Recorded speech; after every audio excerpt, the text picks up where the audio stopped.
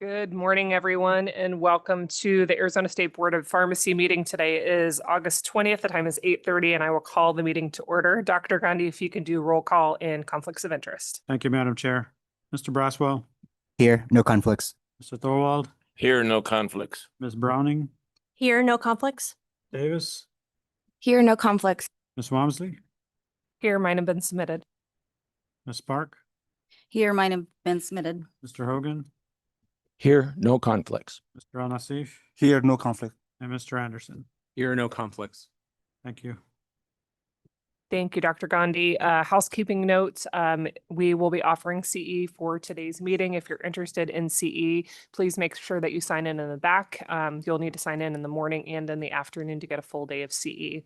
And we'll go to item 25AX. As you can see, we have a new face at the table. So Dr. Gandhi, if you want to do a little bit of an introduction. I don't think I can, talk her up, so I'm going to let her introduce herself, Madam Chair, and welcome to the board. Welcome, Melinda. Thank you. Hello, I'm Melinda Browning. And what do you guys want to know? Melinda Browning, Where you were born. your- born in Social Santa Fe, Security- New Mexico. With Civic Center Compounding Pharmacy and Koru Pharmacy. And thank you, everybody. She's the new pharmacy technician member Oh, yeah. replacing Miss Snare. Yes. All right. Next, we'll go to item 26, which is the and Dr. Gandhi's. No, I'm sorry. It's the consideration and action regarding the board's response to the Auditor General. Dr. Gandhi, I think we need to go into executive session for this. We do, Madam Chair, yes, and its agenda is accordingly. Do I have a motion for executive session? Or An executive session is for the purpose of reviewing confidential information under statute. This draft report and your draft response are confidential by law. thank you, Ms. Galvin. I'll make that my motion. Second. I have a motion and a second. All those in favor? Aye. Aye. Any opposed? Hearing none, motion carries. We will be back, everyone.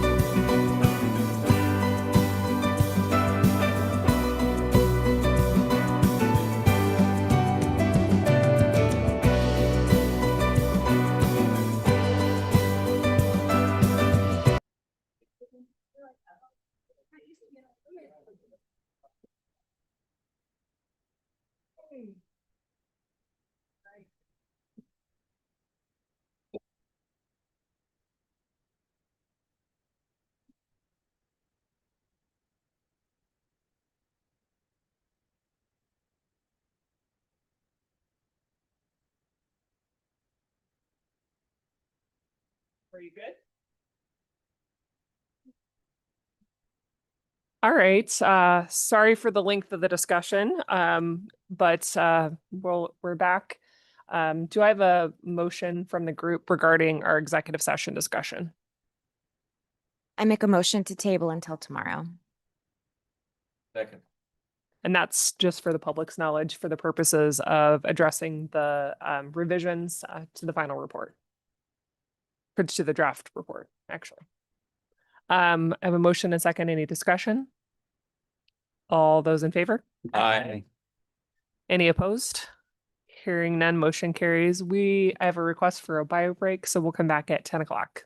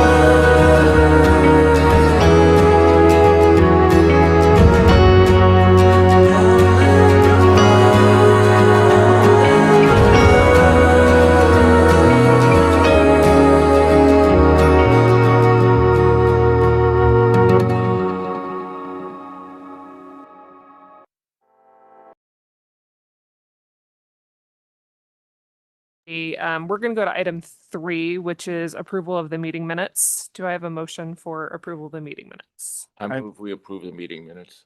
I second. A motion and a second. Any discussion? All those in favor? Aye. Any opposed? Hearing none, motion carries. Next, we're going to move to item 24C, which is the report from the Poison Center. Mr. Dudley, welcome. Good to see you. Hey, Steve.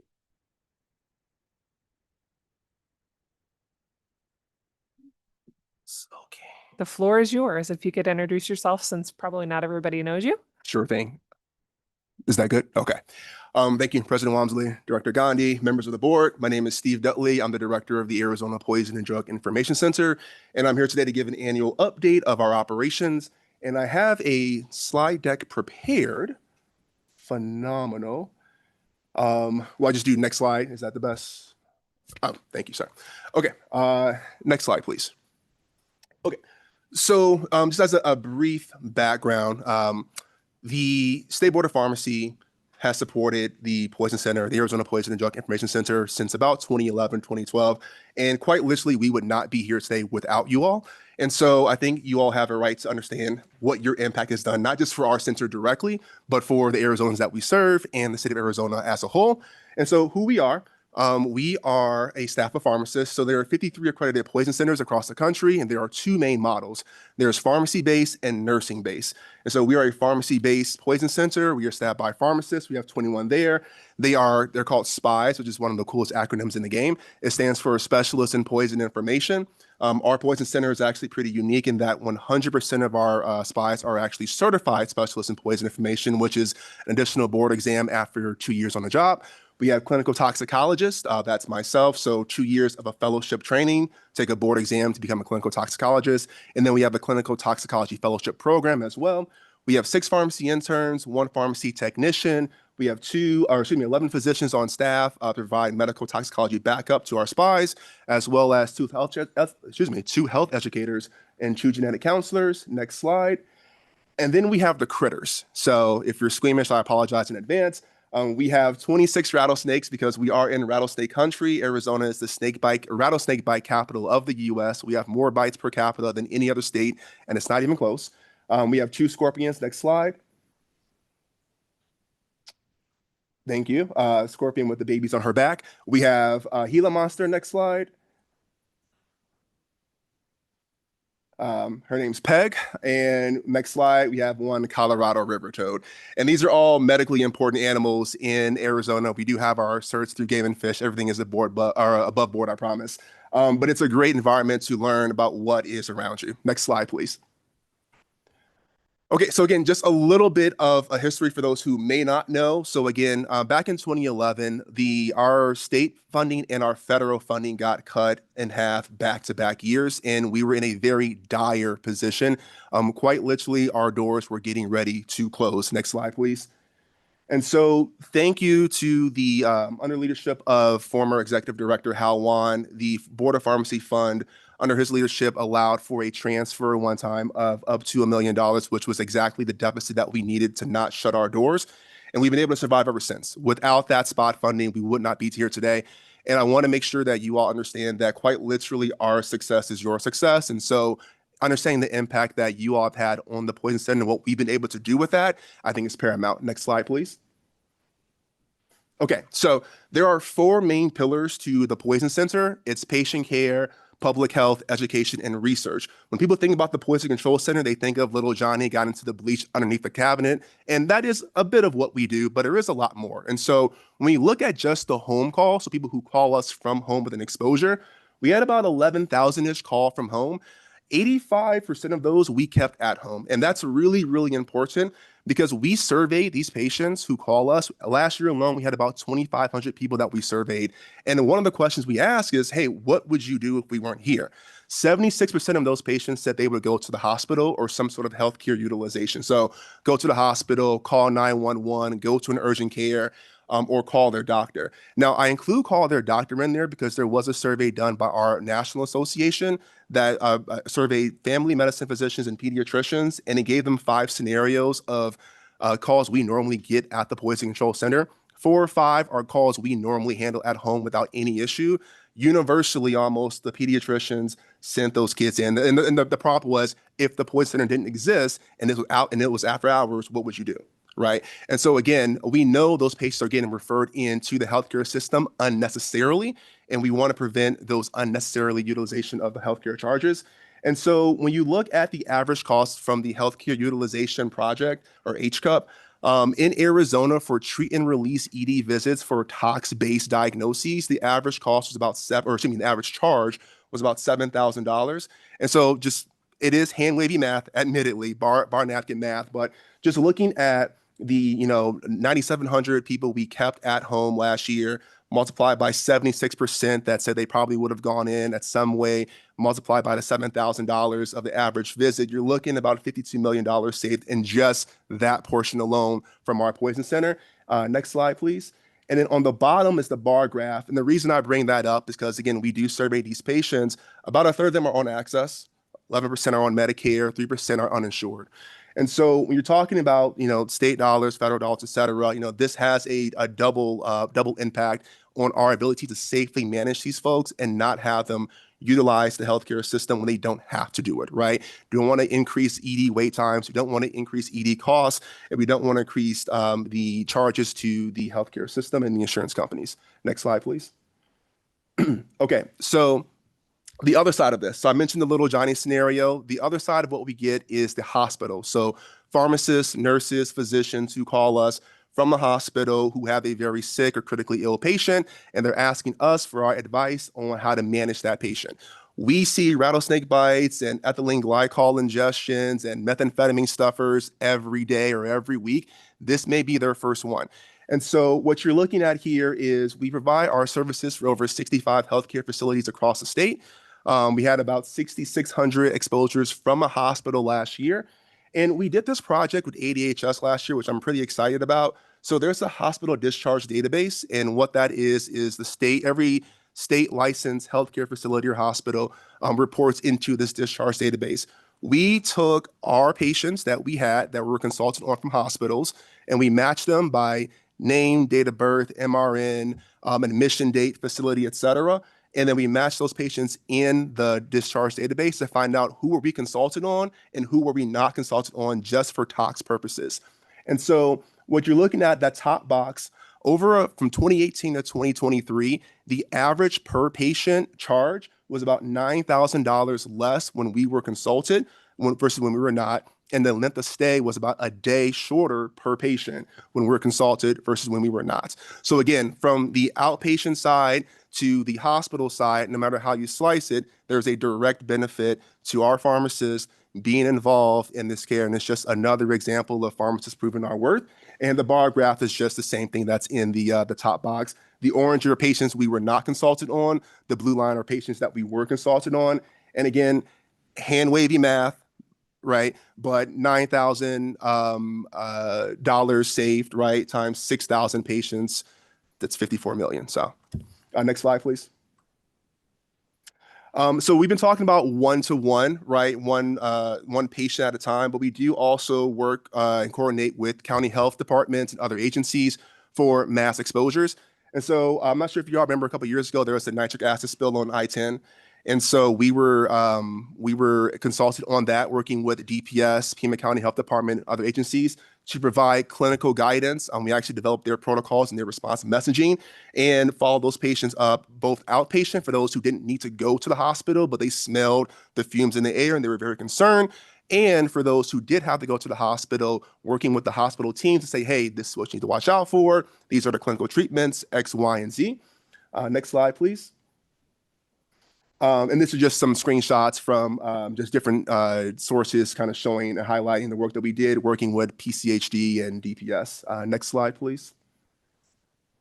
And then finally, we have Mother to Baby Arizona. So we are one of a couple of poison centers in the nation that has this service. They're genetic counselors, and they specialize in all things mother to baby, as the name suggests. So breastfeeding, fetal health, things like that with drugs, medications, disease states, et cetera.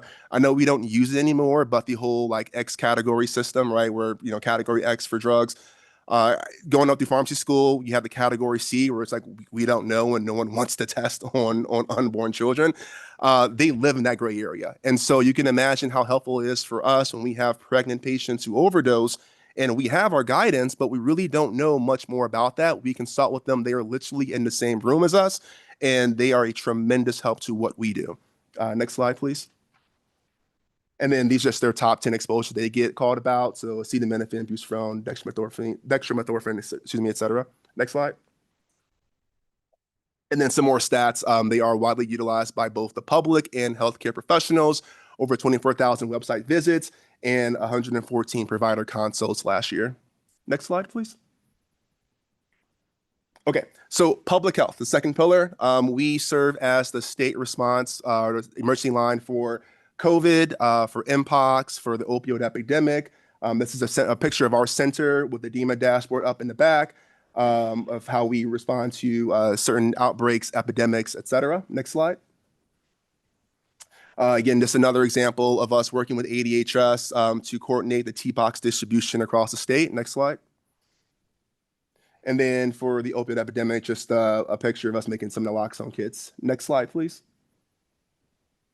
Okay, so more recently, I'm not sure if you all heard, but there was a diamond shrooms outbreak early last year during the summer. And we, as Arizona, unfortunately, we're number one. We were actually the first state in the country to recognize that there was a cluster of symptoms happening out in Yavapai. And this was quite literally like a movie type horror scene where these patients would take these diamond shroom products. They were psychedelic based mushroom like candy bars. And they would literally drop, seize, foam at the mouth. And these are hospital based descriptions from nurses and physicians, dropping, foaming at the mouth, seizing uncontrollably, hyper or hypotensive. It was pretty scary stuff. We were able to notify both ADHS, the FDA, the CDC, and our data was used to make the case definition across the country. We had a 5-organization group where we coordinated response, messaging, worked to get the products off the shelf. FDA went after the manufacturers. And although there were 34 states affected, there were, you see, 73 hospitalizations and 3 deaths. This did have a wide impact across the country, but it could have been far worse if it weren't for the poison centers across the country stepping in. So again, just another example of how our system, because we're normally the first ones to recognize something is wrong, can set an alert system for a nationwide response. Next slide, please. Okay, and then community outreach. So a big part of what we do is not just responding to poisons, but trying to prevent poisons from happening in the first place. And it's a bit of a catch-22 because if we're good at our job, people should stop calling us, right? And so you're kind of always fighting this battle of showing your worth. And so we have 2 health educators, and what you're looking at are some of the events that they've been out to last year. And so overall, they went to 66 different events. These are health fairs, community presentations, things like that. Over 40,000 participants and over 35,000 pieces of educational materials distributed. And so this can range from poison prevention, rattlesnake safety messaging, naloxone injection, and opioid, recognizing signs of opioid overdose, things like that. And next slide, please. We also had social media collaborations with ADHS and Pima County. The most popular one was Snake Bite Safety. Again, we are in rattlesnake country. And so that was a big messaging campaign that we did to try to reduce the number of snake bites we get per year. Next slide, please. Okay, education. So next slide, please. We do education. So we do train pharmacy students, PGY1 and PGY2 pharmacy residents, medical students, and medical residents. What you're looking at is our sim lab. We do have a sim lab that we do once a month to train on tox-based cases. So the future healthcare providers of Arizona can get a direct experience on some of the most common and most consequential tox exposures that they may come across if they're living in the state. We also train medical fellows from emergency medicine, psych, Army, and Fort Hood, and critical care fellows. Next slide, please. And then we do academic detailing. So we go around the state to perform lectures, presentations, and update trainings for hospitals pretty much whenever they ask for it. A lot of it's virtual, some of it's in person. We work with hospitals to help develop protocols for tox-based exposures. Again, we're seeing these things every week anyway, so we can really help and guide them on what the best sort of care can be. Next slide. And then we have a fellowship. So We have our clinical toxicology fellowship. So we train pharmacists to become toxicologists. We have a medical toxicology fellowship as well. We train physicians to do the same. And we have a new envenomation fellowship where we train the pharmacists to become an envenomation expert, because unfortunately, there's nowhere better in the country to do it than here in Arizona. Next slide, please. Okay, and then next slide. Traditional media, 524 media mentions last year. Again, we have to get the word out there. Next slide. We have a monthly newsletter, actually 2 monthly newsletters now. One is called News from the Pit, and this is for all things rattlesnake safety. Prevention is targeted for the general public as well as healthcare providers. We also have a poison prevention script newsletter that just started for more of a general public prevention. We have, no, you're good. Next slide. We have podcasts from mother to baby and medication assisted therapy. Next slide, please. And then next slide as well. We have fact sheets. Next slide. And then, of course, living in 2025, you can't exist without being on social media. Next slide. So we have the Facebook, next, the TikTok, and the Instagram. So if you're on the internet, you can find us. And again, we're just trying to meet people where they're at. I don't know if you all have heard, but there's these things called challenges and trends. And normally when we find out about them, it's not good. So we're trying to meet people where they're at and prevent that from escalating too far, so we don't get those calls. You know what I mean? Next slide, please. Okay, and one more. Okay, and then finally, just research, right? Good old-fashioned research. In toxicology, it's unethical to poison patients per the IRB, and so a lot of our stuff is not randomized controlled trials. They're case reports and their case series, but that kind of information can absolutely impact care across the country in these overdose and toxic scenarios. And so you're seeing a snapshot of the publications we had from last year, as well as our role in 2 clinical trials for a novel rattlesnake venom treatment. That could be oral or IV. That's not anti-venom, that they're using our sites in Arizona because, again, we have some pretty bad rattlesnakes to use elsewhere across the world. So next slide. That is my presentation. Again, I just want to end with, again, thank you all so much. Historically, again, we would not be here without your support. Our success is your success. You have a right to know kind of how your support has impacted us directly, and then in turn has impacted the state. So I'll be happy to answer any questions. First off, Steve, thank you for the report and thank you for the amazing work that you and your team does for the community. It seems like it's a very good return on our investment with the amount of money that is saved in state dollars for the investment that we make in the Poison Center. So thank you very much for what you do. Cam, I don't know if you want to make any comments before we open for questions. No, I think Steve and his team provide an amazing service to the state. We've been in communication, and we've had the privilege of supporting them up until last year. And last year we've had this shift about having our funds swept. So we're challenged as well in trying to support them. As we continue to build that back up, we will hopefully be able to resume that support back to them. Steve, good to see you. Thank you for your presentation. A couple of comments and a question. I'll start with the question. Can you describe briefly how your organization interacts with the Maricopa County service area for the other poison control center? Yeah, absolutely. So there are 2 poison control centers in Arizona.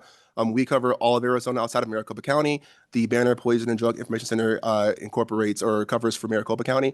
And we work very closely. So we are 2 completely separate entities, right? Our host institution is the University of Arizona. There's this obviously Banner. And so when it comes to statewide initiatives, though, we routinely work together as one sort of cohesive unit or a system, if you will. We have the same EMR, so we can seamlessly trade information, data, cases back and forth. And for patients who start in our area and in theirs or vice versa, there's a seamless sort of handoff where we go back and forth. Because at the end of the day, it's about patient care.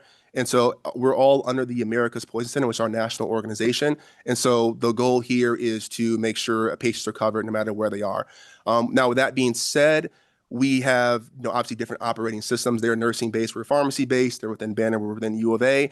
So it's not necessarily the same, but we try to make that as seamless or not as obvious as possible for anyone external to the Poison Center. So no matter what happens, anyone, doctors, nurses, physicians, the general public, they're all getting the help that they need when they need it. Does that answer your question? Absolutely. Thank you. And this is going way back, but do you recall any other spot funding from like 1980? Oh, boy, from do an I ever. organization? Yes. So the Poison Center was founded in 1950, and it was a complete volunteer effort. In 1980, we were put into state law to exist in the Arizona Revised Statute. And although we were put into the statute to exist, there was zero funding to support that effort. So how did we survive?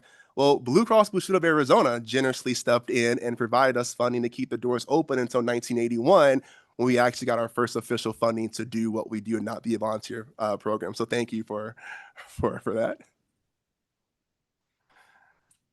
I have a quick question. Yes. How do you coordinate with first responders? For instance, if was a biological or radioactive or chemical attack, and are you involved in any of that training and coordination and those kinds of efforts? Yes, 100%. So when we look at the, so there's two main things we have, right? So there are the chem packs that we have across the state, and we actually just had this exercise a few years ago when the Super Bowl was here. So from a Poison Center standpoint, we have a national coordination with that and each other member center, so that we know whenever there is a potential attack, not only do the Poison Centers have the information to allocate and guide resources, but let's say something terrible happens and our center goes down, right? We know that Phoenix will cover us, New Mexico will cover them. Like, there's a whole chain of coordination in that. And then whenever you call the Poison Center and there's a case made, every 8 minutes, that case is uploaded to a national poison data system. And so I'll give you a real life example. 4 years ago, we had an outbreak of botulism, a wound botulism. And there were 2 cases in Tucson. There was 1 in San Diego, and I think there may have been 1 somewhere else. And so as the center in Arizona and Tucson, I know about my 2 cases. I don't know what's happening in San Diego or anywhere else in California, but there's someone always looking over all those data and say, hey, you guys had 4 cases in the Southwest. What's going on? So there's an alarm that actually triggers automatically, where that alert goes to the CDC, goes to ADHS, and it goes to Ken Komatsu at ADHS, state epidemiologist, flows down to the county where the exposure happened, and then to me as well. So it goes both ways, right? On top of that, we are also part of the regional hazmat group for Southern Arizona. So we routinely train with the hazmat groups for those exact kind of attacks or spills or any sort of mass exposure.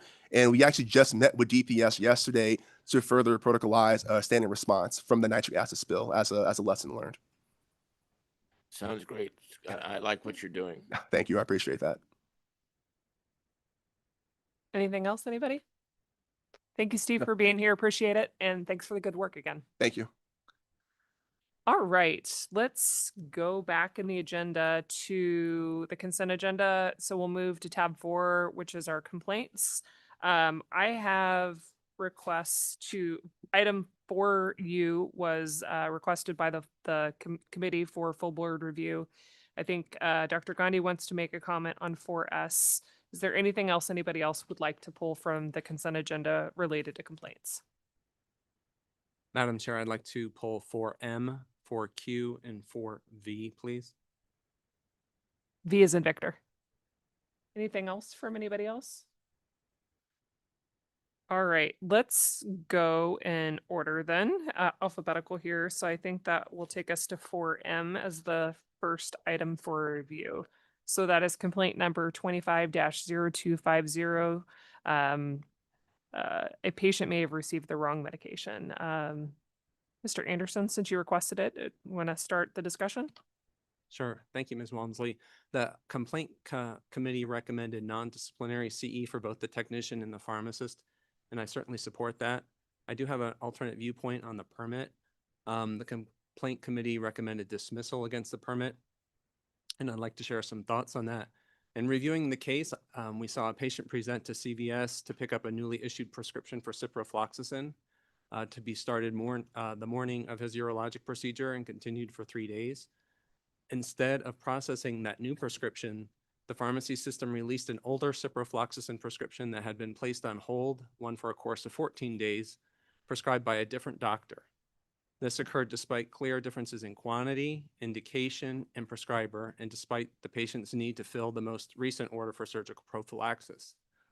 The PIC explained to the compliance officer that CVS system is configured to prioritize previously held prescriptions for the same drug. That logic may serve a purpose for chronic maintenance medications, where patient adherence and refills are more predictable, but when applied to acute conditions, that system logic creates significant clinical risk, in my opinion. At our June meeting, this board agreed to begin applying that NABP decision tree for our case reviews. And when evaluating permit holder conduct, one of the central questions is, were there significant circumstances beyond the control of individuals that contributed to this event? In this case, I believe the system logic itself was a significant contributing factor. NABP also reminds us to that when system failures are the root cause, that the permit holder is accountable for evaluating the systems and implementing safeguards. So we also need to think and consider the broader context of antibiotic stewardship. Pharmacists are not just dispensers, we're highly educated clinicians, and our role is central to our healthcare system's ability to combat resistance and ensure patient safety. So during complaint review, Mr. Nassif raised an important concern about how this kind of error could occur for an acute condition and why the system allows this, and I share that concern.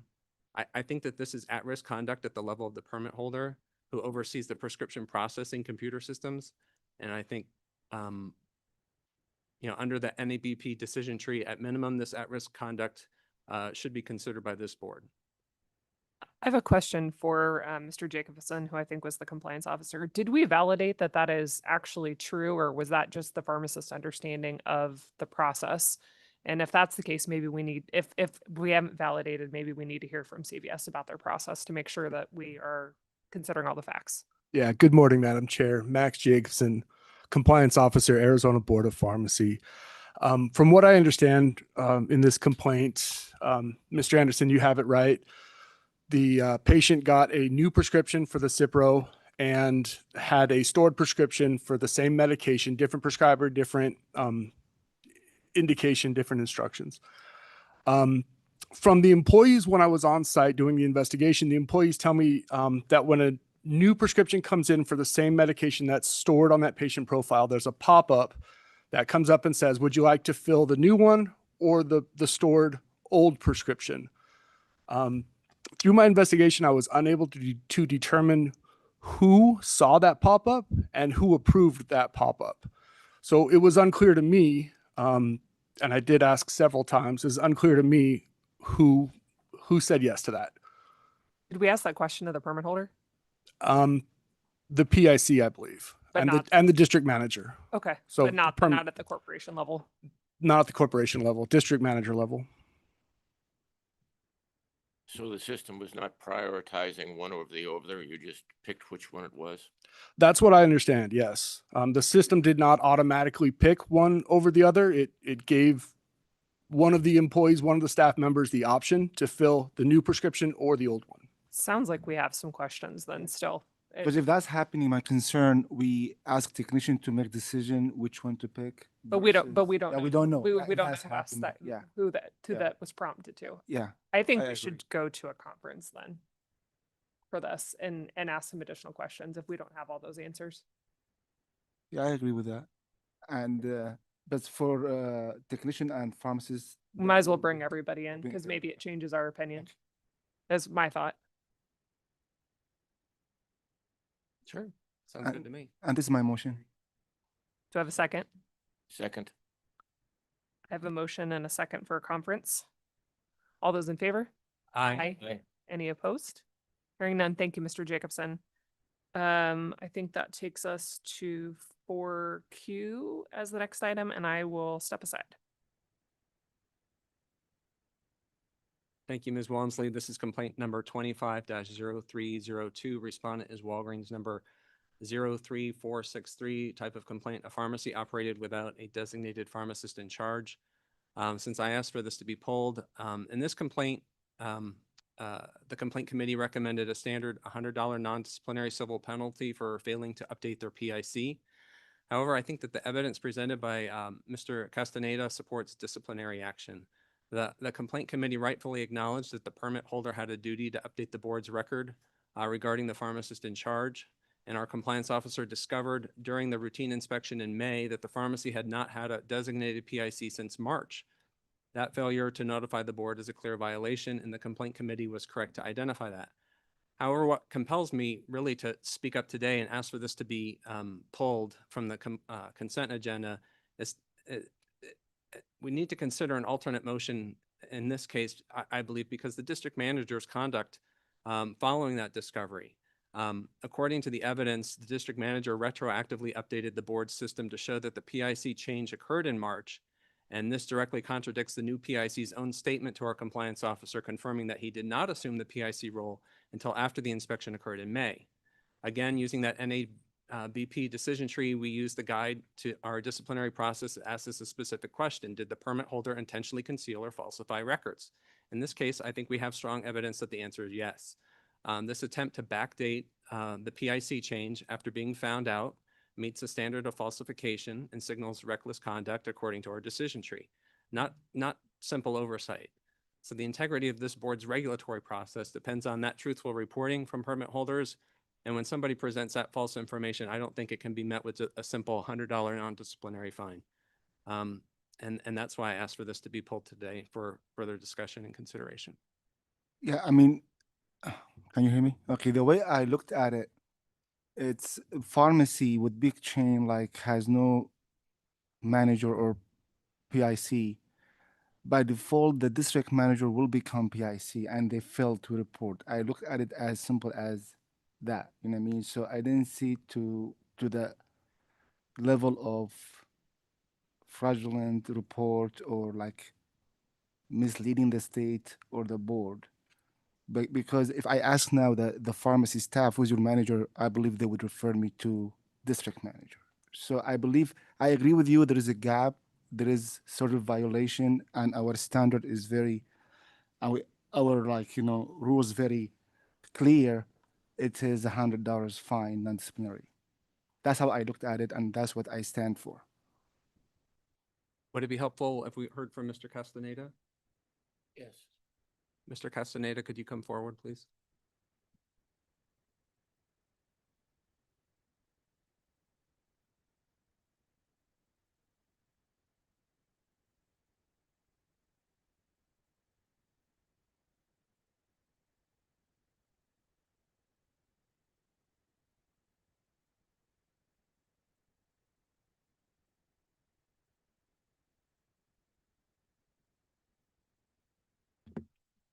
Morning, board members. Ben Castaneda, Compliance Officer, Arizona State Board of Pharmacy. Thank you. I perceived just in the evidence that you submitted some deception on part of this district manager, and just the way that the current PIC responded. Was that detected in your visit with the staff? So I didn't interact one-on-one with the current PIC. I received a response from him to the violation that I issued after he took over, which was after the inspection that I performed. In terms of the dates that were input into our database, I can't speak on behalf of the district manager for Walgreens.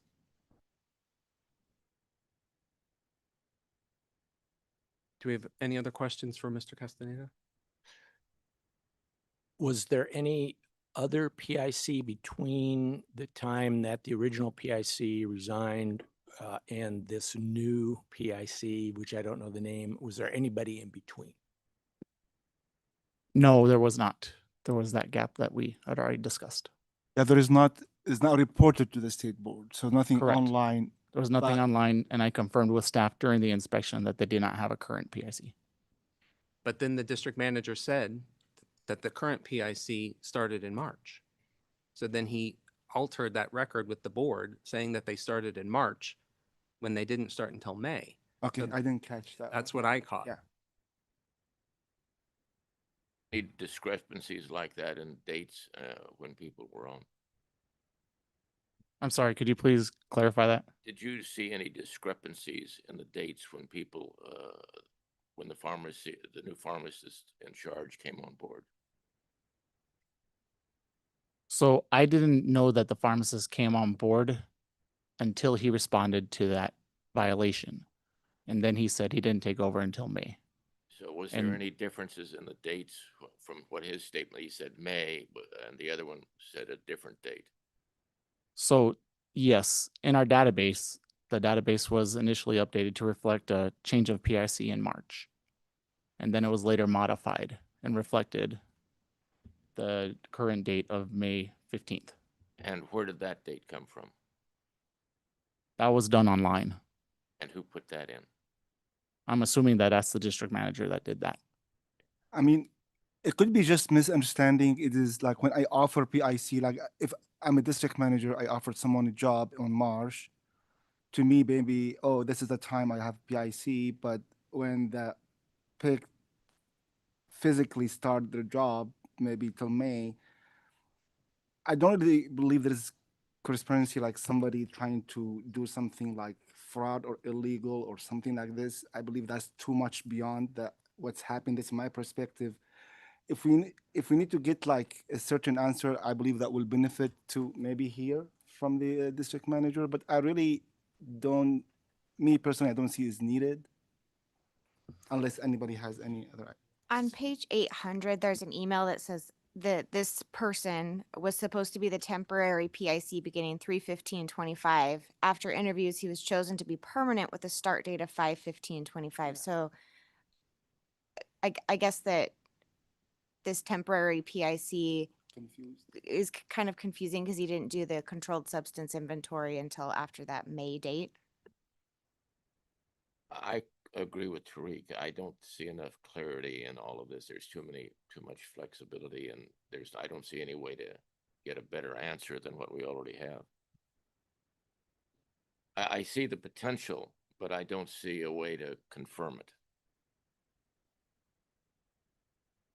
I think one way to potentially confirm it would be to ask the district manager for a statement clarifying our questions.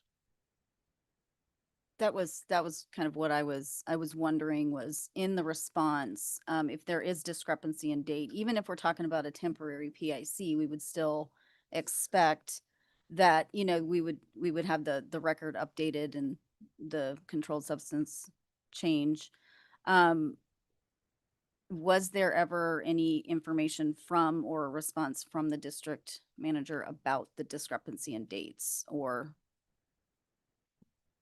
No, his response did not indicate any explanation for those discrepancies. Okay.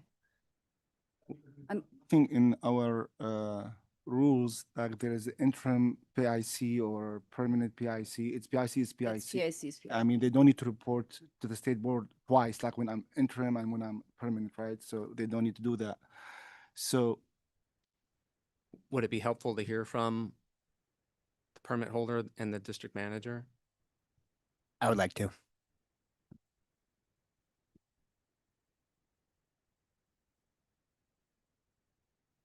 Mr. Braswell, is that your motion for a conference? Yes. I'll second. All in favor, please say aye. Aye. Aye. nay. Any opposed? Nay. All right, so we've got 2 opposed. Dr. Gandy, that passes, correct? Okay. All right, we'll move that to conference. Thank you, Mr. Castaneda. Welcome back, Ms. Walmsley.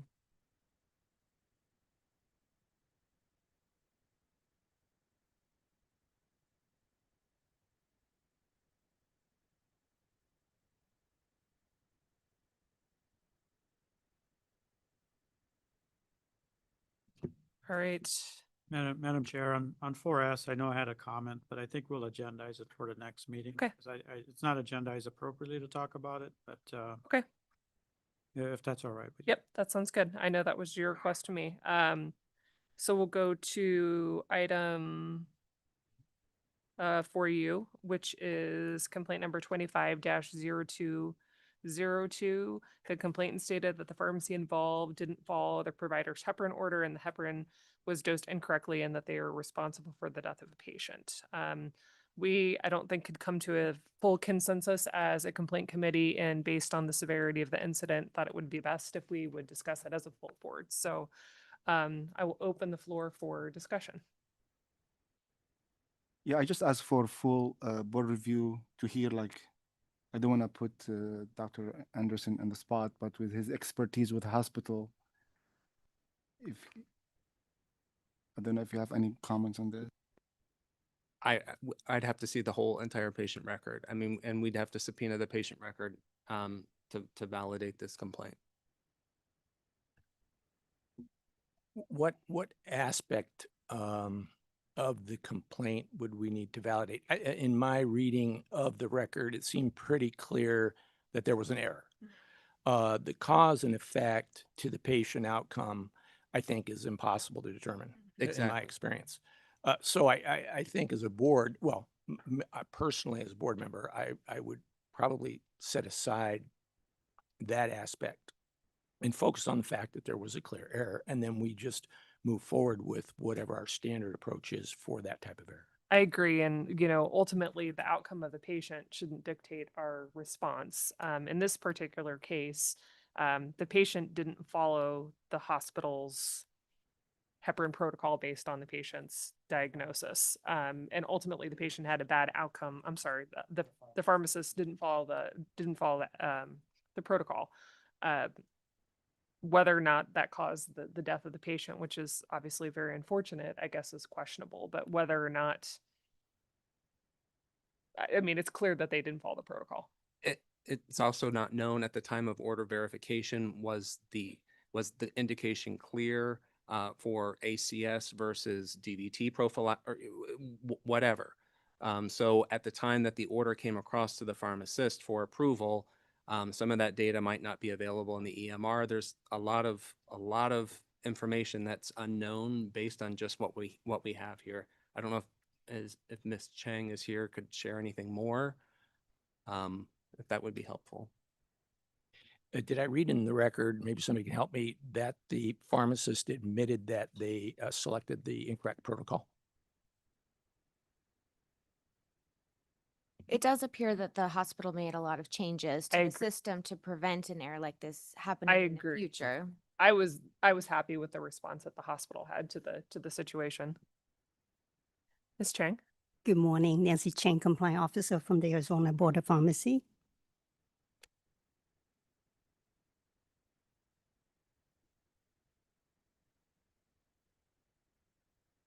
Ms. Chang, is there anything else you wanted to add to our discussion? Anything else that you think might be relevant? Nothing at this point in terms of whether or not it was clear that the order came across clearly to indicate that the indication was there for PE versus acute coronary syndrome. And it sounds like the pharmacist was clear that the order came across for the consultation to be for indication of PE and not acute coronary syndrome. I mean, the reverse. So the pharmacist acknowledged that they made the error on the Yes, protocol. correct. Sounds pretty clear cut.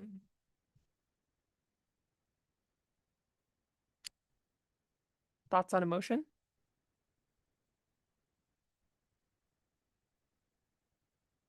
If this case remained in the consent agenda, what would the motion be? The motion was to bring it for full board discussion, so there is not. So it is our decision now.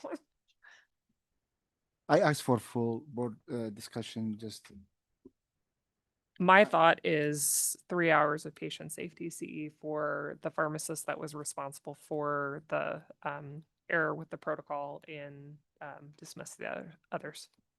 I'll second that. Any discussion? All those in favor? Aye. Any opposed? Hearing none, motion carries.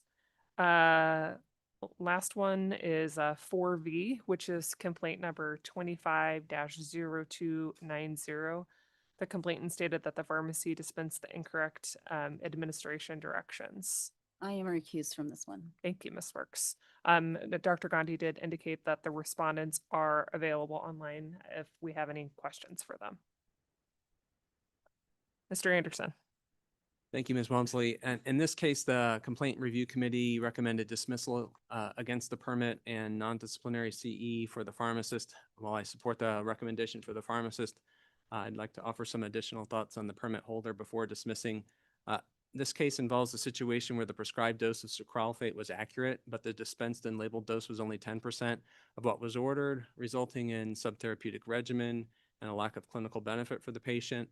The pharmacist did not catch the discrepancy in the pharmacy's system failed to flag the error. Lori or Ms. Walmsley noted that this dose should have been caught by the pharmacist, and I completely agree. It was way too low. But we also became clear is that there could be some system level factors controlled by the permit holder that contributed to this event.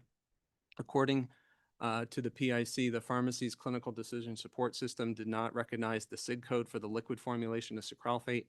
And as a result, no dose range alert was generated. And I think that's a significant problem. Again, trying to use this decision tree specifically, did the permit holder system or infrastructure contribute to the event? And further, did the permit holder take reasonable steps to prevent the recurrence? From the language in the report by Ms. Chang, it appeared that this was for this liquid formulation. And it just doesn't seem just like a pharmacist issue, and the permit holder should be looking into perhaps fixing this if it's incomplete or inadequately coded decision support tools. And that for that reason, I'd recommend that we just discuss this a little bit further and know a little bit more about, is this all liquids? What's going on here for their decision support and dose range checking? Ms. Cheng, did we ask those questions of the permit holder? I would like to make a clarification at the initial response from the PIC, who was also the pharmacist that verified the order. The initial response was that it was a SIG code error in the system that it doesn't recognize for liquid certain volume. But with further questioning and review, and just last week, actually, the response verbally back was the system were able to recognize up to 10 mil of solutions for the SIG code. I'm not quite sure why that limit, but then outside of that, then you have to manually enter it. So it could be, in this case, with the 10 mil 4 times a day dosing, it should be able to recognize that, but it was entered incorrectly, it sounds like. But then it brings you the questions of what happened if it's beyond the 10 mil level.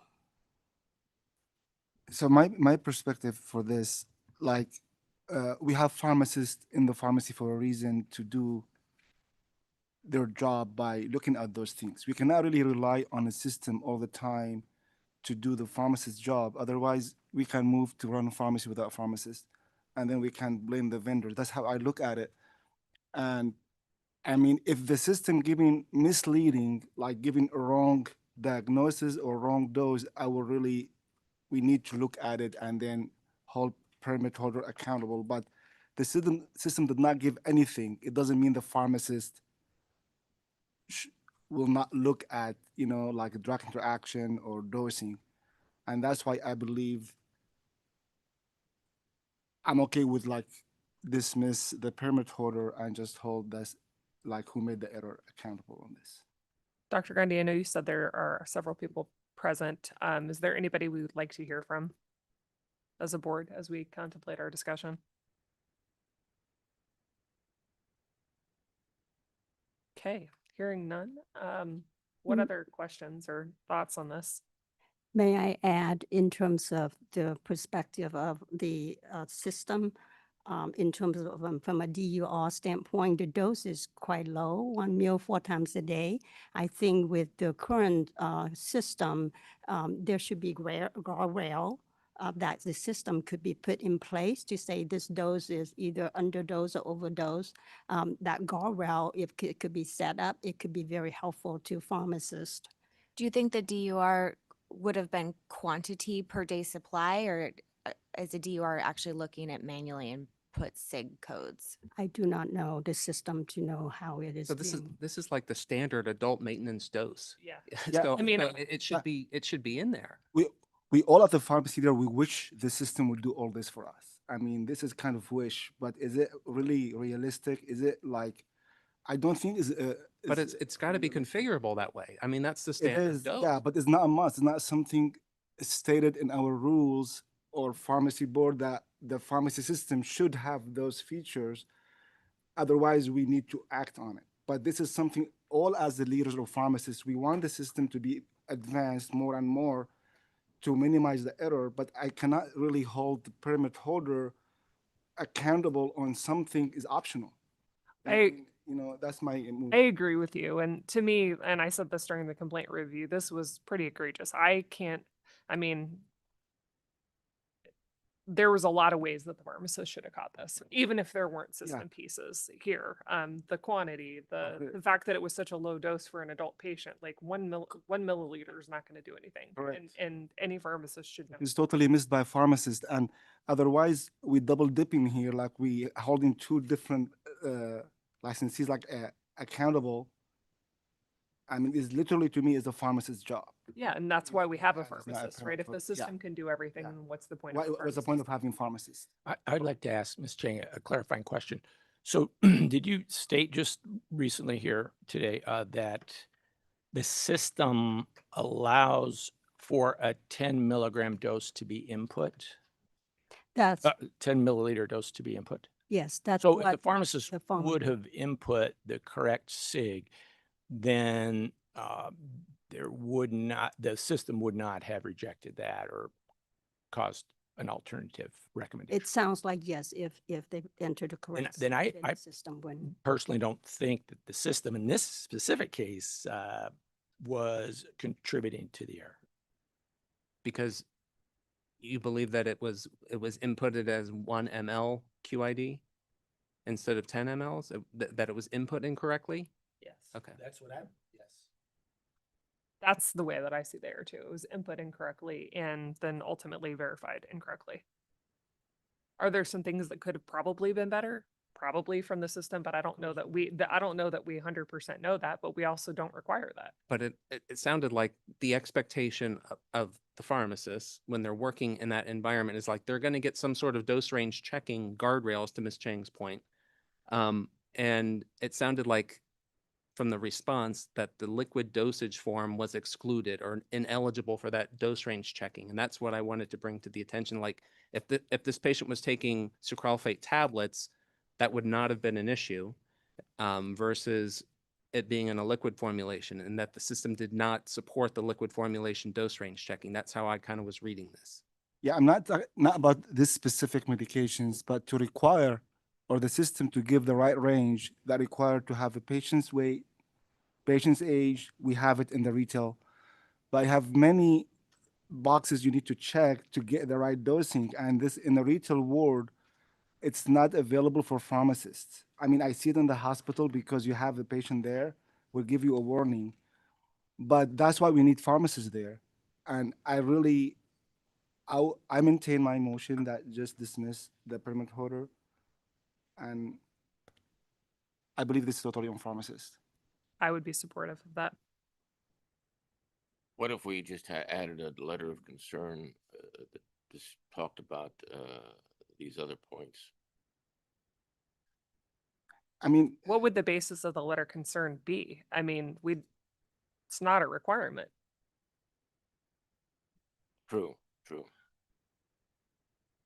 I mean, just to make clear, I mean, so for future, like, unless the vendor or the system give a false or like misleading warning, It gave that will no be warning. different. It you gave know? no warning that it was That's why, no warning, we still have pharmacists. There is no warning, so there's no misleading there. So the question in my mind is, if a pharmacist is used to working with a system with orals and they understand that process, and there's an exception for liquid in this example, does the pharmacist understand that? Does that impede the judgment? An analogy might be your speedometer works when it's not raining, but when it's raining, your speedometer doesn't work anymore. Exactly. That's a difficult question. Right. And I don't know if I had clarity whether or not the liquid dosage forms were even configurable to give dose range checking and have these guardrails for the pharmacist, because they're used to getting these for solid oral dosage forms. And is it just the system that is not configured correctly for the liquid formulations? That was my question. And for them to investigate an opportunity to, review their liquid dosage forms to make sure that dose range checking is in there. I totally agree that it's on the pharmacist. Yeah, it is on the pharmacist, but is it something doable? Like we asking something? I think it is doable. I think it's doable for a system to be set up with logic that is appropriate. with guardrails to support that pharmacist's decision-making. And do you think, I mean, the way I look at it, the pharmacist did not make their decision on this error because there is no warning. This is because it's simple as human error, and that's it. You know what I mean? Like, But they may not have made the error if they did get the warning that this was too low. Because they're used to getting warnings when doses are subtherapeutic or supratherapeutic. So they're used to getting alerts from their system. So when you're not getting an alert, you're thinking that this looks legit. So you're not getting supported by the system. So it's just an opportunity for us to, again, utilize the decision tree. And is there an opportunity for the permit holder to refine this? but if you I give think like, so. yeah, if you give 2 ml Tylenol to a kid from 1 year old to 5 years old, maybe the system will not give you warning because it is a peds, it is kids, and this is within the range, did not serve the public, did not help the pharmacist. Because the pharmacist still need to look at the weight, they need to look at other aspects to decide. I mean, otherwise, if we're gonna say the system error, I will dismiss the pharmacist. I say, you know what, we cannot do that, right? It is, I mean, we can't give a warning letter to permit holder, but this is really helping something they will improve. I believe they want to improve it without a warning letter. Ms. Cheng, did we ask for the DUR history and if there was anything additional, like was there like a null DUR, anything like that that was displayed to the pharmacist? Did we ask that of the permit holder? I did not go into the DUR questioning because the pharmacist, the PIC responded was that it was an error in the verifications that it was missed. Okay. I guess I just always assume that DURs are based on the quantity and the day supply because SIGs have the ability to have free-form text in them. So I would put the error on the pharmacist not checking the SIG, not that the system didn't check the SIG for the pharmacist.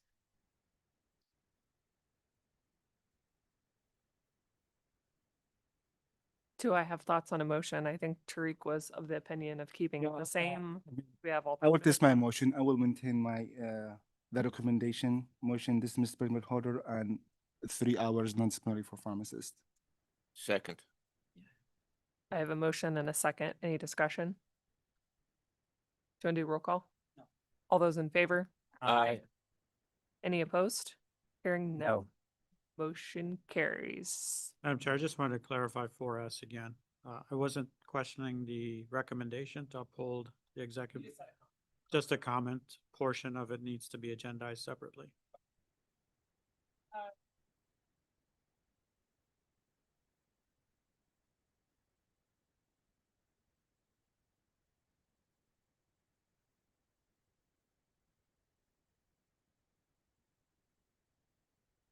I move we accept the consent agenda.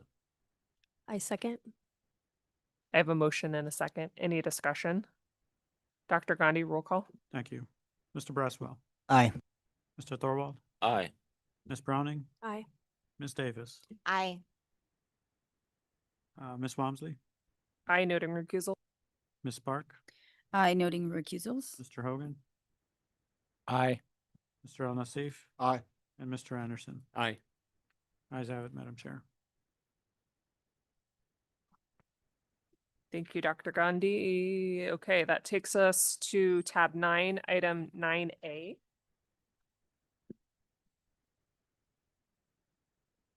This is complaint 25-0187 for Israel Daniel Coronado.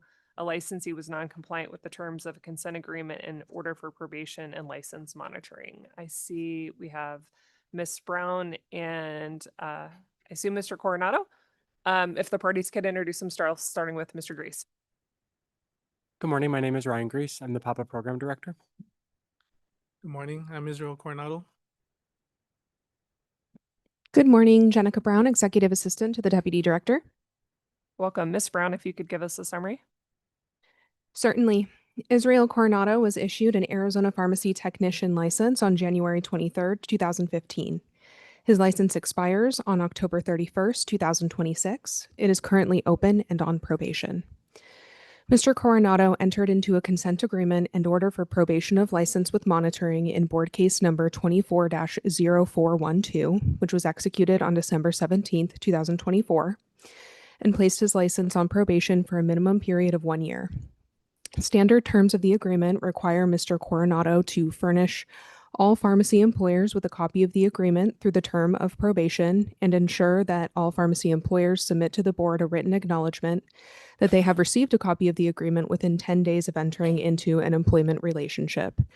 And he must advise the board immediately of any change in pharmacy employment status throughout the term of his probation by updating his online profile and providing written notification to the board within 5 days of any change in his pharmacy employment status. On April 8th, 2025, staff received a complaint from his pharmacy employer indicating that Mr. Coronado did not supply them a copy of the consent agreement in accordance with the terms of his agreement. On April 23rd, 2025, staff sent Mr. Coronado a notice of complaint and requested a response in this matter. He responded and acknowledged that he did not supply a copy of the consent agreement to his employer, but asserted that his supervisor was aware of his probation. He further indicated that he was terminated from employment for supplying a copy of his consent agreement and that he was not currently employed. Staff further requested a response as to why he did not notify the board of the change in his employment and why he did not update his online profile as required by the agreement. Mr. Coronado indicated that he was experiencing a challenging emotional period and was exploring new employment opportunities to support his financial needs. At the same time, he's still trying to continue with his obligations with the consent agreement, as well as still having to deal with his court situation. He indicated that he would update his online profile as soon as possible. Staff confirmed that his profile was updated. This matter is before the board for discussion, consideration, and possible action regarding Mr. Coronado's non-compliance with the terms of his consent agreement in board case number 24-0412. Thank you, Ms. Brown. Mr. Coronado, would you like to address the board before we proceed with questions? Yes, I just wanted to apologize to you guys for my negligence. I do accept full responsibility. This past year has just been rough for me, both legally and professionally. Like Tanika Brown said, my supervisor was aware. I just did not provide a copy, nor did they ask for one, but it was in the consent. Now that I'm done with like my courts and my legal stuff, I feel like it's a big weight off my shoulders now, and I can continue to, focus on my career, what that would be. And as far as my monitoring goes, I've been on top of that with no issues. I'm sure Ryan can attest to that. But other than that, that's pretty much all I have. Did you know that that was a term of your consent agreement that you had to notify your employer and provide that copy? When I read it, yes, I did. So why didn't you do it? To be honest, it just slipped my mind at the time. Yeah, like I said, I was going through a bunch of stuff. I just forgot about that. Are you working in a pharmacy now? Currently, no. No? No. Mr. Grease, is there anything you'd like to add? Is he in compliance with the rest of his PAPA requirements? Thank you for the question. Yes, he has done everything that has been asked for him from Papa standpoint. He's on just as a heads up to the board, a different type of contract that it was a 1 year go, but he's done everything that's been asked of him and has been responsive whenever I've had questions. So from our standpoint, he's in good standing with Papa.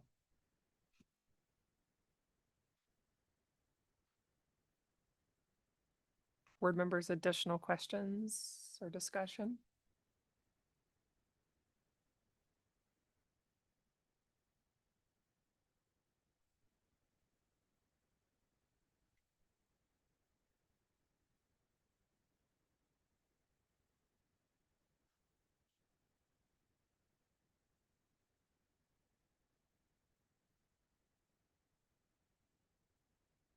Mr. Coronado, I know you said that you are working currently in a pharmacy. Do you have intention on continuing your career in pharmacy? I What do. does I that look just like? wanted to see what happens here at the board before I actually look toward pharmacy jobs.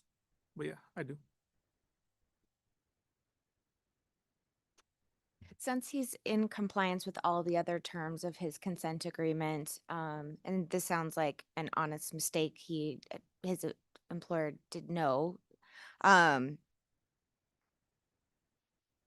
Could it be possible to give him a non-disciplinary letter of concern that he didn't follow all of the terms of his consent agreement? Since he's already on probation? The underlying cause that resulted in the consent agreement was a DUI, correct? And we sent him for monitoring or we sent him for an evaluation and monitoring was recommended. That is correct. 1 DUI? Mr. I Coronado? believe it was 2. 2? Yeah, it was second. And what time period? I believe 3 years.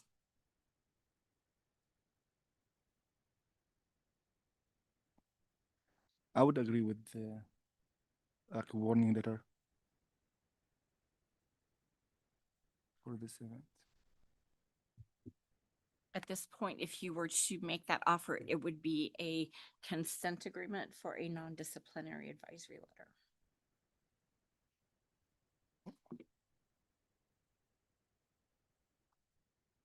Okay, that would be my motion. Right, like that, we need a motion for that. Consent agreement for non-disciplinary letter. Is a non-disciplinary letter consenting? We could issue a non-disciplinary letter. Yeah. The only thing that makes me a little nervous about this, and just throwing it out there for discussion, is he didn't comply with the consent agreement, right? So we have the terms in the consent agreement for a reason. I agree, it could be an error. It's at least not, he isn't displayed issues of having further impairment, those types of things. However, it does bother me that he's violated the board order. So Madam Chair, if I may throw something out, that is one option that you can go. Obviously, you can do non-disciplinary civil penalty as well for failure to comply. Might have more teeth in it. Good thing this didn't lead to an additional public threat of any type. Could be deemed as administrative. Other matters that may violate, and if it seeped over into someone getting hurt, that's a different matter.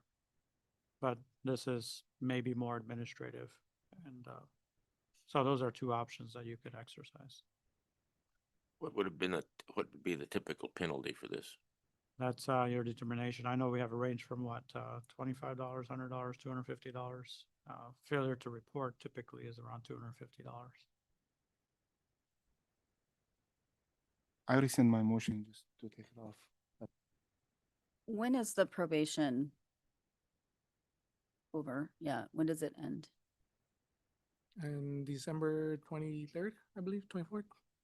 The agreement was executed on December 17th, 2024, so he can request termination of his probation on December 17th of 2025. I mean, I'll say it for the record right now, I'm not in favor of terminating his probation when he's had non-compliance. Obviously, that's not before us today, but his failure to comply with his order is concerning to me. I agree. Can we expand his probation?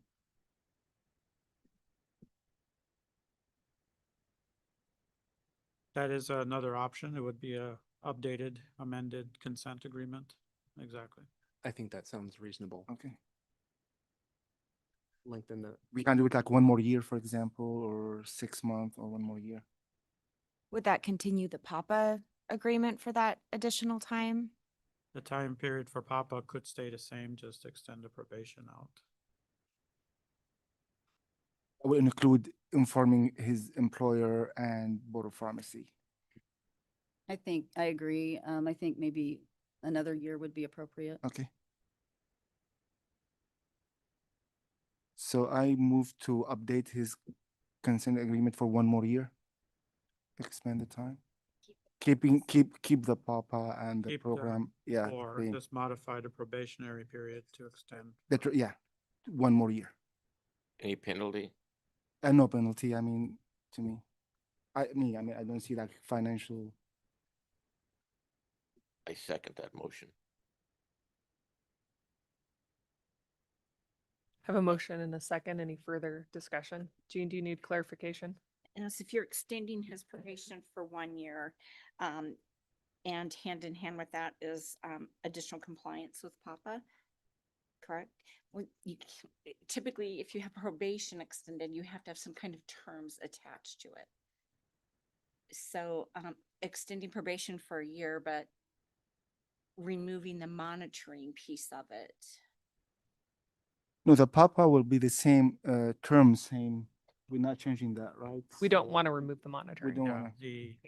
You're the extending PAPA was only for 1 year, with PAPA, correct? and that's going to be a modification then of the consent agreement. I know the mindset is typically the PAPA program is for 5 years, but this is not the 5-year program. This is a 1-year program. Okay, so the motion is then to extend probation for 1 year, including the terms of PAPA, and this would be a modification of the consent agreement. Correct.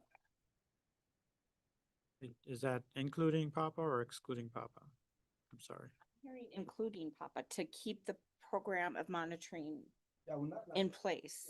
Intention of my motion not to expand his PAPA, like keep it as old term. Only the probation expiration date will be 1 more year. That's my motion is. But then we So- would have nobody to validate that he's been compliant with his probation term. We have to modify the consent agreement totally.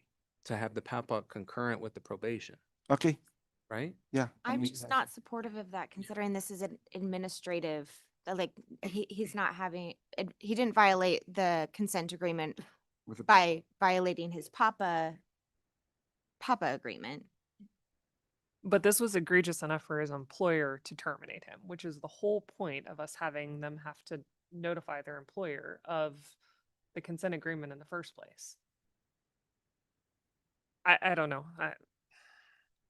What's the process for the employer finding out months later? Usually they go online and if they have HR to They- go verify the license. employer, if they suspect something, they just don't sit there watching our website, but if they suspect something, they could check the website. In this situation, it's the responsibility of the individual that got disciplined to notify them, and then in turn, send us something in writing that they were informed. So he still has several months where he might seek employment in a pharmacy, and he would have to provide the consent agreement to his employer. And so I think there's an opportunity for him to demonstrate compliance with those aspects. I don't feel we should extend the PAPA because there's no basis for that, in my opinion.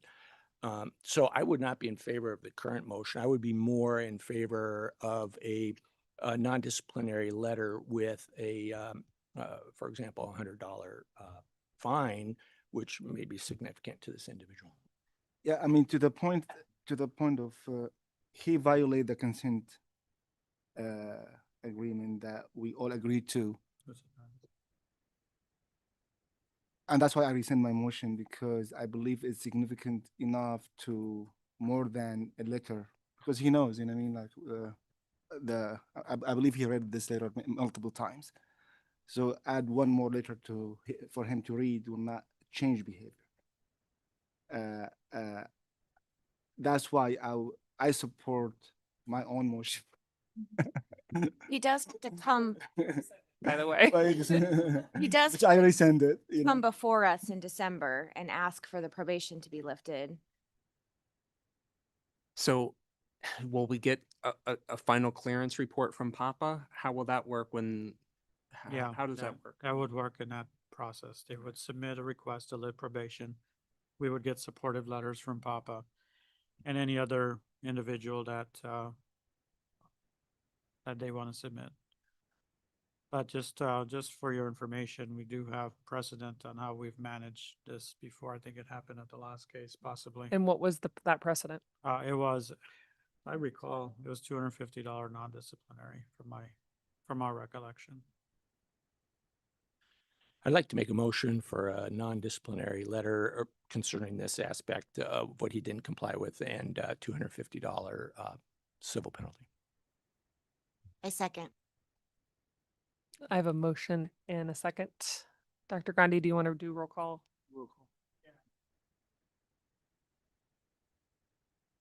Aye. Mr. Braswell again, sorry. Mr. Aye. Braswell voted aye. Mr. Thorwald, Aye. Ms. Browning, Aye. Ms. Davis, Aye. Ms. Walmsley, Nay. Ms. Spark, Nay. Mr. Hogan, Aye. Mr. Al-Nassif, Nay. Mr. Anderson. Nay. Ayes have it 5-4, Madam Chair.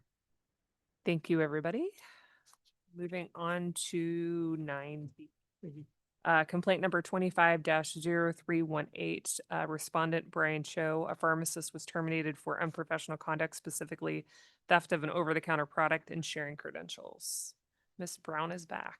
Is Mr. Cho present? Oh yeah, sorry, just trying to get my Mr. Cho, video if to you work. could unmute yourself, and if you have the ability, turn on your camera, please. Yeah, just trying to get this to work here, sorry.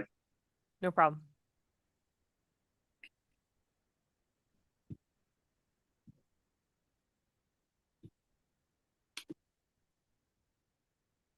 Or it says that my video is disabled right now. Okay, that's all right. If you could please introduce yourself for the record. Brian Choke, pharmacist. Thank you. Ms. Brown, if you could introduce yourself and do a brief summary. Jenica Brown, Executive Assistant to the Deputy Director. Brian Cho was issued an Arizona pharmacist license by Reciprocity on April 29th, 2019. His license expires on October 31st, 2026. It is currently open.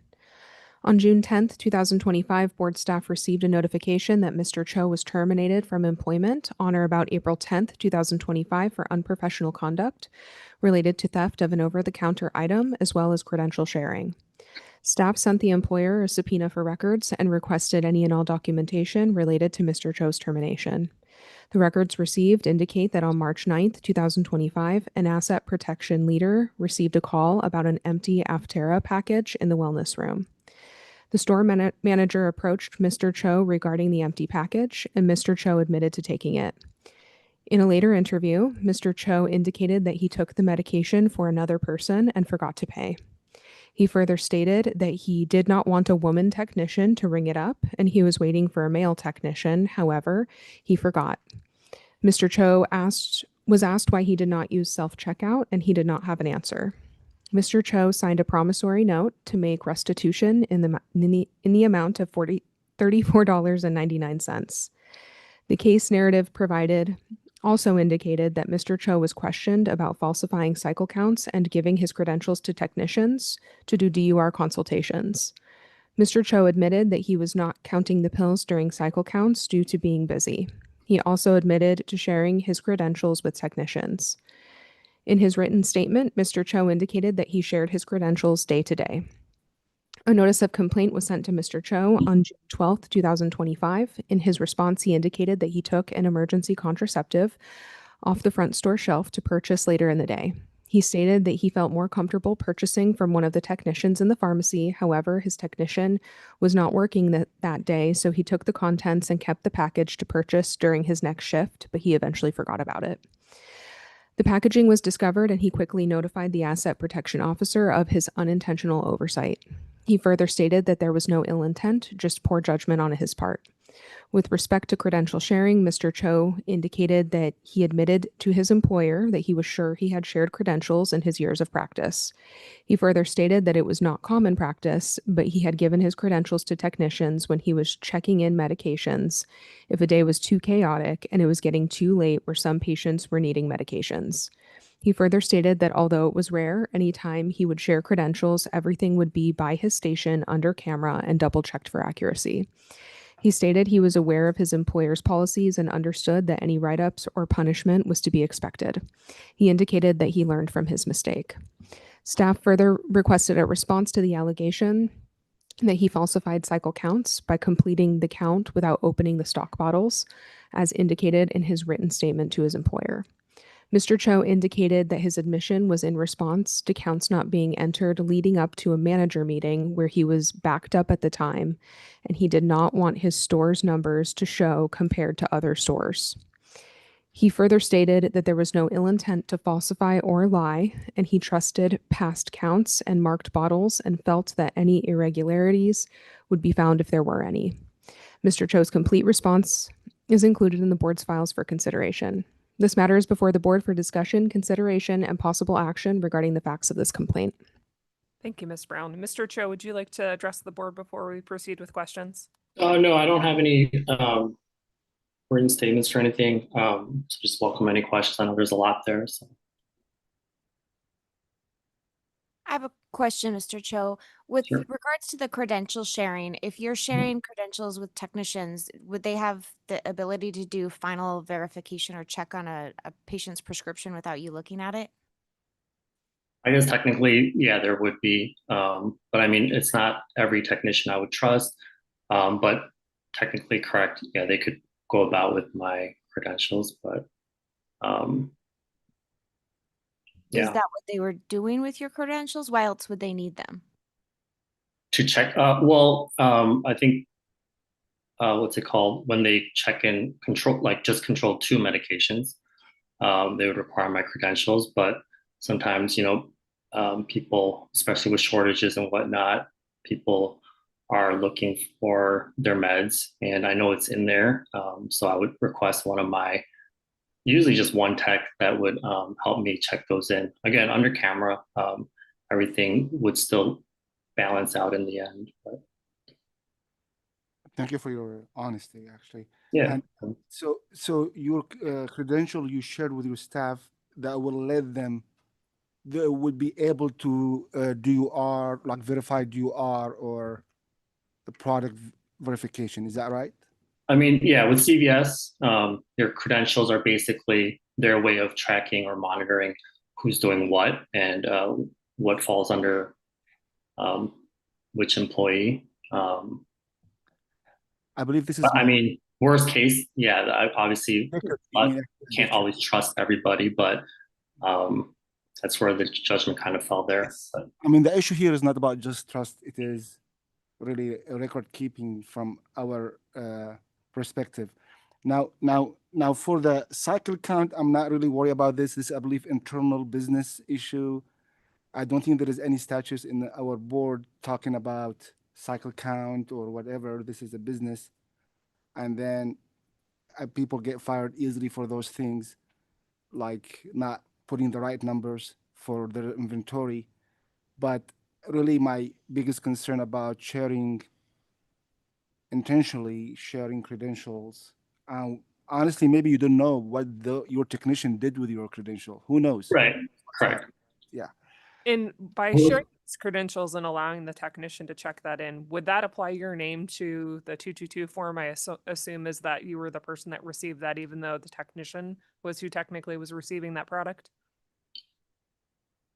I guess with the system changes, because CVS took it all digital, I guess technically that is what would fall under. But again, it's all checked and but yeah, I guess it would. So I never really thought about that, but So I CVS have full responsibility with it. So CVS utilizes an electronic 222, Correct. and how they know I who think- checked the product is because that was your signature or your sign on, and then you would somehow validate the items that were there, and since you had Correct, and everything eventually balances out in the system. But yeah, I never thought about it. Once it kind of went digital, it kind of went more, I guess, in a casual sense. And I accept full responsibility with regards to all of this, really, but especially with that. Yeah, I mean, my only concern is like, who knows if technician verified prescription without pharmacist looking at it. This is my biggest concern. Anything else, I look at it as a business. With internal well, and who policy. knows if the technician took something too? I mean, that's Correct. the whole purpose of having the pharmacist check it in. I assume there's probably a scanning process and everything else, which is why For control digital- medication, you mean? Yeah, probably. Yeah. But again, it is like required by our state board rules that pharmacists check in control medications. I don't think to receiving. No. Do you have any? We don't have verbiage on this, right? No, it doesn't So- have to be a pharmacist to check in a controlled Correct. substance.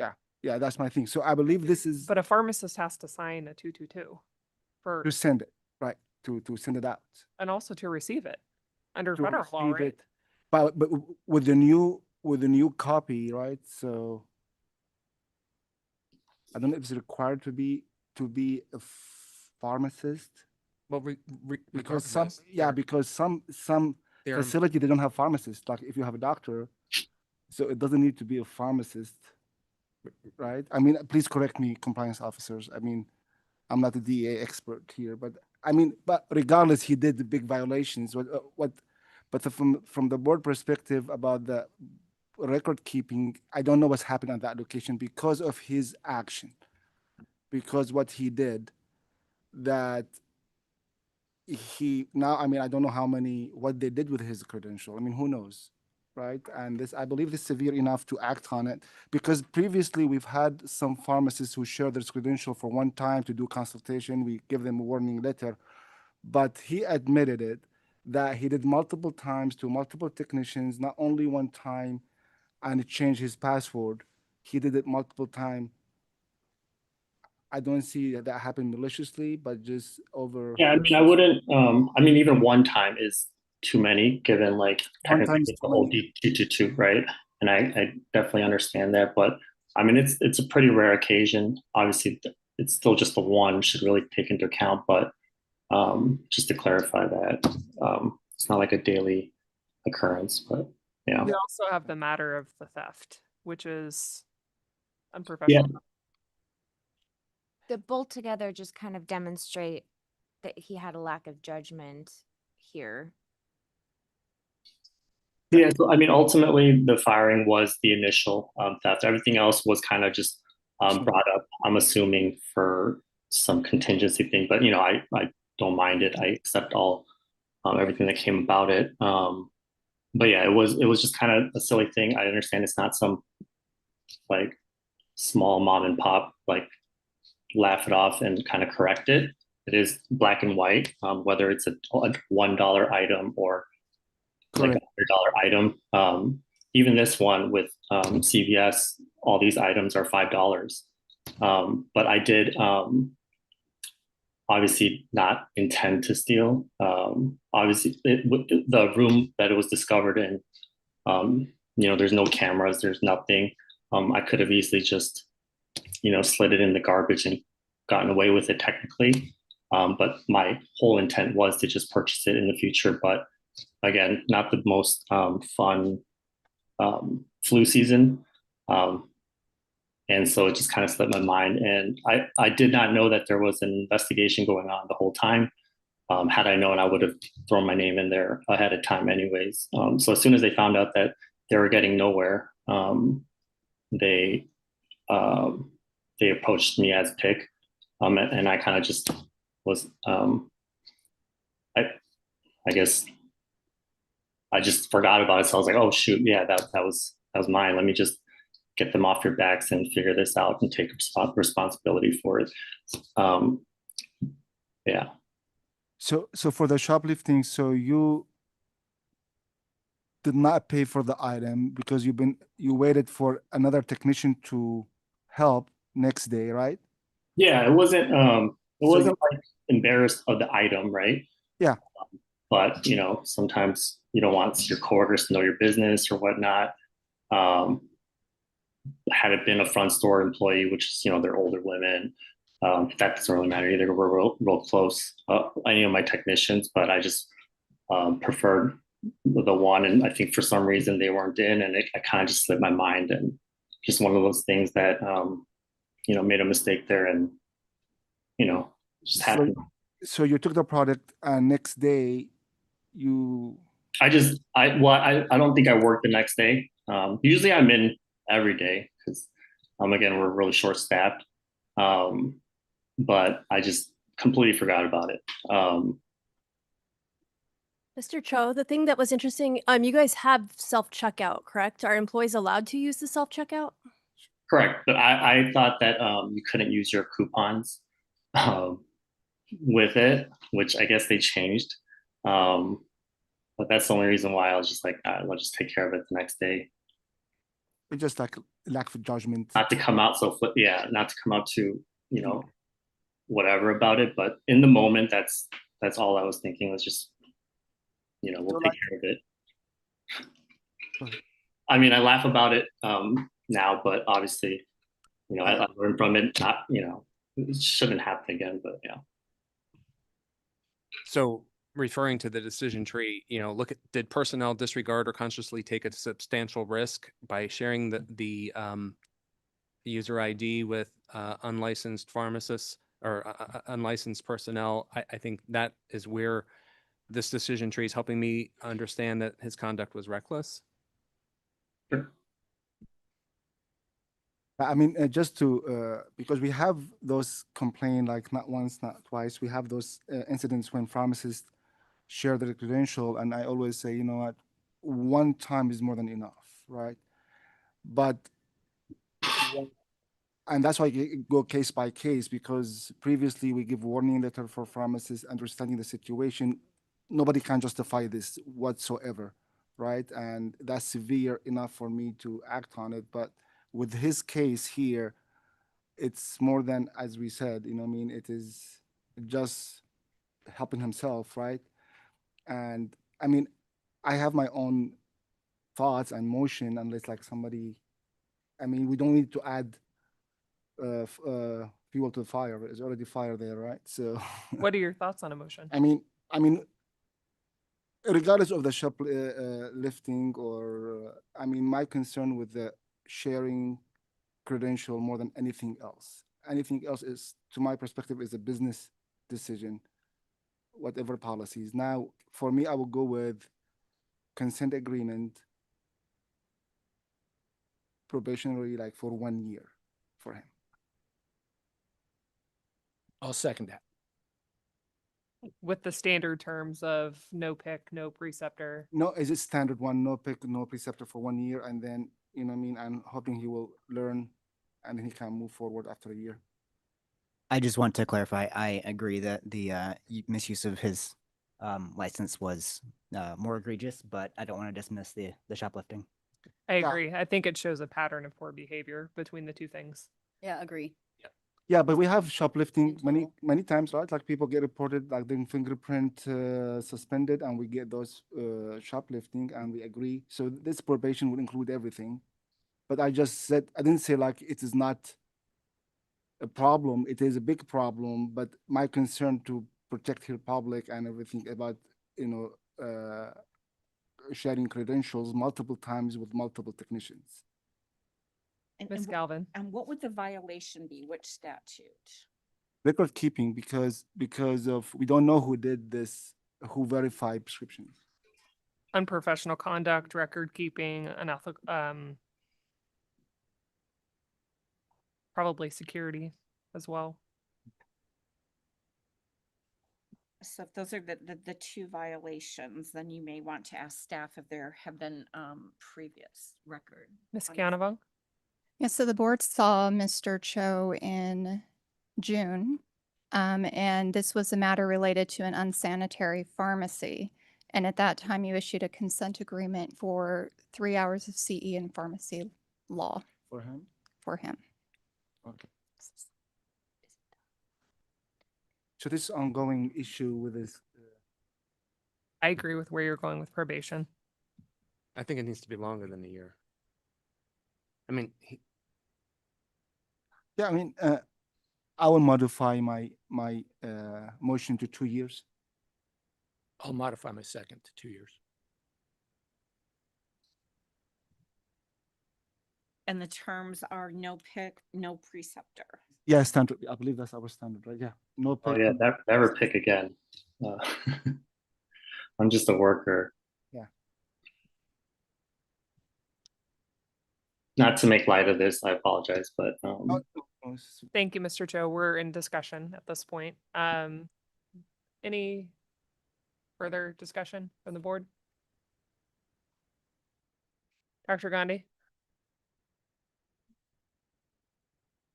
Mr. Braswell, Aye. Mr. Thorwald, Aye. Browning, Aye. Ms. Davis, Aye. Ms. Walmsley, Aye. Ms. Spark, Aye. Mr. Hogan, Aye. Mr. Al-Nassif, Aye. Mr. Anderson. aye. Ayes have it, Madam Chair. Thank you, Mr. Cho. Item 9C, complaint number 25-0313, Miriam Silla. A pharmacy technician violated the terms of her consent agreement and probation for monitoring. Ms. Brown, I see you're back. And Ms. Silla, if you could introduce yourself for the record. My name is Miriam Silla. Ms. Brown, if you could introduce yourself and do a summary. Certainly. Jenica Brown, Executive Assistant to the Deputy Director. Miriam Silla was issued an Arizona Pharmacy Technician license on July 19th, 2024. Her license expires on October 31st, 2025. It is currently open and on probation. Ms. Silla last appeared before the board on April 17th, 2025 for a formal administrative hearing in board case number 24-0528 for violation of a board order. In lieu of holding a hearing, the board voted to accept her signed consent agreement for probation and monitoring and vacate the hearing. The consent agreement was executed on April 24th, 2025. This agreement resolved board case number 24-0528, which was opened after staff received a complaint from her former employer that she was terminated for diversion of controlled substances. The consent agreement placed her license on probation for a period of 5 years with the following terms and conditions, in addition to standard terms. Within 10 days of the effective date of the agreement, Ms. Silla was required to enter into a monitoring contract with a board-approved monitoring program, provide the monitoring program a copy of the consent agreement within 5 business days of entering into a contract, and notify the board in writing of the monitoring program with who she contracted. Within 30 days of the effective date of the agreement, Ms. Silla was required to establish care with an addiction psychiatrist or other addiction medicine specialist approved by the board and ensure that the addiction medicine specialist provides quarterly reports to the board and the monitoring program. Ms. Silla was required to establish a therapeutic relationship with a board-approved therapist, psychologist, or counselor and ensure that the provider submits quarterly reports to the board and the monitoring program. She's also required to continue care with her primary care provider and specialists, including psychiatry, and ensure that her PCP provides written quarterly reports to the board and monitoring program. Ms. Silla contacted staff on April 29th, 2025, and provided a letter from her primary care physician indicating that he received a copy of the consent agreement and was able and willing to monitor her treatment. On June 3rd, 2025, staff contacted Ms. Silla to follow up on the remaining requirements outlined in her consent agreement with respect to the monitoring program, addiction specialist, and therapist, psychologist, or counselor, as no further information had been received. Ms. Silla responded to staff and indicated that she traveled out of state and had not contracted with the monitoring program, nor established care with the required providers. Staff subsequently opened a complaint for violation of a board order and sent Ms. Silla a notice of complaint on June 10th, 2025. Ms. Silla responded to the complaint and indicated that she takes full responsibility for the delay and understands the seriousness of the matter. She further indicated that she was focused on completing final exams and overlooked her obligation to inform staff of her status and challenges. Her complete response is included in the board's files for review and consideration. Staff sent a follow-up email to Ms. Silla on June 26, 2025, and requested an update with respect to entering into a monitoring program and establishing care with the required providers. She responded and indicated that she entered into a monitoring contract with PAPA. She further stated that she had not yet established care with an addiction specialist nor therapist. Included in her files is her PAPA contract dated July 1st, 2025. As of today, staff has not received any further information from Ms. Silla regarding the remaining providers she is required to establish care with, as set forth in her consent agreement. On August 11, 2025, staff received an email from PAPA indicating that Ms. Silla missed both her first and second scheduled drug screens without prior communication, despite knowing she had been selected to test. In communication with PAPA, she stated that she could not afford the cost of testing and was therefore unwilling to proceed. PAPA's communication to staff is included in the board's files for review and consideration. Ms. Silla has demonstrated a pattern of non-compliance with board orders leading up to, as well as following, the resolution of board case number 24-0528. The instances of non-compliance preceding this complaint are documented in the findings of fact of her consent agreement for probation and monitoring. This matter is before the board for discussion, consideration, and possible action regarding Ms. Silla's non-compliance with the terms of her consent agreement. Thank you, Ms. Brown. Ms. Silla, would you like to address the board before we proceed with questions? Yes, I want to sincerely apologize for my negligence. I'm currently in college at ASU. My major is biomedical science. So being a pharmacy technician was never my end goal. It was a stepping stone into the pharmacy world because I do plan on, after receiving my bachelor's degree in May, I do plan on applying to pharmacy school. I'm not sure if I will be in state or out of state at the moment, but after I receive my bachelor's degree in May, I plan on taking a year to fully study for before I attend pharmacy school. So the whole time during the probation, I was in school and I'm doing college online, so it's pretty difficult. So I was never not complying with my terms because I didn't want to, or I didn't think it was important enough at the time. I just have a lot of things that I'm juggling at the moment, and currently I'm not working because of school, because it's hard for me to juggle work and school. So right now I'm just focused on completing my bachelor's degree. So that's why I haven't I wasn't able to pay for my drug test through PAPA. I am working on finding a part-time job so that I'm able to pay for all the expenses related to my probation, as well as establishing care with an addiction specialist and a therapist. I spoke to both, and the cost were exceeding my was exceeding my budget. So I want to deeply apologize for my negligence again, as well as the diversion of controlled substances. Thank you, Ms. Silla. Mr. Grease, thank you for being here. Is there anything you would like to address to the board? My communication from the email, I think on August 11th, is nothing has been new since that point. We have not made contact or had communication up until this moment. But you have had issues of other non-compliance. Everything that was described is accurate from my understanding and experience since working with Ms. Silla. Can we suspend this license until we can move this to hearing? I mean, because she can still practice with this probationary license.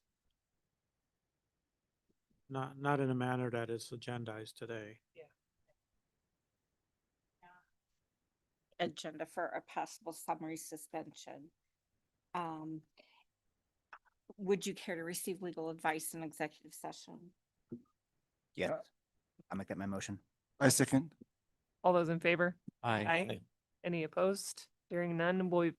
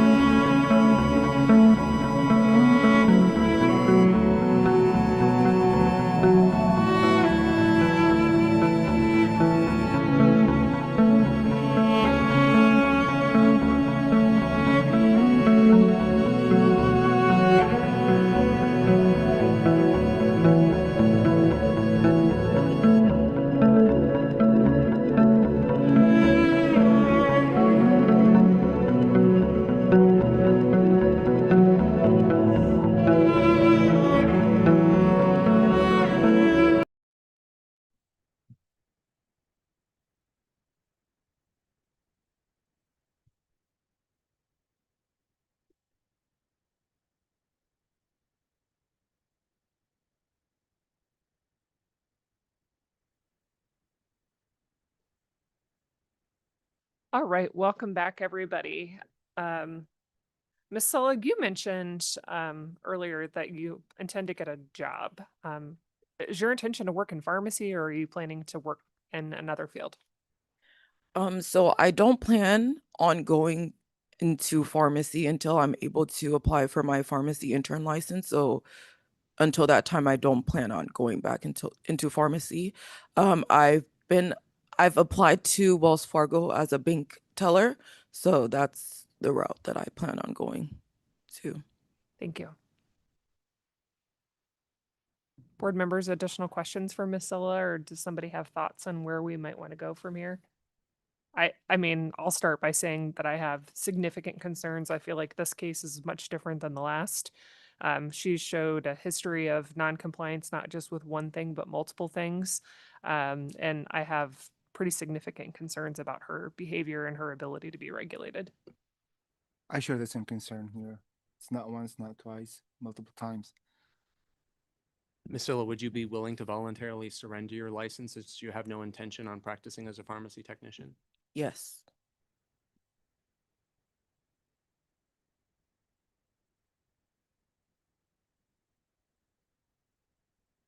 Thoughts on a motion then, if that's the case?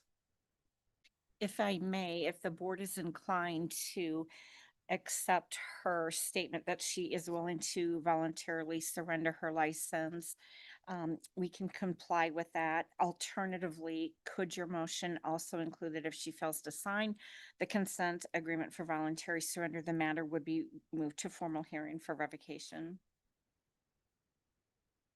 I'll make that my motion. Second.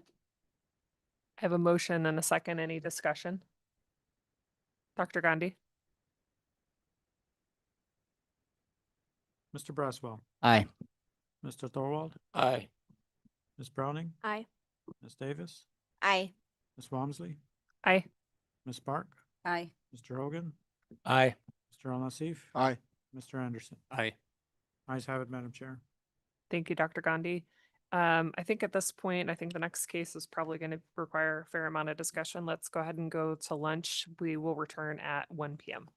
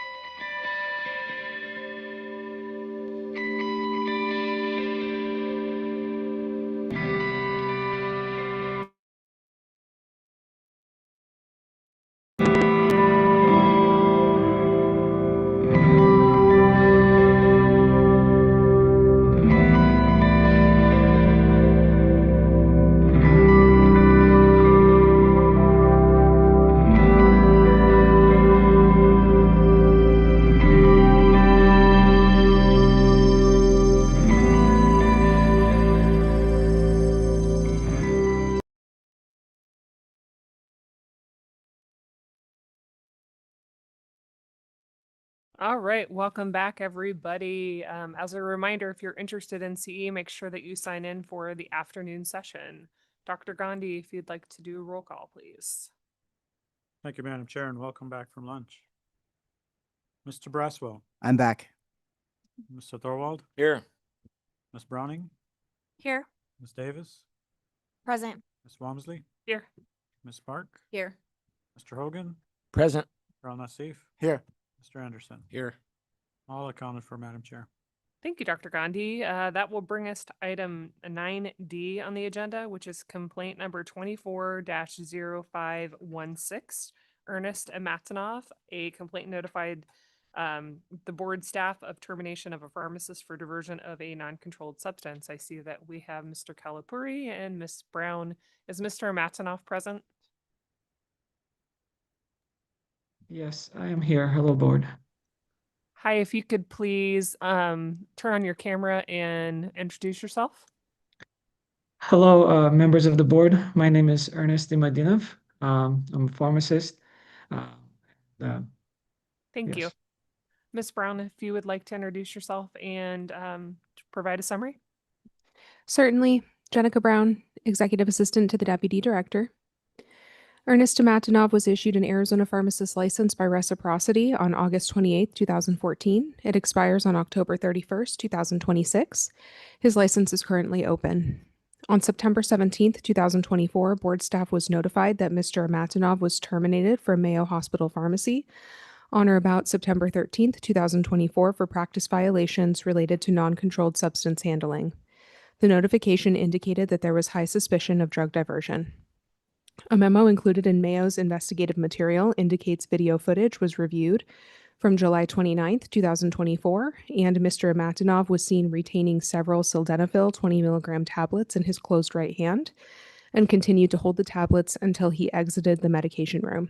It was noted that there were 15 instances where Ernest Amatinov was involved in a discrepancy of sildenafil 20 milligram tablets. During 15 instances, a total of 50 tablets have been unaccounted. Mr. Amatinov's response to the complaint indicated that he was currently not able to respond to the allegation of diverting sildenafil from the pharmacy.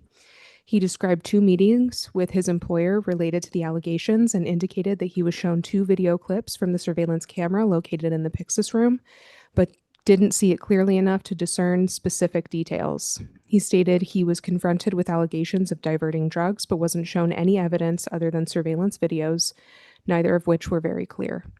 He indicated that he kept being pushed to make a confession and was also told that there were other staff members who were going to be investigated. Mr. Amatinov indicated that on September 13th, 2024, he was given a notice of termination and told to sign it. He stated that he was shocked and couldn't think of any questions to ask. He just signed the form. He asserted that he hasn't been told how the decision to fire him was reached without any evidence. Staff requested detailed explanations as to why Mr. Amatinov inventoried sildenafil and ascorbic acid and auto-resolved the discrepancies, in addition to the reasons for the discrepancies. Mr. Amatinov's response indicated that he could not remember the individual days that were specified in staff's request. He stated that this is exacerbated by the embarrassing fact he never fully understood how to use Pyxis. He also stated that he does not know what the term auto-resolved discrepancies means.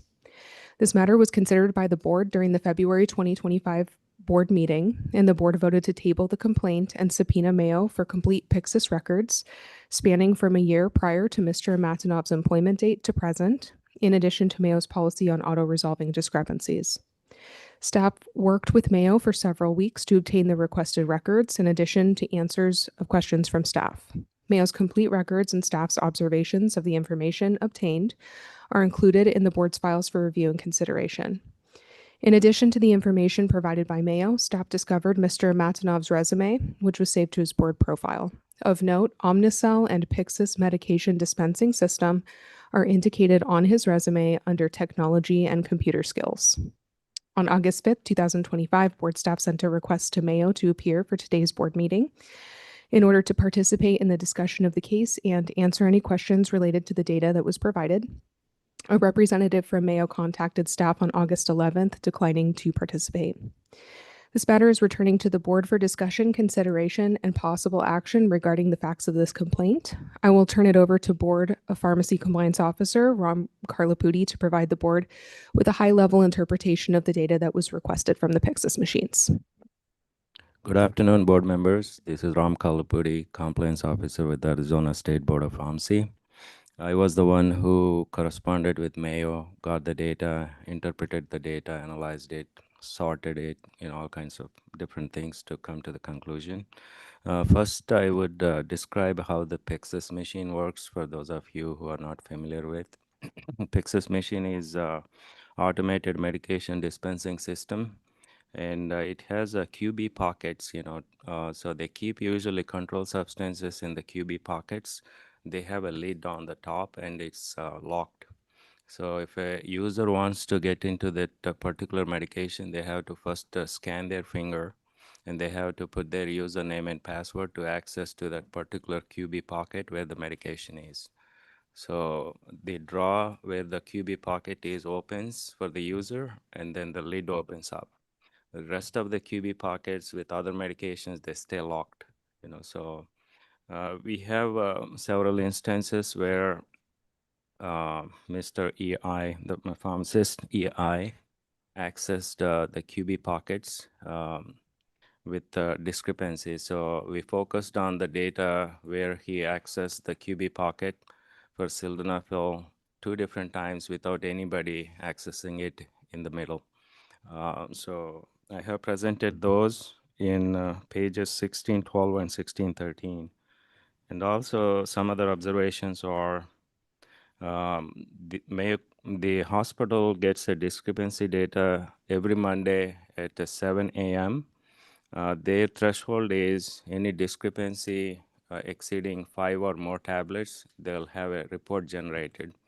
But on one occasion, on August 16, 2024, the discrepancy reached to 6 tablets, so -6. So that triggered the investigation. They looked backwards to see what the activity was, and that's how they concluded that there were several instances. He was the only one that accessed the QB with a negative discrepancy. Nobody else accessed in between. So there are 5 occasions that happened. And concerning auto resolve feature, we had that question in the last meeting, what auto resolve is. For controlled substances, if there is a discrepancy, the user has to resolve and account for and has to enter the reason for the discrepancy. For non-controlled substances, the machine self-resets itself with a tag which says that it is auto-resolve. So the user doesn't need to do anything. That's considered auto-resolve. So I'm ready for your questions. Thank you, Mr. Kalapuri. Mr. Matsanoff, do you have anything you'd like to share with the board before we proceed with questions for you? Yes. Can you hear me? Yes, we can. Board members, Jenica Brown, Mr. Ram, I just want to let you know that, I do not recall any specific instances or dates or times that it happened. I at the same time, I cannot disagree with the Mayo records and the records that are showing my credentials. To start, back in fall of 2021, I started dating after a long divorce. I started getting back on dating site, and I've never dated online. I've always been very old-fashioned, meeting somebody, and this whole online stuff back then was new to me. And that was around fall of 2021. Family and friends were just saying, "Hey, try it out. You might find somebody." Before that, I went through a very difficult divorce. My whole case lasted over 2 years of divorce. I brought a woman from Ukraine, married her. Thank you for sharing the story, but if you can't get to the point, just for your privacy, we don't need to know personally. I understand. So what I'm trying to get to is I had very difficulty dating. uh, I had a lot of insecurities, low confidence, and my performance wasn't uh, to par. I've been rejected many times. And when I saw the Pyxis and I saw the medication, I took that as an opportunity to try it. And I did take the sildenafil or the tadalafil back in, I don't remember, I think it was February of 2022 or January. I don't remember the exact date. And ever since then, I just couldn't, I just couldn't stop doing it. I just kind of gave me relief that I was more comfortable with that, during the dating. And I felt not addicted to the medication, but I felt addicted to the feeling of that I get and the comfort that I get. And unfortunately, it's been happening, Mr. including, Matanoff, if you could just pause for a second and just let me ask one question. So prior to this, you've disputed the fact that you took the sildenafil. Now you're acknowledging the fact that you did steal the medication from your employer.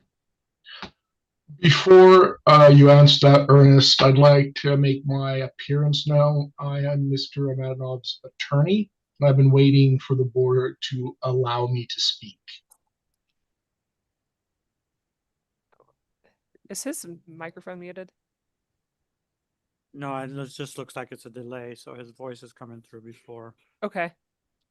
And he just logged back on, it looks like. He wasn't on. What was his name? Mr. Bell? Mr. Bell? I believe so, yes. Mr. Bell, would you like to address the board? Yes, I would. First, I'd like to note my appearance on the record, Colin Bell, appearing on behalf of Ernest Amadanov.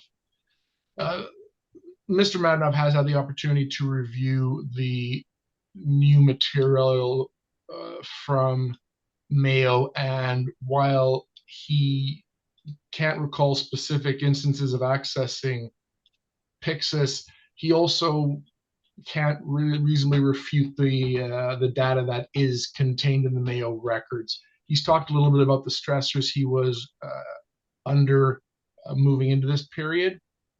And at this point, while he can certainly speak about sort of what was going on and why he was doing what he did, again, the most he might be able to speak to is that he doesn't recall these specific instances. But again, without being able to satisfactorily explain them, obviously there is a concern regarding drug diversion. I've reviewed the information, and my thoughts on it are that previously the board had considered issuing a letter of reprimand and a civil penalty, and I would say that that is still a reasonable and fair outcome in this matter. Thank you. I'd like to go back to my question to Mr. Amatanov. Mr. Amatanov, you just admitted that you took these medications, correct? I cannot recall the instances, and I cannot disagree with Mayo records showing these discrepancies, given my credentials were on them. And yeah, I did.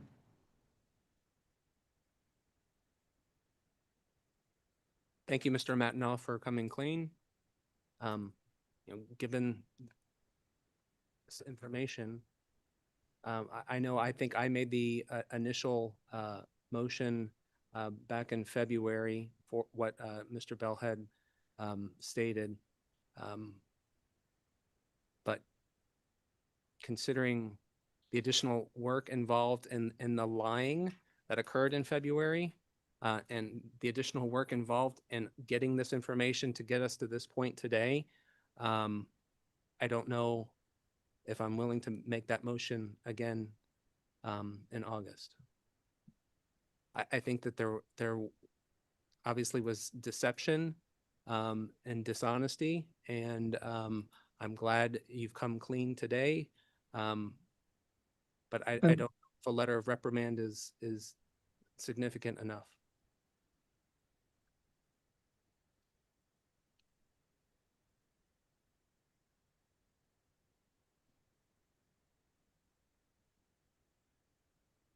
Additional questions, board members? Thoughts on a motion?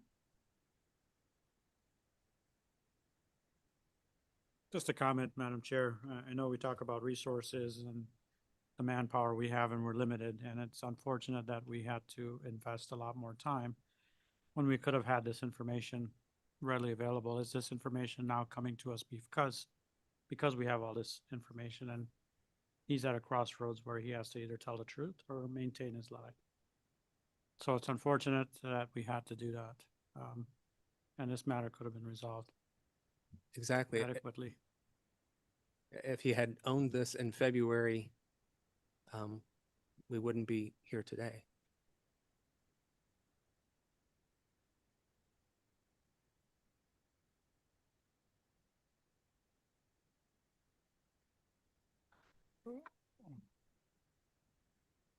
Sir, are you currently working as a pharmacist, and if so, where? I'm working at Lumicera Specialty Pharmacy.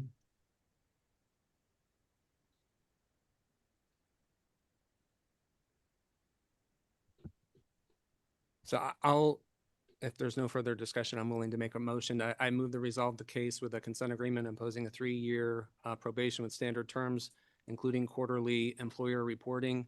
I think we need future employers to understand that not only drugs went missing by this pharmacist, but this pharmacist repeatedly tried to conceal his involvement. And the evidence has linked him to individual drug losses, and his deflection to this board reinforces our duty to act and make sure that other pharmacy permits are not similarly situated. Would there be some PAPA program in this? It sounds like there may be some addiction issues. I'll second Mr. Anderson's motion. Have one comment about the probation 3 years. I agree with that, but the fact the employer report quarterly. The idea for that is so that they are aware that he was stealing drugs. If his current employer stocks sildenafil, they've got to know that he's got an affinity for sildenafil. I think that quarterly, Him reporting to employer upon hiring or to the current employer. correct. That's, I think, part of the standard terms of probation. That should be enough. They don't need the employer to report to us. That's what I understood. The employer will report to us quarterly, or I was just wanting some reassurances that somebody's looking at his drug utilization or his access. I don't know if that's necessary. or yeah. not. And that's my only point. Like, Yeah, it's- I agree with where you're going. I don't know that we need a report from the employer, but I would like him to notify the notify the employer for sure. and have them Yeah. acknowledge that to Yeah, us. yeah. Dr. Gandhi, we typically done a civil penalty with this kind of issue as well. We have, Madam Chair. This is a non-controlled substance. And obviously, he kind of told us a little bit backstory of, it almost seemed like he wanted to impress the individual he was with. But yes, you're right. We have issued a civil penalty when it pertained to non-controlled substances. But did they acknowledge it on the first attempt? Or did we go through this additional investigation? I don't think any of us are saying that we don't think you should be on probation, where that should be an additional term of the probation, was my point. Okay. So I will rescind my initial motion and change that to offering a consent agreement for probation, including a $1,000 civil penalty with standard terms for that probation for 3 years. Upon signing, place the license on probation, and if not signed, move to hearing. I'll make that my second. Ms. Galvin, is the motion in order? Yes, it is. Madam Chair, I think just for the record is, I think the $1,000 is based on the violation, one violation, because we don't know the gravity of the situation. Historically, we've done it based on, filling prescriptions that weren't legitimate per prescription violation. But under this situation, we just don't know. Correct. All right, I have a motion and a second. Any discussion? Dr. Gandhi, roll call. Thank you, Madam Chair. Mr. Braswell? Aye. Mr. Thorwald? Aye. Ms. Browning? Aye. Ms. Davis? Aye. Ms. Walmsley? Aye. Ms. Spark? Aye. Mr. Hogan? Aye. Mr. Al-Nassif? Mr. Anderson? Aye. Ayes have it, Madam Chair. Thank you, Dr. Gandhi. Moving on to items 9E and 9F, they are two separate cases, but for the same individual and I think relevant to present together. 9E is complaint number 25-0154 for Rasha Faid. A complainant alleged that a pharmacist diverted a controlled substance, gave her credentials to a colleague, and was consistently absent without leave. 9F is complaint number 25-0256 for the same individual. A pharmacist was terminated for initiating fraudulent prescription activity and failing to report missing controlled substances within the designated timeframe. Is Ms. Faid present? Madam Chair, I did see Ms. Faid online earlier, but I don't see her online right now. Do we wish to proceed, or do we want to have somebody try and reach out to her? Yeah, we should move to the next item while we try to reach out to her. And see Okay. if we can circle back. All right, we'll go to 9G then, which is complaint number 25-0058, respondent Anika Azad. A pharmacy intern may have misrepresented test scores and omitted material in communication with board employees. Is Ms. Azad present? She did reach out to staff this morning and let us know that she was not going to be able to attend. Okay. Ms. Brown, would you like to give a summary? Or Certainly, Jenica Brown, Executive Assistant to the Deputy Director. Anika Azad was issued an Arizona pharmacist intern license on May 20th, 2024. Her license is currently open and expires on May 31st, 2029. She applied for an Arizona pharmacist license on May 29th, 2024. Her pharmacist license application closed on May 30th, 2025. On or about November 5th, 2024, board staff received communication from the Mayo Clinic College of Medicine and Science to try to facilitate the issuance of Mrs. Azad's pharmacist license. Documentation provided by Mayo indicated that Mrs. Azad provided a screenshot of NABP test scores to her employer, illustrating that she passed the NAPLEX on July 22nd, 2024, and the Arizona MPJE on September 21st, 2024. Staff responded to Mayo and advised that the specifics of Ms. Azad's application could not be discussed with her supervisor and asked that Ms. Azad reach out to staff directly. On the same day, Ms. Azad contacted board staff to check the status of her pending application. Staff advised Ms. Azad that she did not pass the NAPLEX nor MPJE. A follow-up email from Mayo was received on November 22nd, 2024, and indicated concerns regarding Ms. Azad's pending application for a pharmacist license. Mayo indicated that they had allowed Ms. Azad generous leave due to licensing issues. On December 4th, 2024, staff received an email from Ms. Azad with a petition to retake the MPJE. Staff responded to her email on the same day and informed her that she would be required to appear before the board to petition for a fourth MPJE attempt. Staff later emailed Ms. Azad and requested a response to the communication that her employer sent to the board on November 22nd, 2024, regarding the screenshot of her test results. Ms. Azad did not respond. On February 6, 2025, staff received an email from Ms. Azad indicating that she was withdrawing her request to retake the MPJE. Staff subsequently opened a complaint to investigate the situation involving the screenshots. Ms. Azad was provided a notice of complaint on February 6, 2025, which requested a response to the possible misrepresentation of her MPJE score and false documentation provided to her employer. Ms. Azad's response to the complaint indicated that she never intended to misrepresent information or provide false documentation, and that the situation resulted from a misunderstanding during a highly stressful period when she was attempting to manage multiple responsibilities related to her training and licensure process. She further stated that she is currently unemployed and is not pursuing employment as a pharmacy intern. Staff requested further clarification of where the screenshot of the test scores was obtained and whether the image was altered in any way prior to sending it to her employer. Ms. Azad responded and stated that the screenshot was obtained from the NABP website and that it was not altered. She further explained that she inadvertently attached an incorrect file saved on her device by someone who used it prior. She did not verify which document was being sent, and both files had identical names of NABP score. Staff requested additional clarification around her prior interactions with staff and a response as to why she did not communicate or explain the error as soon as she was made aware of it. She stated that once she became aware that the screenshot was incorrect, she took full responsibility with her employer. She further stated that she did not intend to retake Arizona MPGJE prior to her pharmacist application closing, and she did not intend to pursue licensure as a pharmacist in the state of Arizona due to medical reasons. Staff contacted Mayo to inquire about whether or not she notified them of the incorrect screenshot.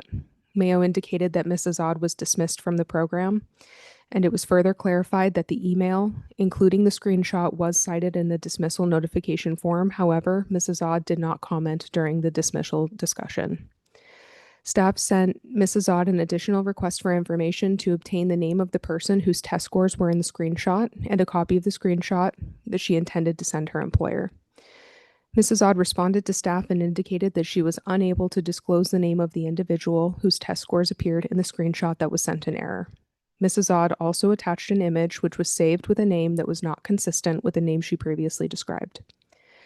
Staff subsequently obtained data from NABP and was able to determine that there were no other individuals who took their exams on the same exact dates as Mrs. Odd, and there was no record of anyone whose scores corresponded to the screenshot that Mrs. Odd provided her employer.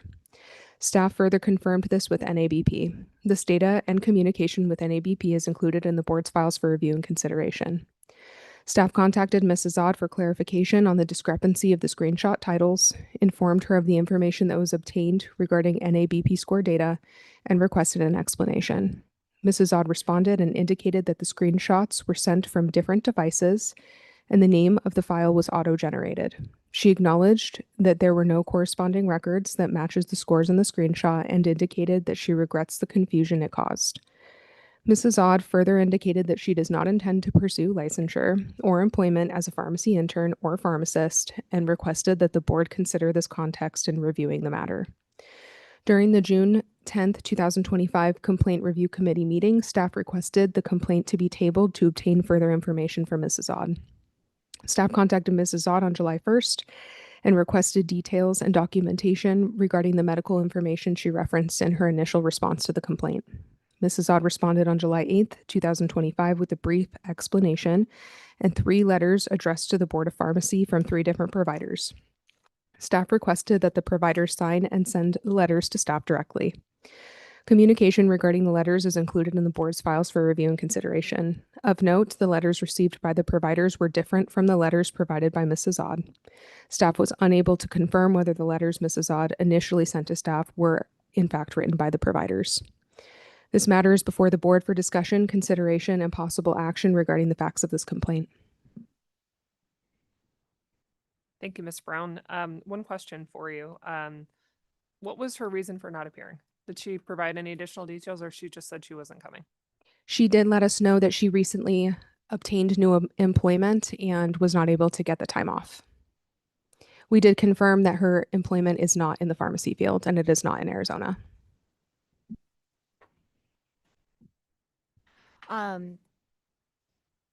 I would like to make a motion to offer a consent agreement for voluntary surrender of her intern license, and if she doesn't sign, then move to hearing for revocation. Second. All second you. I have a motion and a second. Any discussion? Dr. Gandhi. Just for the record, Madam Chair, this one really bothered me. As I was the initial contact from Mayo saying, hey, what's the holdup in processing this application? And that's where the ball started rolling. So just for your information. Mr. Braswell. Aye. Mr. Thorwald. Aye. Ms. Browning. Aye. Ms. Davis. Aye. Ms. Walmsley. Aye. Ms. Spark. Aye. Mr. Hogan. Aye. Mr. Al-Nassif. Mr. Anderson. Aye. Ayes have it, Madam Chair.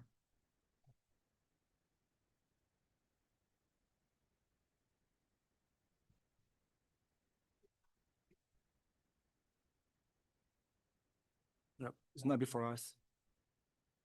The pharmacist application is currently closed, so we can't take action on that, but her intern license is still active. All right. Is Ms. Fayed on? try to call her. Her phone is not accepting calls. And then Ms. Jennifer Mitchell just emailed her. So we'll wait for her response. Okay, so we'll move on past that and come back. Next up is items that can be taken together, 14A, 16A, and 24A, which are permit applications for a non-resident wholesaler physio control, a non-resident manufacturer permit physio control, and a special request from Mr. Bozen regarding Stryker applications. If you could please introduce yourself and tell us why, I guess, talk to us about your special request first. My pleasure. Mark Bozen, counsel for Stryker Corp. And its subsidiaries, Wright Medical Technologies, Biomedic Therapeutics, and Tournier, and Physio Control. The special request it deals with consolidating what are very similar facts here. This is a continuation of a matter that started approximately late 2021, early 2022, when Inspector Hyber visited Wright Medical Therapeutics, which is a permitted wholesaler here in Arizona, and discovered that there were Stryker branded materials in their warehouse. Stryker, for many of you who work in hospitals and ambulance services, and orthopedic organizations know they're a large medical device distributor. Stryker was started in 1946 by Dr. Stryker. He invented the hospital bed that we know today. Stryker makes everything from defibrillators, which is what Physio Control does, to joints and hip replacements, knee replacements, myriad of medical devices through its branded products and its subsidiaries, which it has acquired over many years and decades. Due to Inspector Hyber's work, he uncovered that Stryker had, since the beginning of its inception in 1946, had never adequately been licensed in very many states, and this one especially. And so we engaged with the board here on a rigorous process to identify all of the affiliated entities of Stryker and present them to the board, make sure they get permitted, and negotiated in 2023 a consent order. That consent order took a lot of blood, sweat, and tears by both sides. And it was decided that the resident entities pay an extraordinary fine of $125,000 each for their conduct, and that the non-resident applications, as long as there was nothing more to disclose other than unpermitted activity, which our client stipulates to and is regretful for it, would be issued non-disciplinary letters of concern. I can assure you that this has, like a pebble in a pond, has led to waves of consequences for our client. Reciprocal discipline upon reciprocal discipline has occurred for the Arizona entities, and the states where the non-resident entities have taken notice and have engaged in their own punitive actions. And so this is hopefully the last set of applications for unpermitted activity.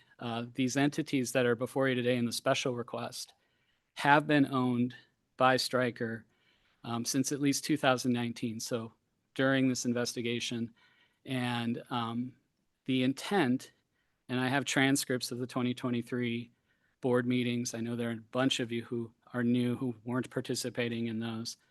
I have those, and the intent was, we knew approximately 22 organizations that had non-resident permits that were pending, but it was, even at that time, it was approximate. Stryker was still going through, it's the second largest medical device distributor in the world, still going through its holdings, which don't share a common brand.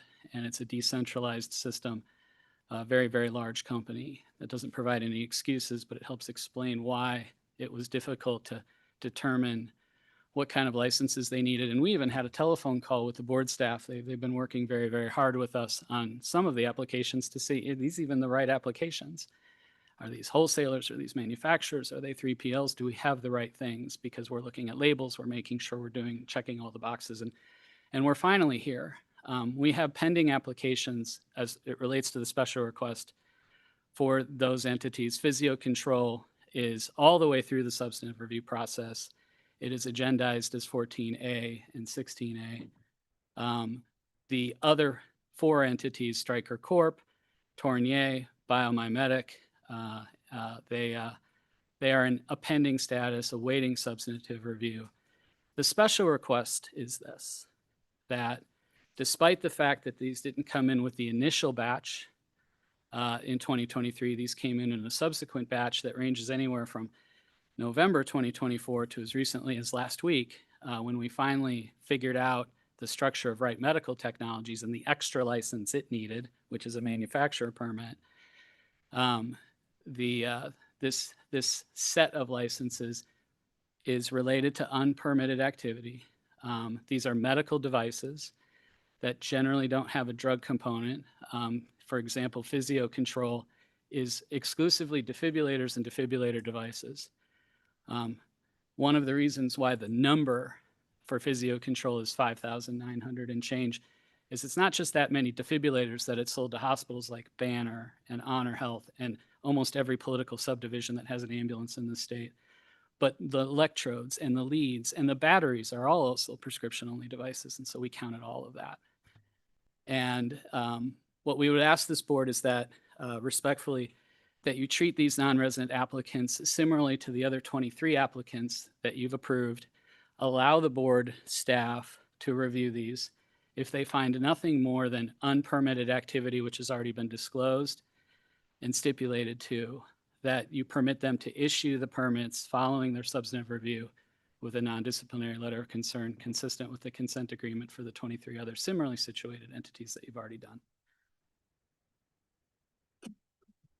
Thank you, Mr. Bozen. Board members, questions, discussion?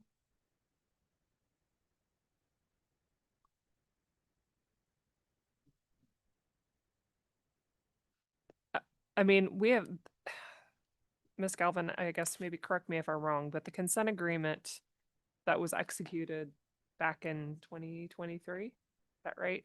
Yeah. Mentioned licenses. I'm trying to find the actual language in the consent agreement. The licenses that were pending at that time, not something that was good for perpetuity, is my recollection from when I read it again here. Madam Chair, if I can help, it's paragraph 4. With respect to the approximately 25 various permitted applications pending before the board, filed by or on behalf of Stryker Corporation or its subsidiaries, the parties acknowledge the applications are in various stages of review by board staff. Some applications are incomplete, awaiting the receipt of additional information. Other applications were administratively closed because requested information was not timely. An applicant has stated its intention to refile those applications and have all of its facilities come into compliance with Arizona law. And this is, we learned it's eventually 28. And these are the last 4 entities.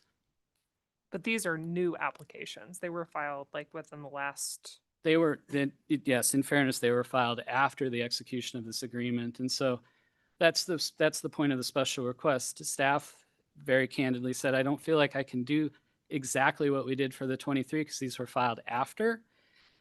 Despite the language that says, hey, we intend to, with those applications that are closed, with the applications that haven't been sent yet, to do those. Granted, it was in 2024, so months after the consent agreement. And we understand that because they were temporarily much later than the execution of the consent agreement, we're respectfully asking that you consider either because of this or sua sponte knew that you would treat them similarly. These applications were filed in 2025, correct, for Physio Control? Physio Control, I have the timeline. Some of them were filed in 2024. I have the precise timeline. We have really good paralegal who said, on this date, we did this, and on this date, we had this phone call. So Physio Control started in 11/11/2024. That was the first submission. And then it went through a number of issues. I notified Director Gandhi in 2 days later on the 13th. I'm like, hey, there's a new batch of striker things coming in that fit with the same circumstances, but we've already executed the consent order. And he said, well, we'll deal with that as we go through the process, and that's why we're here today. Mr. Bozen, can you speak to why the Stryker Corps facility did not apply for another permit until August 1st, 2025 For the right medical, for Stryker Corps?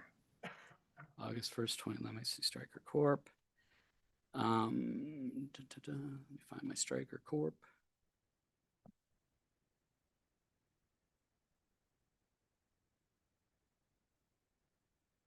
So Stryker Corp, Portage, Michigan. The initial application was 12/12/24.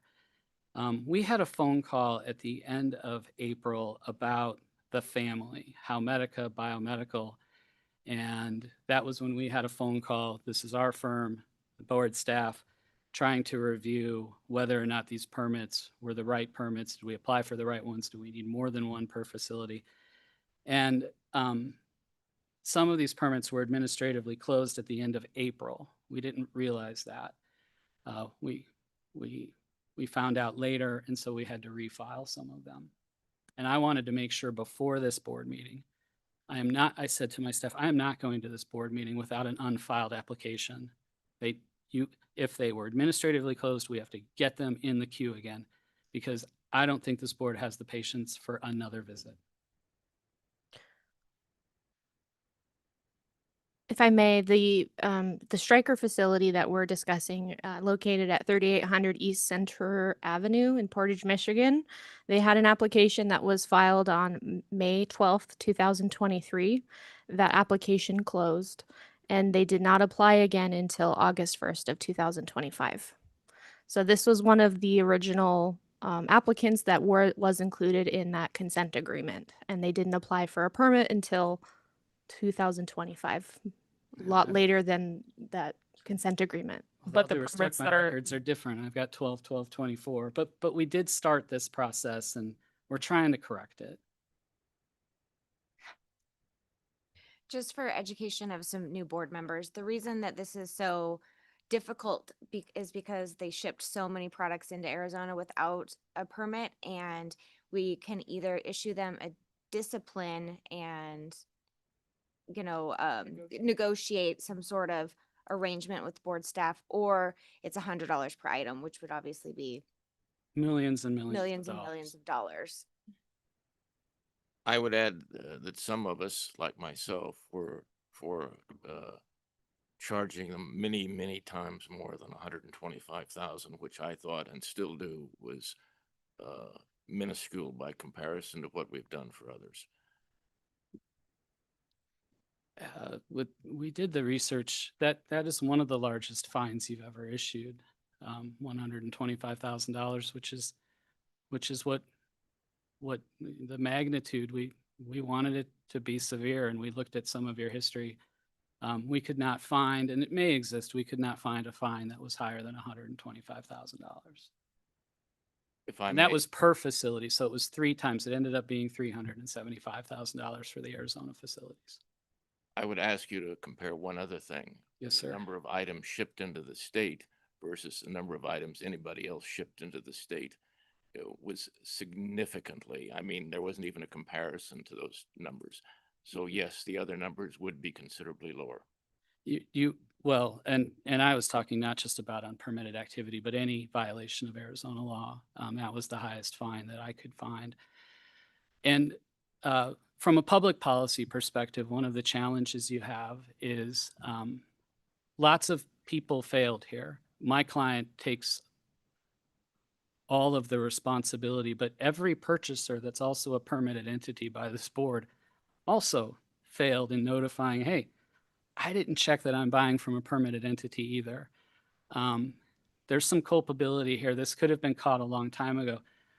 Candidly, I'm proud to be a resident and an admitted member, an admitted pharmacist in the state that your board caught it.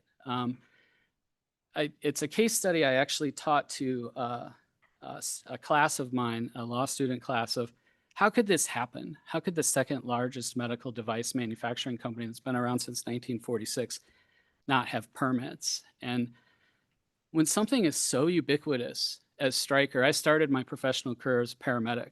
Everything on my ambulance was Stryker. Never in a million years did it occur to me that this well-known branded company that had no complaints that were related to patient safety or patient care, it didn't have medical device permits. And it's not an excuse, but you know, you go to law school and you get enough experience to become general counsel at a $100 billion cap publicly traded company. Their first question was, all right, we've got all our licenses, right? It should have been their first question, and I promise you it is now. They have a whole team of lawyers that just do licensing now, and they're chasing the changes in the laws. The legislature was so concerned about Stryker's inability. One of the things that we had to do here, and one of the delays, is we needed to change the law in Arizona. Prior to you fully issuing these permits, some of these Stryker entities are virtual manufacturers. And Arizona law, up until it got changed for Stryker by the legislature because of this issue, you required that the contract manufacturers be permitted by Arizona because their contracted manufacturers are located in Michigan.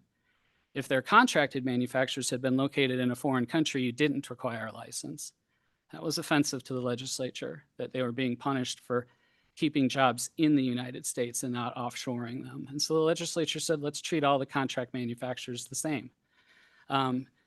This board was neutral on the bill. The state legislature decided to exempt the requirement that a device manufacturer have a contract manufacturer that is permitted by Arizona, so long as it's registered with the FDA and regulated by the FDA. Drug manufacturers still need contracted manufacturers to have a permit. And the legislature corrected it and said any contract manufacturer needs to do that for drugs. And so this is a profoundly important issue. And I understand that our client sent thousands and thousands of items from 1946 to 2023 and today. But these are defibrillators. These are medical devices that lots and lots of permitted people bought and should have. They had an obligation too to check. And if any one of those people had said, hey, I can't buy from you, my vendor file doesn't have a copy of your Arizona permit, this would have been caught a long time ago. It's not an excuse. There are a lot of failures here. And we're correcting it, and Stryker has made an extraordinary investment to make sure this doesn't happen again. And they'd like to thank this board and Inspector Hyber for helping them, and they're sincere about that. Thank you.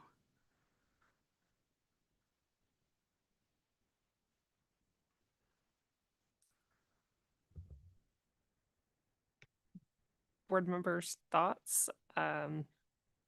Suppose we need to take action on the special request first.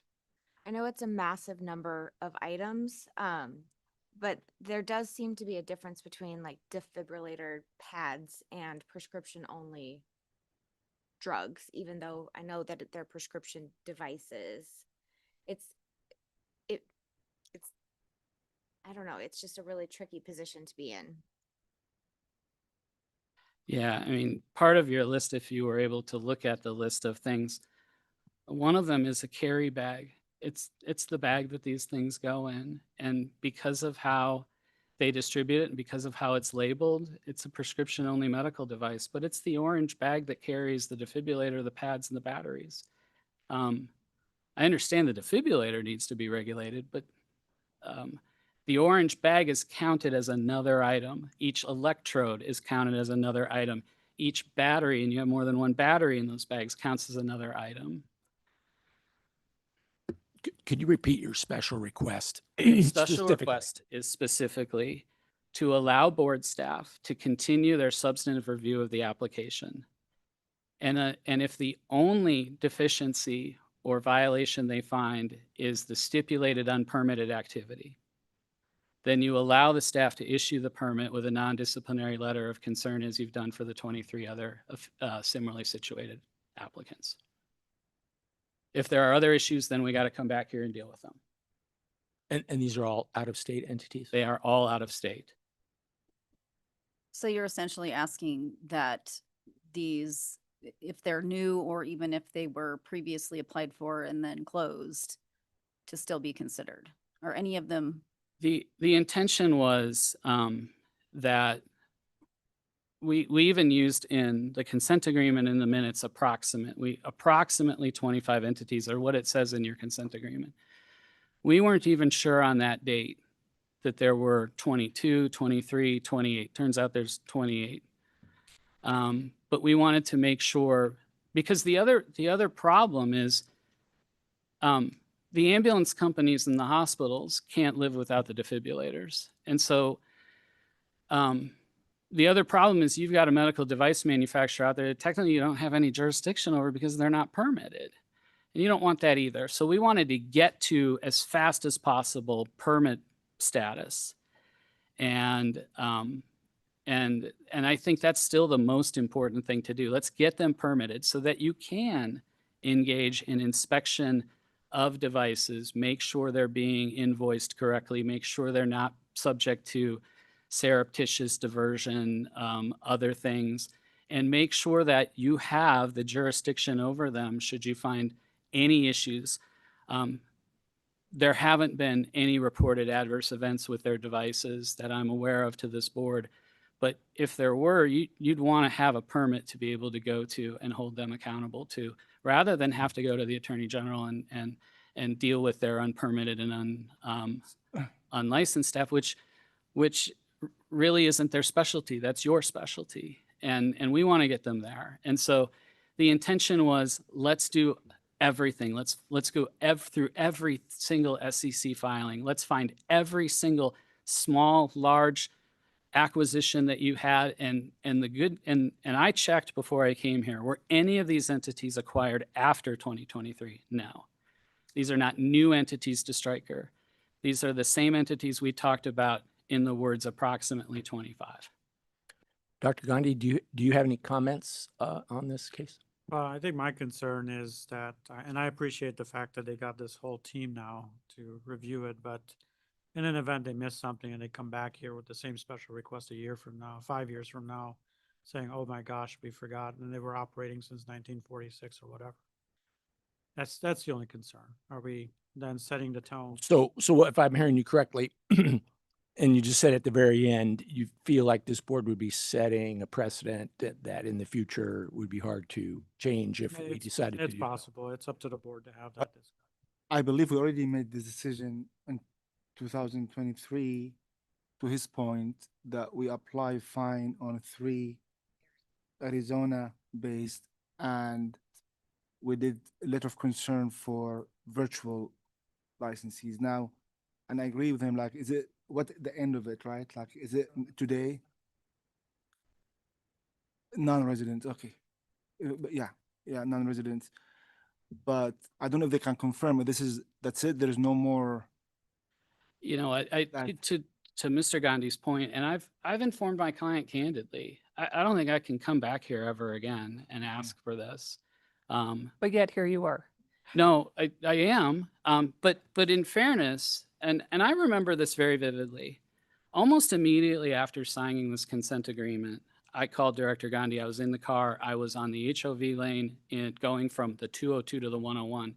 And I said, Director Gandhi, there's 3 or 4 more entities that we need to add to this list. The thing has been signed. We have been in constant communication. This isn't something that we found out about 2 weeks ago. And in fairness to him, he can't speak on your behalf. He said, well, do the best you can, get the applications in, and we'll deal with it with our normal process, and here we are. And the language of this consent agreement was carefully crafted by both sides. We described in paragraph 4, applicant has stated its intention to refile applications and have all of its facilities come into compliance. So there was never an indication that all of them were already filed on the date we signed this. But I understand, though, that these 4 are special because they weren't in the queue on that date. And I understand that. And I'm begging and so that we can get these folks into compliance under the same terms you've done for their 23 other sister companies. And then if Stryker calls me tomorrow and says, hey, we got one more, I'm like, that's going to be a problem for you. Because I've said that. This better be right. And to the point of why was this one filed on 8/1, I had that come to Jesus talk with my client. I am not going unless this is it, right? There's no more. Like, well, there's the right one we have to refile. Yeah, because my Yeah. concern, it will become like umbrella, and in the future, if any small company has issue, we'll get partnership with the same case just to get. Well, the good news is this is there's option only from one my other guy. company that would do that, and that's Smith Nephew. I'd like to make a motion Go ahead. that we, and I start off by saying I think I was the only one that was in opposition to the original decision on this. So I've been in opposition to this agreement for a long time, but I would make the motion that we approve the special request with the proviso that it's understood that if anything else comes before us, it will not be under this, and that there could be a fine for that. I think that's fair and I'll within second that within your motion. prerogative. I think, if I may, the motion is vague about if anything else comes before us, there could be, I don't know what. Well, let me rephrase that. So if there's any other requests that are on the same vein as we've already had for approvals that have been since whatever history that they were sending products into the state or having products out there that were not licensed, that they are subject to a fine and to other penalties, that there are no previous exceptions or deals that would apply. I like that. We Today. Yes. we could maybe craft some of that language in the letter of concern that is going to go along with the approvals. Absolutely. I'll amend my second to that motion. This is Jean Galvin. So you are suggesting that in the advisory letters that are issued with the applications that you included in this motion, the idea is that the advisory letter would contain language that essentially provides that this is your last bite of the apple and any future. But which company? Microphone. Your microphone. Was Stryker, but Stryker is not in listed. Stryker Corp is one of the entities you're sending a letter to today. Okay, that's what, yeah.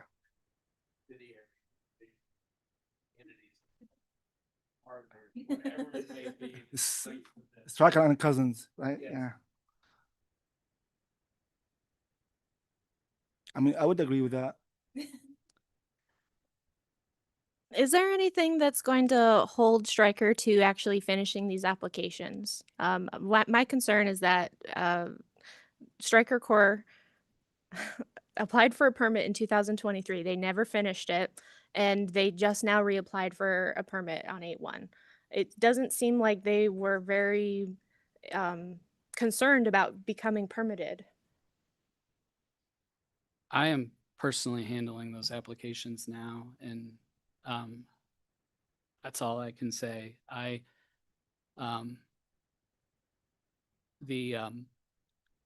When we had our phone call at the end of April and we talked about the 5 applications, during that phone call, we didn't talk about 2 of them being administratively closed next week.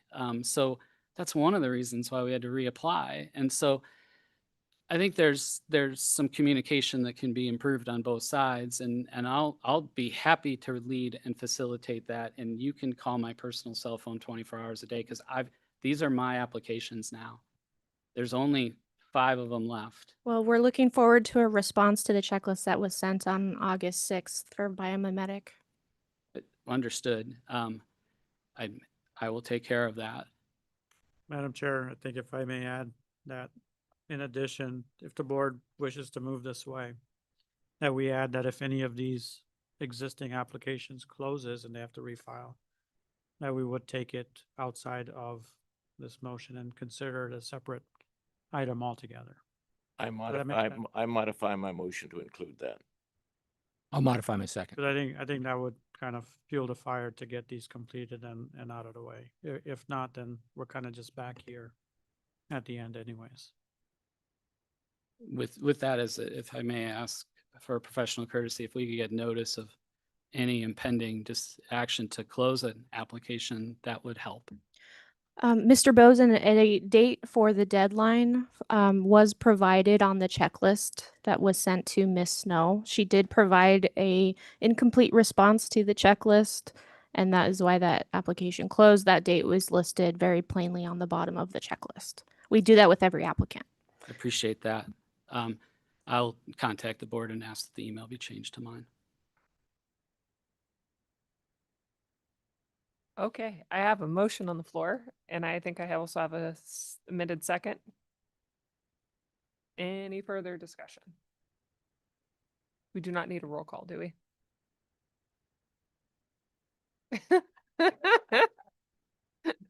Is everybody clear about what's on the table right now?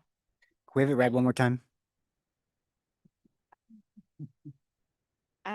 Essentially, with respect to item 14A and 16A, you are going to approve those applications, assuming everything else is in order, approve those applications and issue an advisory letter for the unpermitted activity that occurred prior to issuance of the application.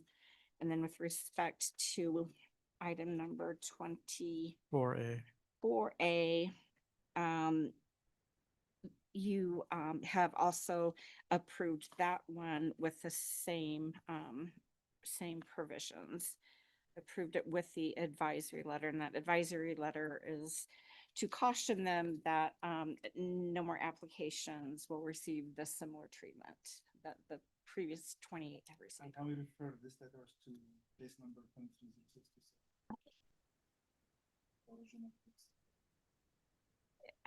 That is the special request, the consent agreement under that special request to include these documents. Yes. In addition, if any of these. I am back now, so.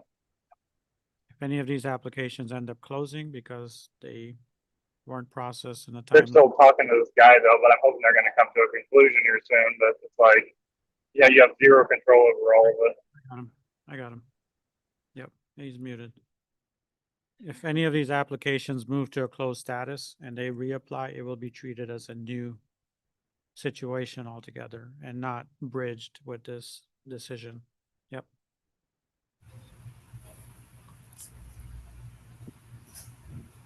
Everyone is clear. All right, all those in favor? Aye. Aye. Any opposed? Hearing none, motion carries. Thank you, Mr. Bozen. Thank you. Above and beyond, I appreciate the cooperation. Thank you so much. There's a paper towel to wipe the sweat off. Appreciate that too. I'm big dumb animal. Do we have Miss Fayed online? Have we heard from her? I do not see her online, Madam Chair, in response. She has not responded to our email either. All right, we'll keep moving then, and perhaps we'll come back to her at the end of the day. All right, I think we are to.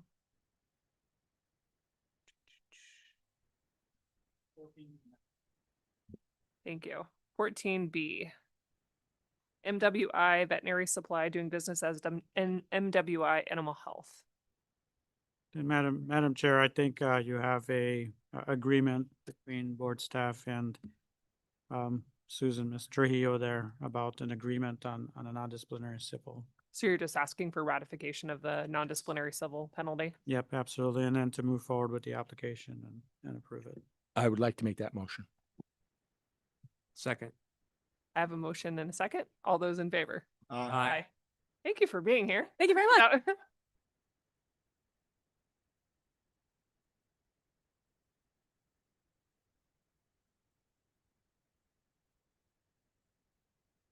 let's go on to 15A, VitaWorks West. Yeah. Present, yes. Yeah.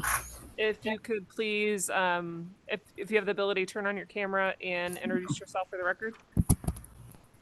Yeah.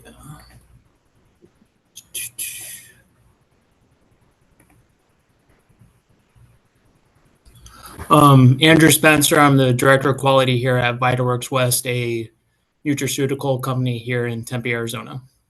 Thank you. Mr. Castaneda, if you could give us a summary of the application. Yes, good afternoon, board members. Ben Castaneda, Compliance Officer, Arizona State Board of Pharmacy.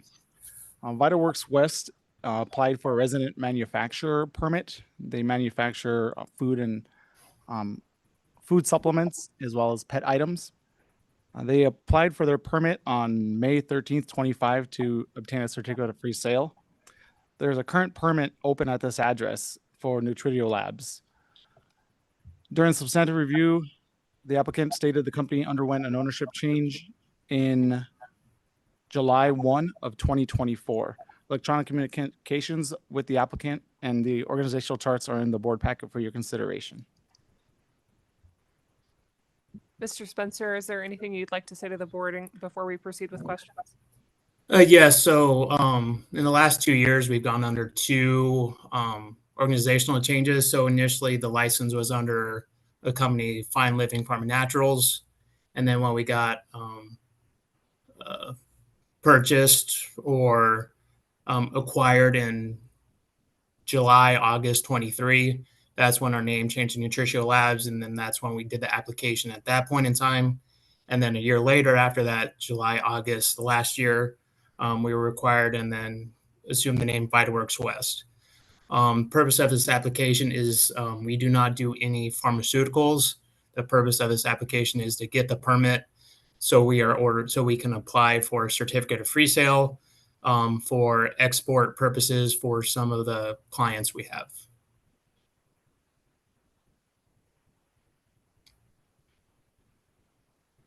Board members, any questions for Mr. Spencer or Mr. Castaneda or discussion?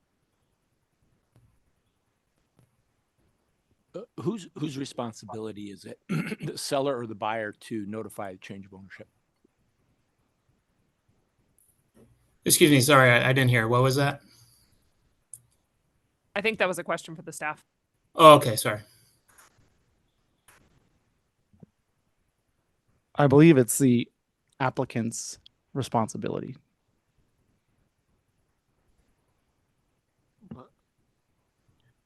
But is it really a change in ownership, or because it's closed, the license is closed, and they submit a new application for new? So initially, the Fine Living company was the application that closed due to non-renewal. They then became Nutritio Labs, which is still currently open. That permit is still open. Then they acquired a new ownership, and they applied after that. What's our standard? There is a fine, right? $250 fine. Yeah. For late chow. Okay, and non-disciplinary, right? Okay, I move for $250 fine, non-disciplinary fine, and I approve the application. I second. I have a motion and a second. Any discussion? All those in favor? Aye. Any opposed? Hearing none, motion carries. Thank you for being present, Mr. Spencer. Thank you. Thank you. Let's go to 16B, International Medical Industries.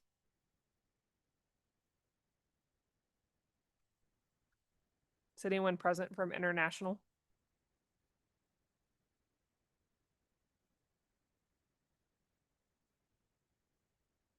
I think we could probably proceed on this one, even if they're not. Mr. Castaneda, if you could give us a summary, please. Yes. Ben Castaneda, once again, Compliance Officer, Arizona State Board of Pharmacy. This is a non-resident manufacturer permit application. International Medical Industries manufactures prescription-only devices. It's located in Florida, and Florida does not permit medical device manufacturers if what the entity manufactures is registered with the FDA.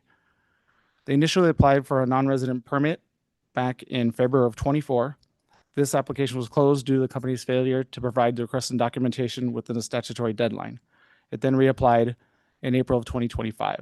During the time for review, the applicant disclosed that there was non-permanent shipments in Arizona, roughly about 3,000 products.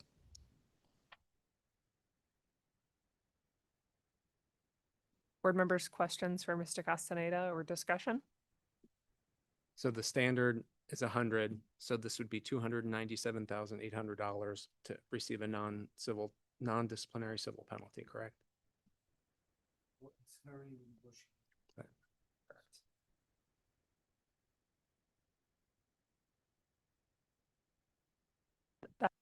That's our customary, yes. Yeah, and this is my motion. I'll second. A motion and a second. Any discussion? Dr. Gandhi?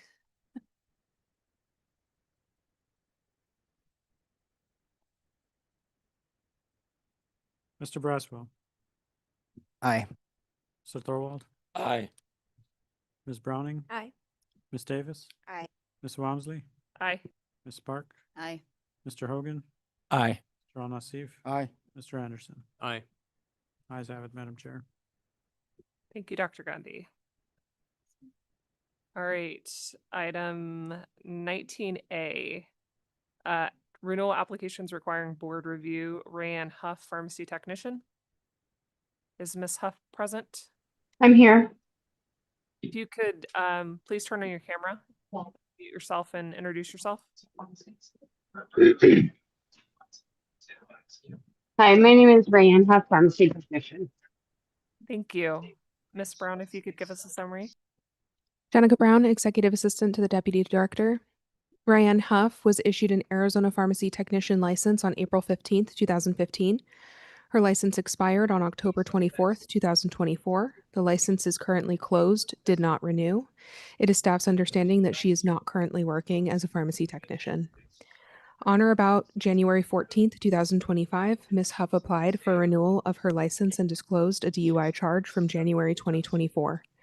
Upon review of the disclosure, staff discovered that Ms. Huff was charged with a second DUI in June 2024, which she did not disclose. The board considered Ms. Huff's renewal application during the April 2025 board meeting and voted to table her application and issue an interim order for an evaluation. The interim order was executed on April 24th, 2025, and required Ms. Huff to undergo an evaluation within 60 days. Ms. Huff contacted staff on May 14th, 2025, and indicated that she scheduled an appointment with a pre-approved provider for June 4th, 2025. On June 4th, Ms. Huff contacted staff and stated that she could not afford to do the evaluation. Staff responded to Ms. Huff and advised that she has the option to explore alternative evaluators that may be more cost-effective. Ms. Huff responded and indicated she checked all her avenues and found the cheapest route and she can't afford it. Staff reminded her that she had 60 days from the date of the order to complete the evaluation, and if she changed her mind, to contact the board office. Ms. Huff did not respond to staff. On June 4th, 2025, the pre-approved evaluator that Ms. Huff initially scheduled an appointment with contacted board staff and PAPA to discuss Ms. Huff's inability to afford the cost of the evaluation and his desire to come to some form of agreement that would allow for her to complete the evaluation. The communication is included in the board's files for review and consideration. Ultimately, PAPA advised that they contacted Ms. Huff to explain her options, and Ms. Huff indicated that she was aware of the support PAPA had available, but still did not feel comfortable or able to continue the evaluation due to the cost. According to PAPA, she indicated that she was intentionally not going to complete this step. This matter is being returned to the board to determine next steps with respect to Ms. Huff's renewal application, noting her non-compliance with the interim order. Thank you, Ms. Brown. Ms. Huff, would you like to address the board before we proceed with questions for you? Yeah, just to touch on it a little bit, I did try to check out, any avenue I could to be in compliance with what you guys were requesting that I did in order for me to renew my license. Before I was in connection with PAPA, some of the counselors that were approved to you guys were going to cost me, $2,500, and it's not something I can afford. And then through PAPA, which was a much better option, but still unfortunately not something that I was able to afford at the time. because it was going to cost me, I believe it was $1,500. And and the only option they gave me was that I could throw down the $500 then, and then in 6 weeks pay the rest of it. And again, I don't have that kind of money right now to be able to complete the things that are being asked of me. And the only other thing that I kind of wanted to add to that is that even though I I am not able to afford the approved through you guys counseling and stuff like that, I am currently doing counseling because I'm trying to get my driver's license back through all this. So I have random UAs, and I am currently doing counseling and stuff that is for my driver's license, but I just want to put that out there too. Thank you. Are you currently working in a pharmacy? No, I am not. Do you wish to keep your license? I do. I've had it since 2014, and I practiced in the pharmacy for, I want to say, like 7 years of that. And it is something that I would like to keep up on if it is possible. Are you going to be able to comply with the terms of this consent agreement? If it's what it was. Order to get the evaluation. Because ultimately we need to make sure that you're safe to practice. That's our duty, is to protect Arizonans, and why we're asking for the evaluation is to make sure that you're safe to practice. Okay. Like I stated before, I've had evaluations through other providers just because of my driver's license. And I'm currently on probation. Like I literally I'm like being watched very closely already. Like so the fact that I have to go through another provider that's where it's I can't afford to do it. So if that's my only option, I guess no, I can't do it. Yes, that's your option. That's the order that we issued, and the expectation is that you comply with those provisions within that order. And if you can't do so, then we can't allow you to practice as a pharmacy technician in Arizona. Okie dokie.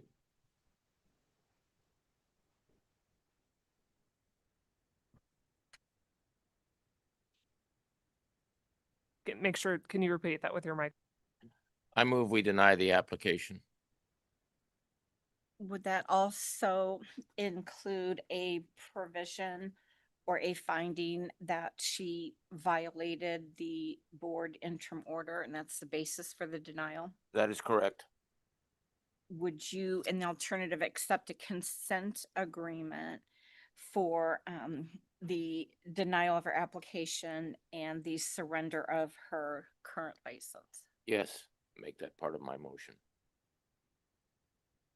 Do I have a second? Second. Any discussion? Does she have a current license This is a renewal. renewal? It expired. Expired, okay. Jenica, did she expire during the pendency of this investigation? No, this is a renewal application. The current status is expired, did not renew, or closed, did not renew. It's kind of like a reinstatement then? It's just a renewal, like a late renewal. Okay. Dr. Gundy? Mr. Braswell, Aye. Thorwald, Aye. Ms. Browning, Aye. Ms. Davis, Aye. Ms. Walmsley, Aye. Ms. Park, Aye.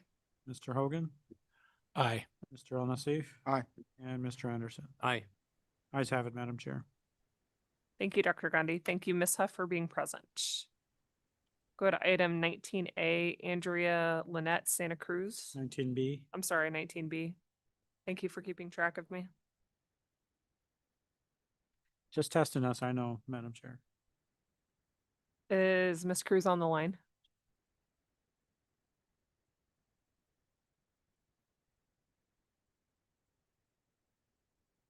I don't see her, Madam Chair.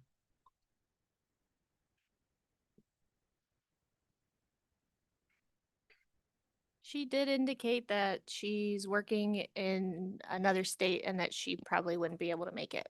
Okay, why don't you go ahead? Good afternoon, board staff and members. Welcome, new face. Make sure you introduce yourself. My name is Allison Okanowski, and I'm a licensing administrator with the Arizona State Board of Pharmacy. Andrea Lynette Santa Cruz was issued a pharmacy technician license on April 12th, 2012, and her license expired on October 31st of 2022. Ms. Santa Cruz applied to renew her pharmacy technician license on April 10th of 2025. Board staff discovered that Ms. Santa Cruz did not disclose an arrest for shoplifting. On January 29th, 2025, Walmart reported a female had been captured on film not scanning items and changing price tags at the self-checkout on 6 separate occasions. She was charged with shoplifting. The state of Arizona dismissed the shoplifting complaint against Ms. Santa Cruz due to the successful completion of a diversion program. When notified of her requested board appearance, Ms. Santa Cruz asked for her application to be withdrawn. Thank you. Board members, questions or discussion? So the request is to withdraw the application? That's what her request That's is. her at this request? point. Yeah. I personally would be okay with it. Are we able to put a hold on her renewal in the event that she tries to renew again? That's the question. Yes, we can do that. Yeah. So I approve the request to withdraw the application. Second. Do you want to make part of your motion also and to put a hold on the renewal? So that way we would have to see her if she Yeah, I doesn't add reapply. this to my motion. I'll add that to my second. Madam Chair, was there a second? I'm sorry. I think the only concern with letting it go is there's no record for other states to identify that there's been an issue in Arizona. If she was to move and try to get licensed somewhere else. Can we report her? We would know if she's licensed in other states, so we can report her to the other Unless she state. applies with us, but she could just go to another state and apply, and there would be no record of what took place here. Because if you let her withdraw, there's no record of discipline or actions that she has done or anything of that nature. But so her license currently is closed, right? Can we? Correct. Can we take any? She's up for Action. a renewal application, which can be denied and can be reportable at that point. So instead of withdrawal, like be denied, okay? That's the other option, yeah. So That- I already that's your- send my motion for now, just. I don't know. I don't think this justifies a denial of a license personally. Could we issue like a letter of concern or something like that? So at least there's something on her file.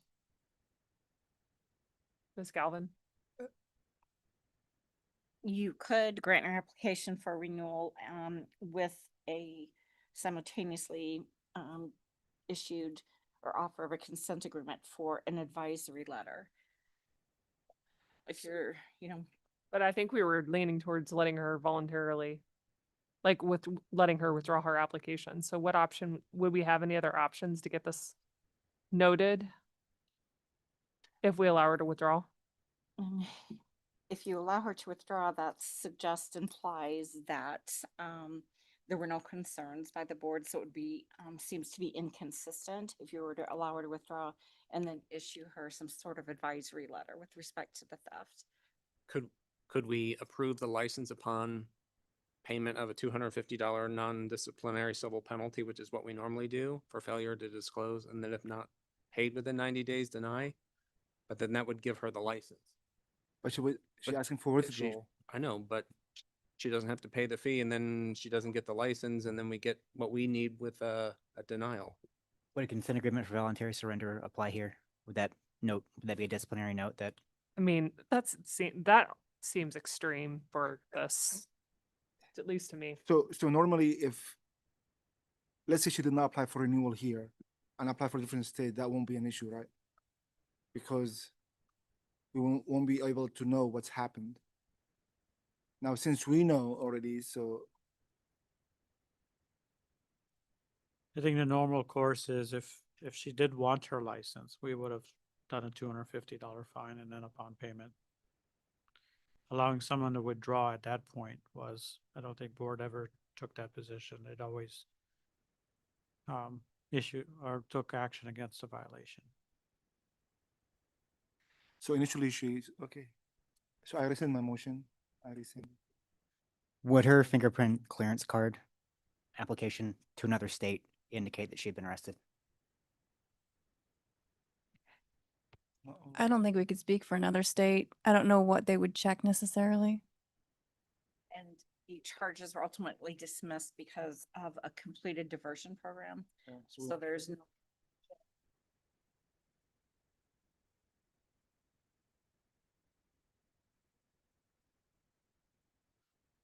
There have been other instances where individuals under your jurisdiction have committed theft and the board took action.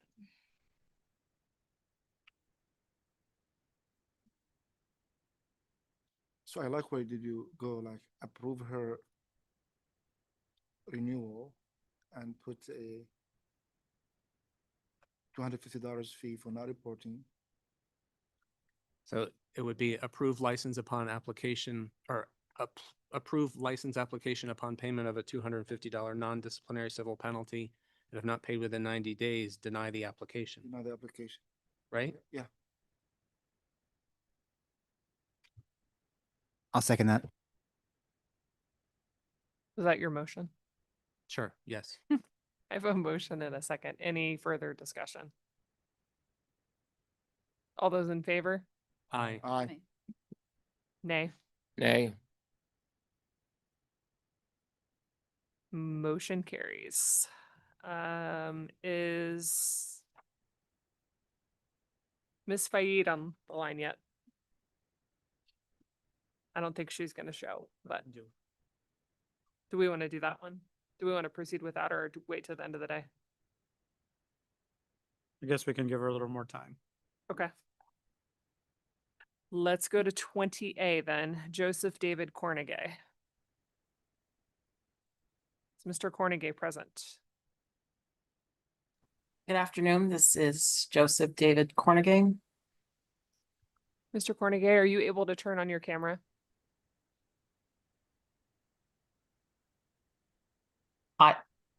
It's not working. Okay, thank you. Ms. Brown, if you could give us a summary. Jenica Brown, Executive Assistant to the Deputy Director. Joseph Cornegay applied for a pharmacy technician license on December 31st, 2024. He previously held an Arizona pharmacy technician trainee license, which expired on December 31st, 2024. On his pharmacy technician application, he disclosed 2 extreme DUI arrests, which occurred within 6 months of each other. The board considered Mr. Cornegay's application for a pharmacy technician license during the April 2025 board meeting and voted to table his application and issue an interim order for an evaluation. The interim order was executed on April 28, 2025, and required Mr. Cornegay to undergo an evaluation within 60 days. Mr. Cornegay notified staff on May 12, 2025, that he scheduled an appointment for July 8, 2025 with a board-approved provider. On July 3, 2025, Mr. Cornegay contacted staff and indicated that he would need to reschedule the evaluation to October 8, 2025 due to financial hardship and unemployment. Staff responded to Mr. Cornegay and informed him that if he did not complete the evaluation that was scheduled for July 8, 2025, the matter would be returning to the board for further consideration. According to the interim order, failure to undergo timely the substance use evaluation may result in the denial of a respondent's application for licensure as a pharmacy technician. This matter is returning to the board for discussion, consideration, and possible action regarding Mr. Cornegay's application, his noncompliance with the timeframes outlined in the interim order, and his request to schedule the evaluation in October of 2025. Thank you, Ms. Brown. Mr. Cornegay, is there anything you'd like to address to the board before we proceed with questions? Yes, I would just like to provide a brief explanation. So I had informed that I was to undergo the evaluation on July 8th, 2025. But unfortunately, 1 month prior to that, I was incarcerated, not on any new incident, but the same incidences that I disclosed. So this was a term of sentence. A court had initially allowed me the opportunity to maintain full-time employment while also serving that term of confinement. So at the time, there was no conflict with proceeding with the evaluation on that date. However, I was informed that I was no longer eligible for that benefit, and that is what ultimately led to me experiencing a period of unemployment. That's what caused me to not be able to undergo the evaluation on that date. That's what led to the short notice of providing staff that I couldn't undergo it on that date. That is also the reason I have requested to reschedule that. However, I would like to inform that I have maintained communication with the agency, and we had negotiated a time or a date and time of October 8th, 2025 at 1 p.m. to continue with that evaluation. So essentially, my request to the board is if it can be taken into consideration that there are still good faith efforts here to comply with orders, and that I'm not attempting or willfully disobeying any orders that have been imposed or state statute, but rather this was an unexpected event. And of course, I take full responsibility, but I ask that this not be considered a willful failure to comply. Thank you. Thank you for that, Mr. Cornegay. Ms. Brown, he is a new applicant, so he's not currently practicing as a technician. That is my understanding. Mr. Cornegay, are you working in a pharmacy? Yes, but I don't practice as a technician.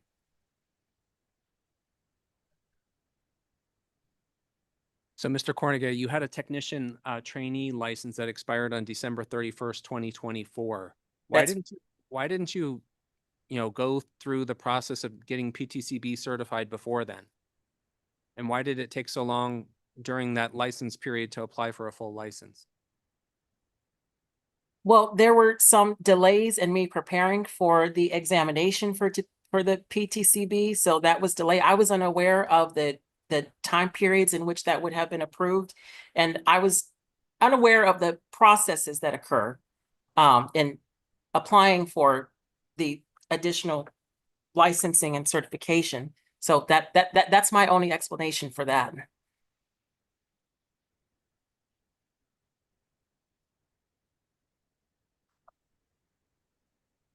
Thank you, Mr. Cornegay. So while you were licensed as a pharmacy technician trainee, you had a duty to report these DUIs, and we didn't hear about them until you applied for a full technician license. Is there a reason why you didn't report those DUIs when you had a technician trainee license, as was your requirement?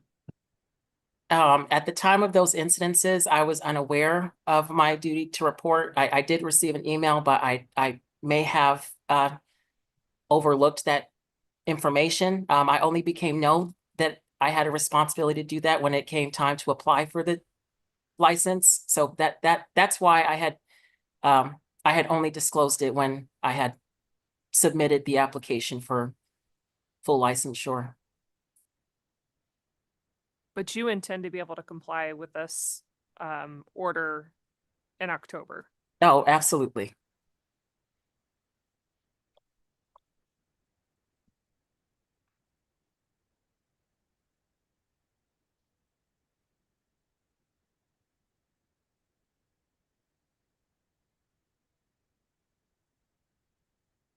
Okay, so normally if somebody get more than one DUI within 5 years, so we have to go through evaluation. That's what he's asking for, is Yeah. an extension for the evaluation. Yeah, that's what I'm thinking. So I'm personally okay I with believe that's why, I mean, I don't see an issue. I'm personally okay with extending it for the 2 months. Yeah. I'm also okay with extending. We wouldn't be issuing his license today, correct? It would be an extension of the order, and then we would review that after we have the evaluator's notes. That is correct. Once he completes the evaluation and the report is transmitted to the staff, we will agendize it for the next board meeting for consideration. Madam Chairman, if I may, if you are inclined to grant his extension to October 8th to complete the evaluation, would you also want to make part of the motion that if he fails to meet that deadline and have the evaluation completed on that date that is scheduled, then the application would be denied? That's fair.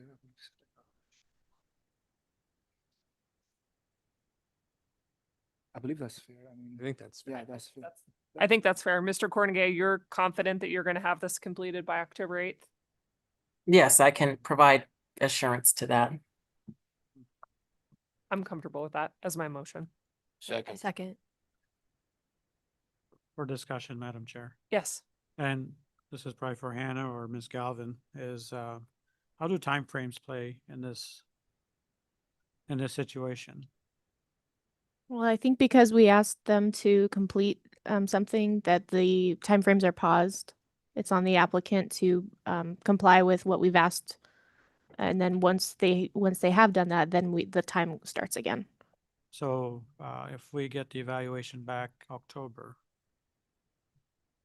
the next meeting is December, Yeah. and it starts the day we get the evaluation back, are we going to exceed our time frame?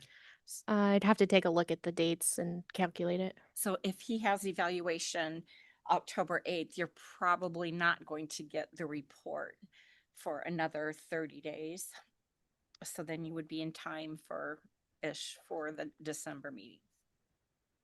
I think we'll probably be within timeframes if we ask perhaps if the applicant would be willing to extend the 120-day substantive review period, because we can extend it for 45 days.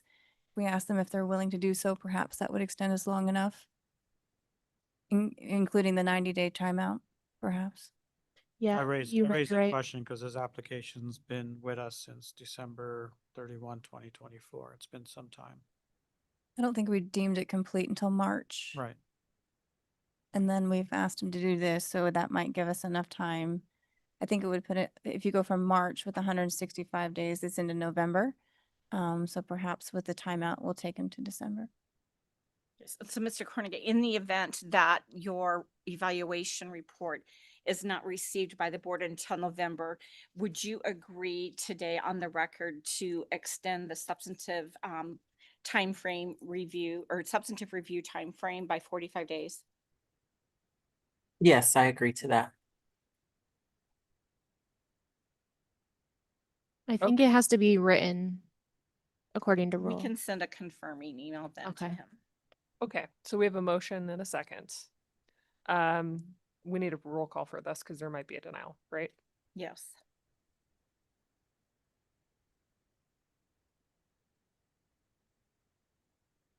Okay, Mr. Braswell, Aye. Mr. Thorwald, Aye. Ms. Browning, Aye. Ms. Davis, Aye. Ms. Walmsley, Aye. Ms. Spark, Aye. Mr. Hogan, Aye. Mr. Al-Nassif, Aye. Mr. Anderson. Aye. Ayes have it, Madam Chair. Thank you, Dr. Gandhi. Thank you for being present, Mr. Cornegay. Thank you. Let's take a bio break because I think the next one is probably going to take a few minutes. Let's come back at 2:45.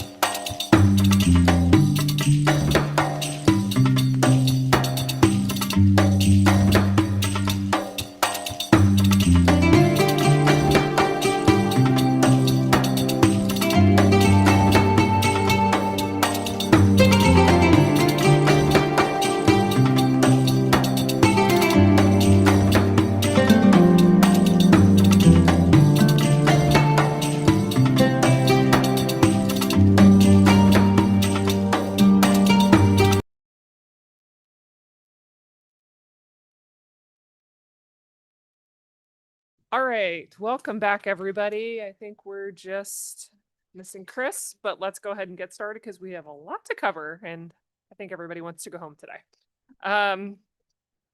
Let's go to 20B, Erica Wenzel, pharmacy technician applicant. Good afternoon. If you could please introduce yourself. Hi, I'm Erica Wenzel. I am a pharmacy technician trainee. Thank you. Ms. Brown, if you'd like to do the summary. Jenica Brown, Executive Assistant to the Deputy Director. Erica Wenzel applied for an Arizona Pharmacy Technician license on December 22nd, 2024.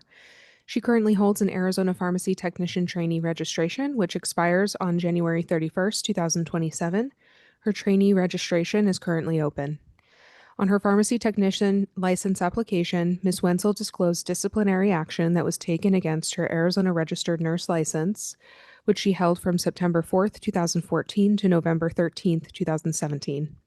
According to the documentation supplied by Ms. Wenzel, she was the subject of a Board of Nursing investigation after a complaint was submitted by her employer indicating that she resigned upon being asked to submit to for-cause fitness for duty testing. Ms. Wenzel subsequently entered into a stipulated agreement in February 2017 with the Board of Nursing for 3 years participation in the board's alternative discipline program. In March 2017, Ms. Wenzel tested positive for an illegal substance and alcohol.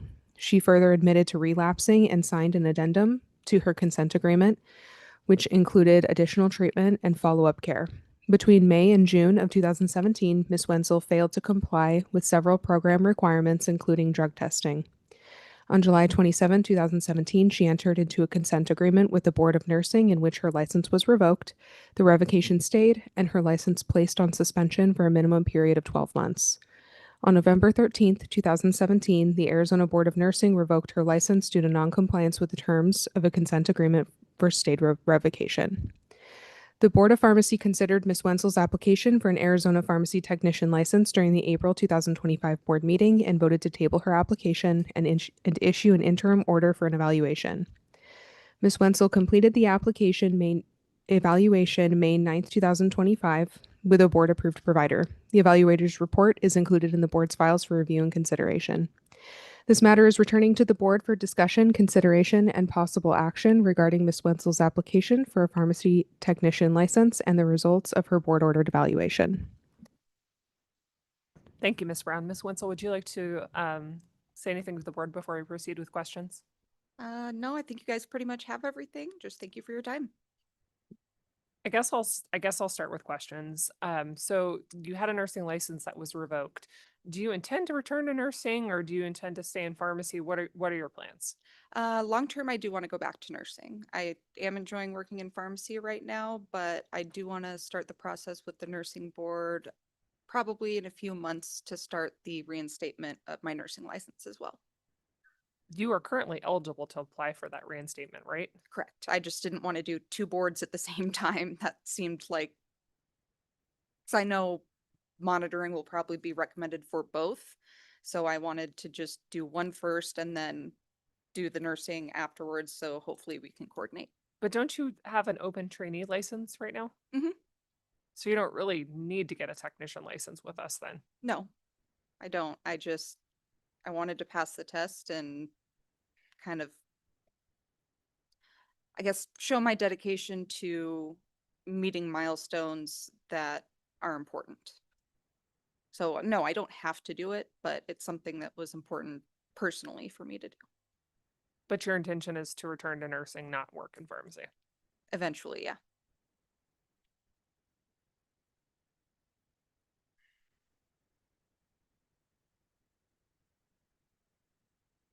Based on the recommendations of the evaluator, could we offer her a 5-year PAPA contract with monitoring and approve the license?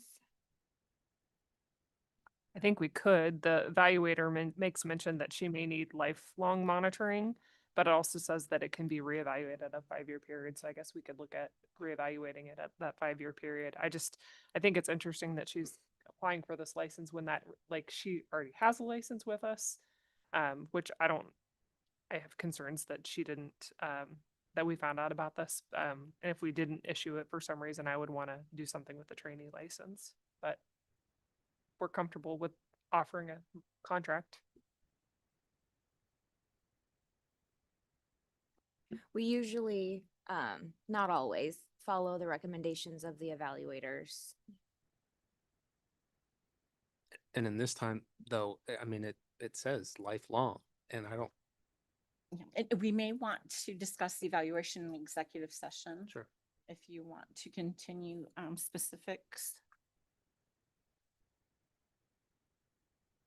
But not to get into the evaluation, but I think it does say lifelong, but very next line, I think it says evaluate in 5 years. And this matter will have to come back before us in 5 years anyways. And at that time, we could take a look at what the evaluator's assessment is. Have you done any discovery with the nursing board yet, whether or not they would accept a contract monitoring under a different board, or do you have to go through the Can-Do program again? What sort of? That I'm sorry to interrupt you. I don't know for sure yet. I know the evaluator that I worked with that was approved by the pharmacy board also does evaluations for the nursing board. He said that their monitoring is nursing board's monitoring is typically stricter, but that I should be able to, or it's not unreasonable to expect that if I start monitoring with the pharmacy board and then start the process with the nursing board, that hopefully we can do one program that will suffice for both, whether that's the pharmacy program or the nursing program. So I guess at the end of the day, would you want, I mean, if everything continues to go well, your recovery continues to go well, would you want to keep your pharmacy technician license active along with a registered nurse license, and maintain both licenses? I guess I don't need to. Once I start that process with the nursing board, or once I get back into nursing, I don't need to keep my pharmacy technician license.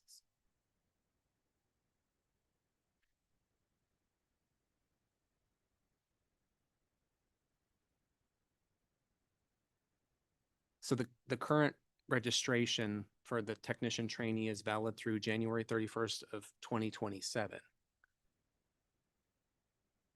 I'm happy staying as a trainee if that would be the board's preference. At this point, though, I would still want some level Right. of monitoring anyways, Because- because we know this now. Correct.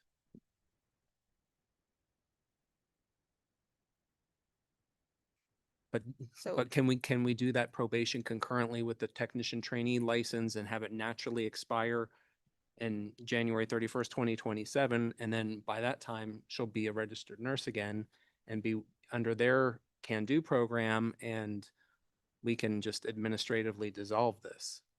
She wouldn't have to come back in front of us because she was no longer a pharmacy technician. Right?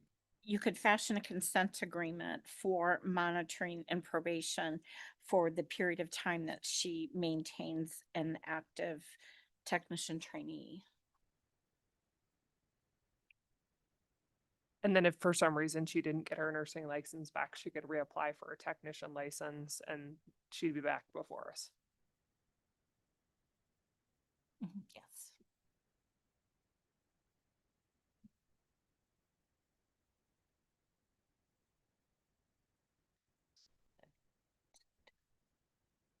Somebody.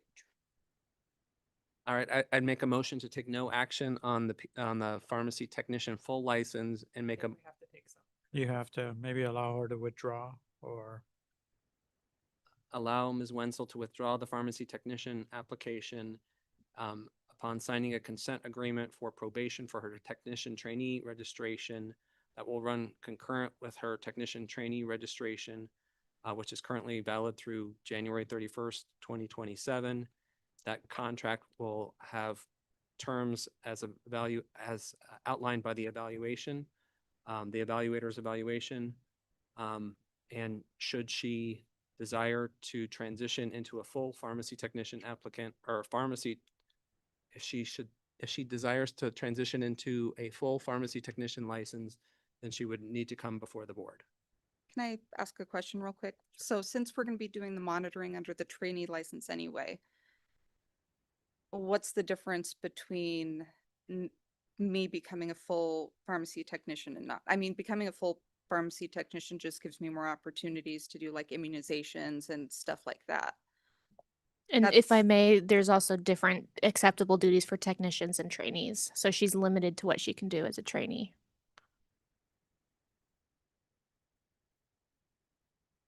So if a technician license, a full technician license is issued, when does that expire?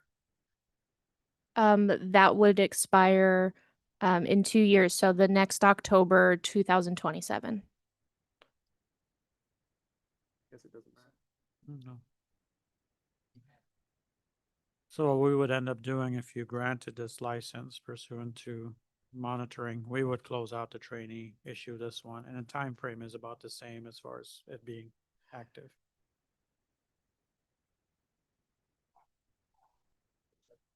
Do I have to? Okay, so, Go ahead and withdraw. all right, I'll your withdraw motion. that. And then the motion would be to grant her application for a pharmacy technician, issue a consent agreement upon signing a consent agreement for probation and monitoring as recommended by the evaluator. Do we want to are we going to continue that for that 5-year period, or we just want to do this for the one license cycle, knowing that she's going to transition out of our profession? Or I guess I would But we want to don't do know. it for the 5 anyways. Let's do because- the 5. And if it's not necessary, then okay. Yeah, we can terminate it if she goes to nursing. and she closed her license. So After works for me. All right, I'll make that my motion, what Ms. Galvin stated. And I second. A motion in a second. Any discussion? Dr. Gandhi, Mr. Braswell, Aye. Mr. Thorwald, Aye. Ms. Browning, Aye. Ms. Davis, Aye. Ms. Wamsley, aye. Ms. Park, Aye. Mr. Hogan, Aye. Mr. Al-Nassif, aye. Mr. Anderson. Aye. Ayes have it, Madam Chair. Thank you for being present. Go to 20C, Patrick James Bigley.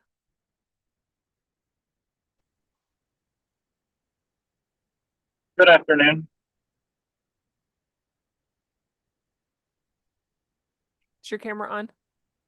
Okay, I couldn't. Yeah, it is on. Okay, thank you. If you could please introduce yourself for the record. Yeah, my name is Patrick. I'm a pharmacist. And Mr. Jimmy, I Jimmy. think you're gonna Yeah. do the summary. Yes, Jordan Jimmy, licensed administrator. On May 19, 2025, Patrick James Bigley applied for a pharmacist licensure by reciprocity. Mr. Bigley failed to disclose a 2021 misdemeanor for disorderly conduct. The circumstances which led to Mr. Bigley's criminal charge are unknown. Mr. Bigley indicated that this record was expunged and insisted that he was not required to disclose the 2021 misdemeanor. Thank you, Mr. Jimmy. Mr. Bigley, would you like to address the board before we proceed with questions? No, I just I apologize for the confusion with thinking that I did not have to disclose that. I had disclosed it to the NABP as it said things that were expunged were required to disclose to them, and my interpretation of your guys' law made me feel like I did not need to disclose it. So I do apologize for the confusion, but I have since provided, I believe, all the necessary documentation required.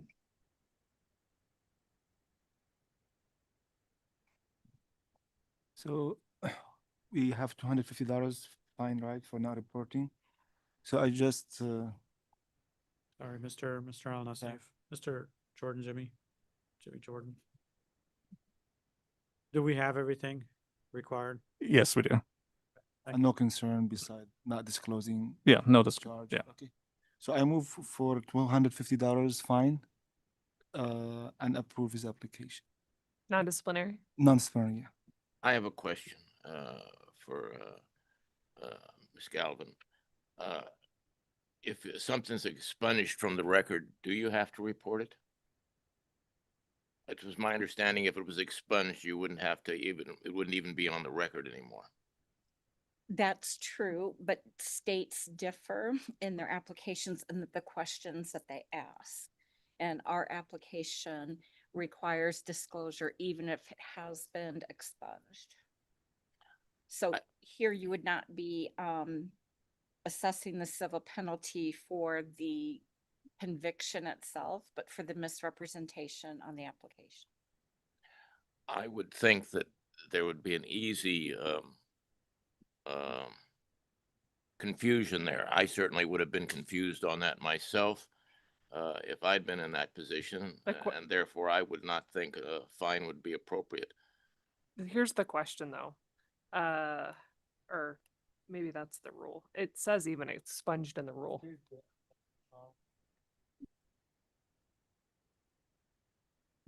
May I, or am I not up for discussion anymore? I apologize. No, we're discussing at this point. I'm sorry. Thank you.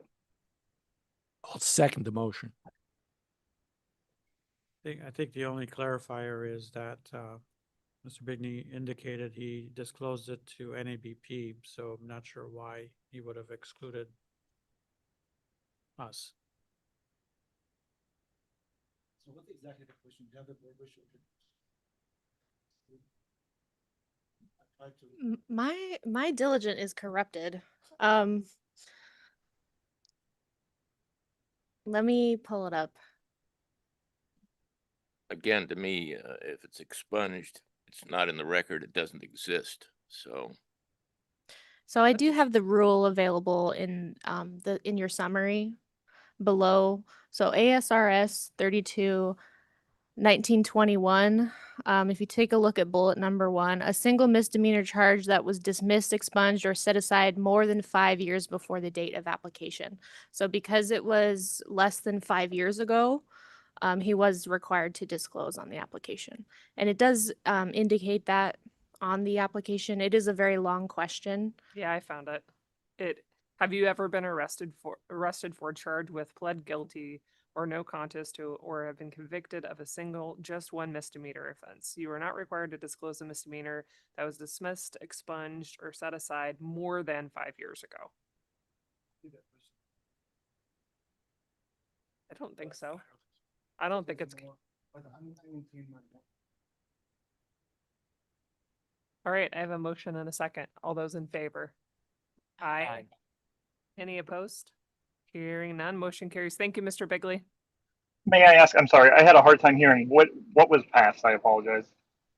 We are going to grant your license pursuant to your payment of a $250 civil penalty that will be non-disciplinary.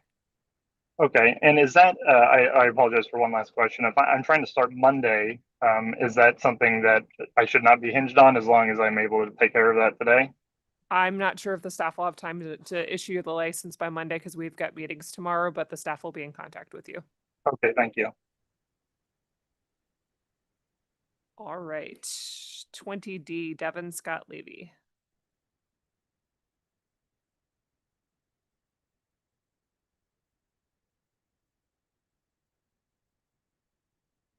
Hi, if you could please introduce yourself. Hi, my name is Devin Scott Levy. I'm a pharmacy trainee, tech trainee. Sorry, I'm super nervous. That's okay. Ms. Favela, if you could give us a summary. Sure. Alexandra Favela, licensing administrator. Devin Scott Levy holds a pharmacy technician training registration that expires on February 28th, 2027. He applied for a pharmacy technician license on March 4th, 2025. Mr. Levy failed to disclose 3 separate convictions on his application: malicious mischief in 2003, misdemeanor assault in 2004, and felony assault in 2004. Unfortunately, police reports were unavailable and the circumstances surrounding these charges are unknown. However, court records confirm all court-ordered requirements were completed and the cases were closed. Mr. Levy, would you like to say anything to the board before we proceed with questions? Yeah, I'm sorry that that information didn't come in right away. It certainly wasn't motivated by trying to usurp anything or keep anything from the board. You guys are welcome to all of my information, anything that you guys need.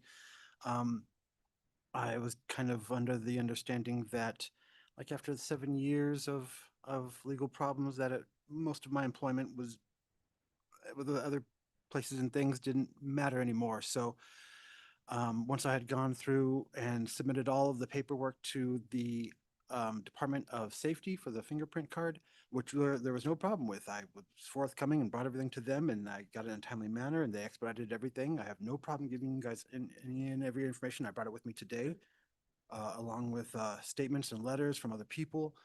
And I'm sorry that it slowed down and there was a miscommunication about what I had submitted. And I was resubmitting the same thing over and over, and there was confusion there. So when it was clear to me that I hadn't submitted it all properly, that I just went to those entities and submitted them as quickly as I could. And I have a string of emails that show the times if you need that.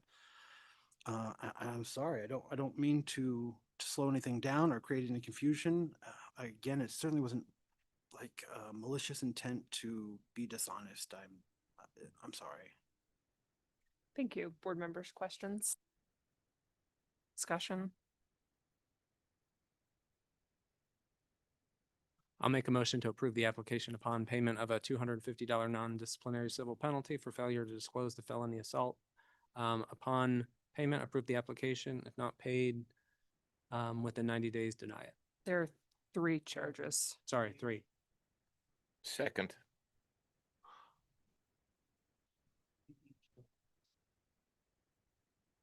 Was it one failure to report? There was 3 charges that were not. And it looks like they were separate incidents. 2 might have been the same, but On the same application? one application, but typically we've done multiple fines for multiple failures. So reading this, a single misdemeanor charge that was dismissed or expunged or set aside more than 5 years ago before the date of the application. So the misdemeanors weren't set aside or expunged? They're dismissed. If you go down to C, it says if there's multiple of those charges, you have to disclose.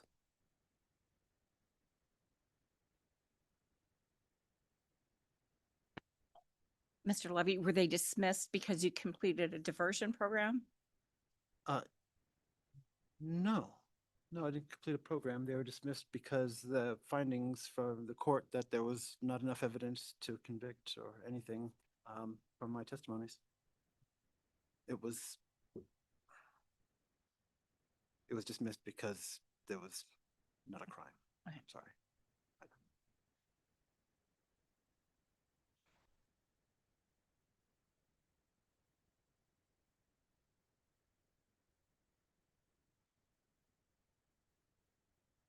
That's a good point. If something was dismissed, there's nothing to report? The question asks if you were ever arrested or Arrested. charged Not, or convicted. So he was charged. but not convicted. Okay. But it also says expunged or set aside, dismissed, expunged, or set aside more than 5 years before the date of the application. So it sounds like those misdemeanors don't need to be reported. And that's why on my notes here, I only wrote the felony assault was the one that needed to be disclosed.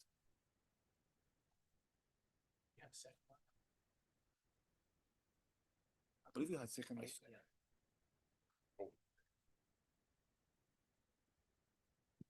So it'll just be the one charge, the 250? Okay. All right, I have a motion and a second. Any further discussion? All those in favor? Aye. Any opposed?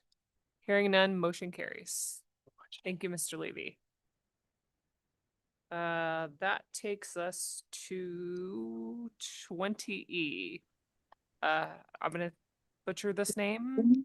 Chetan Kumar Vishnanubi Patel. Present. I'm here. If you could please say your name for me, since I'm sure I butchered it. Chetan Kumar Vishnubai Patel. Okay, thank you. Ms. Perez, are you going to do the summary for us? Yes, I am. Hello, board members. Bridget Perez, a licensing administrator for Arizona State Board of Pharmacy. Mr. Patel applied for a pharmacist licensure by reciprocity on May 11th, 2025. Mr. Patel disclosed discipline on his Nevada pharmacist license. On or about December 27th, 2010, Mr. Patel filled a prescription for metoprolol 50 milligrams instead of 25 milligrams. Once the patient confirmed the error with their doctor, the patient returned to the pharmacy to get the correct prescription filled.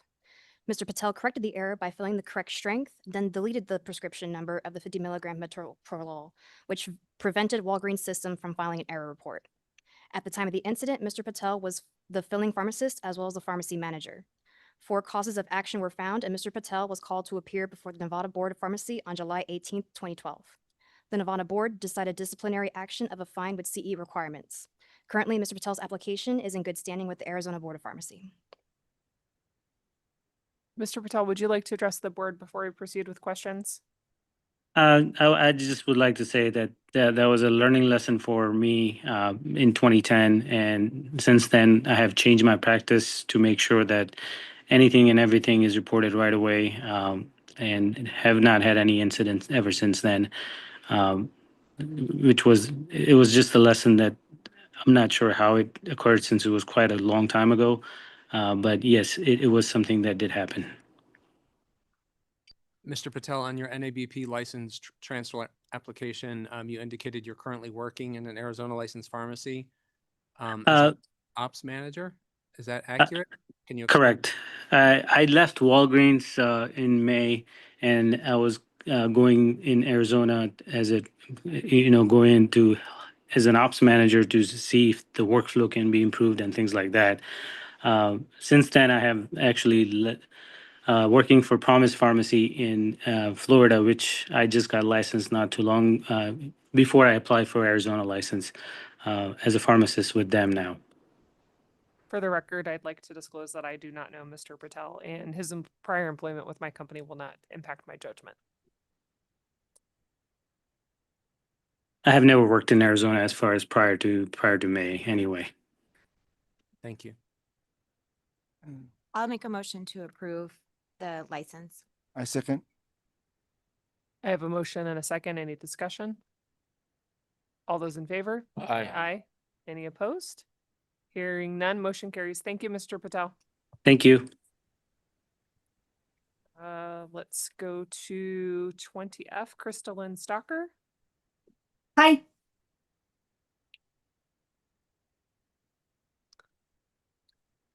Did that.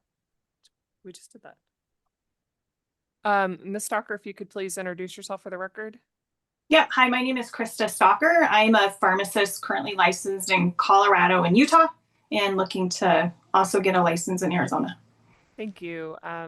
Ms. Castro, if you'd like to give a summary. Christina Castro, Licensing Administrator.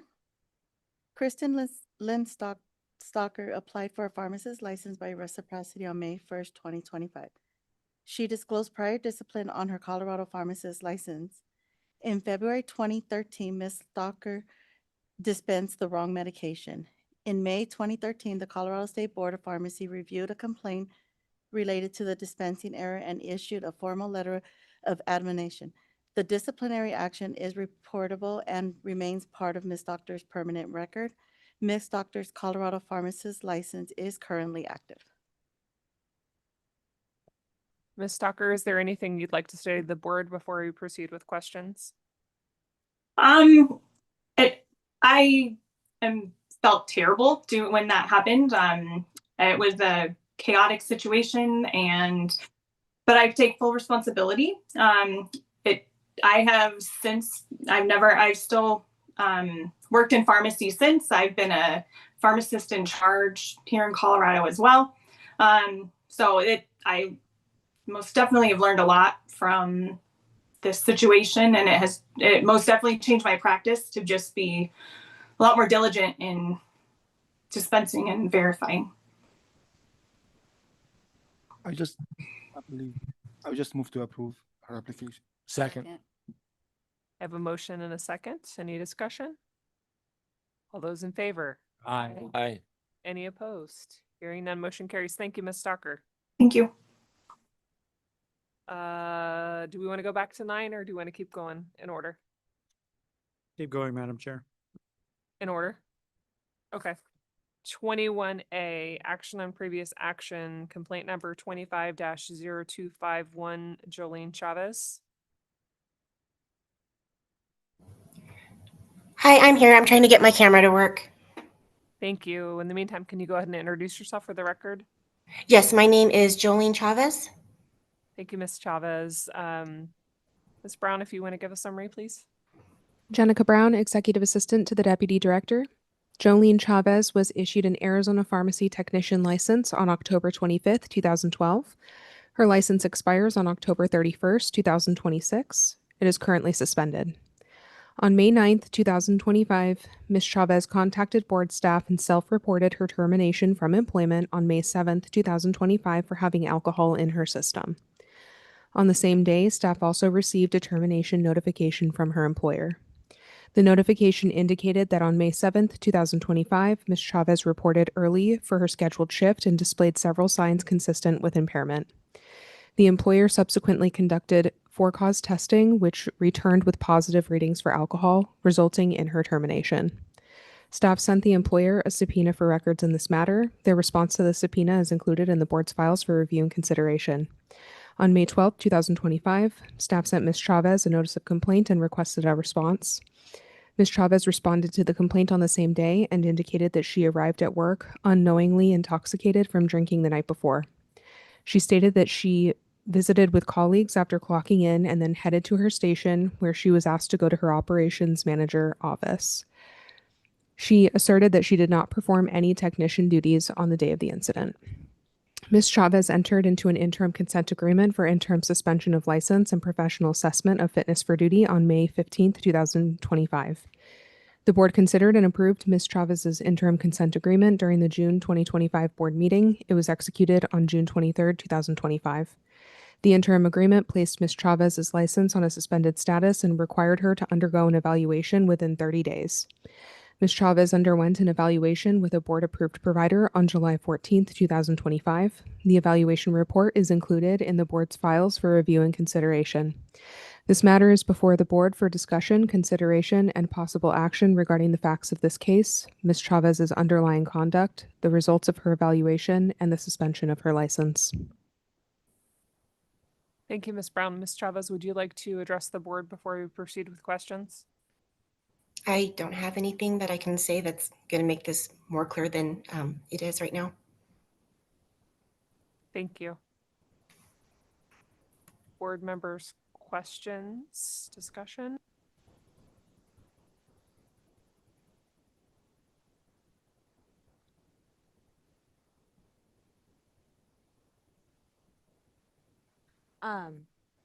I'm comfortable with reinstating her license if we institute the recommendations that were recommended by the evaluator. I'm not sure how to frame that. Does that require a contract with Papa?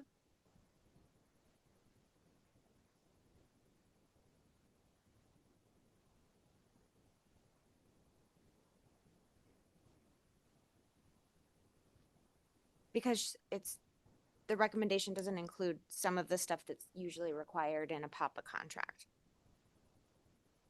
So could we just offer a consent agreement for probation for the 1 year to include recommendations from the evaluator? It would require some sort of contract with an entity.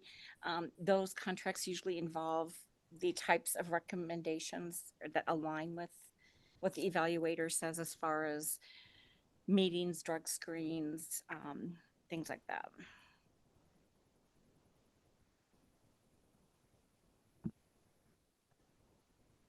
She would have the option to enter into a contract with any kind of board approved monitoring agency. And they would have to provide assurance to the board staff that they can comply with the agreement. All right, I'll give it a stab. Motion to offer a consent agreement for probation for 1 year to include quarterly reports from a board-approved monitoring program and adhere to the recommendations of the evaluator, must make written request for probation to be lifted at the conclusion of probation term and appear in front of the board for probation to be lifted. Once signed, lift suspension. That's my motion. Second. I have a motion and a second. Ms. Galvin, is the motion in order? Your evaluator referenced typically 6 months for these restrictions. The motion is for 1 year. Is that correct? It was.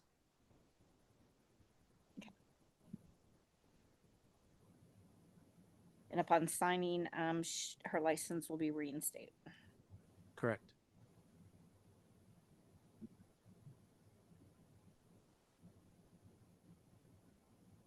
Go ahead. Mr. Braswell, Aye. Mr. Thorwald, Aye. Ms. Browning, Aye. Ms. Davis, Aye. Ms. Walmsley, Aye. Ms. Park, Aye. Mr. Hogan, Aye. Mr. Al Nassif, Aye. Mr. Anderson. Aye. Ayes have it, Madam Chair. Thank you, Ms. Chavez, for appearing. Okay, thank you guys for your time. Move on to conferences. 22A, complaint number 25-0151, Vital Care Infusion Services of Scottsdale and Kristen Stevens. Welcome. If you could please introduce yourselves for the record.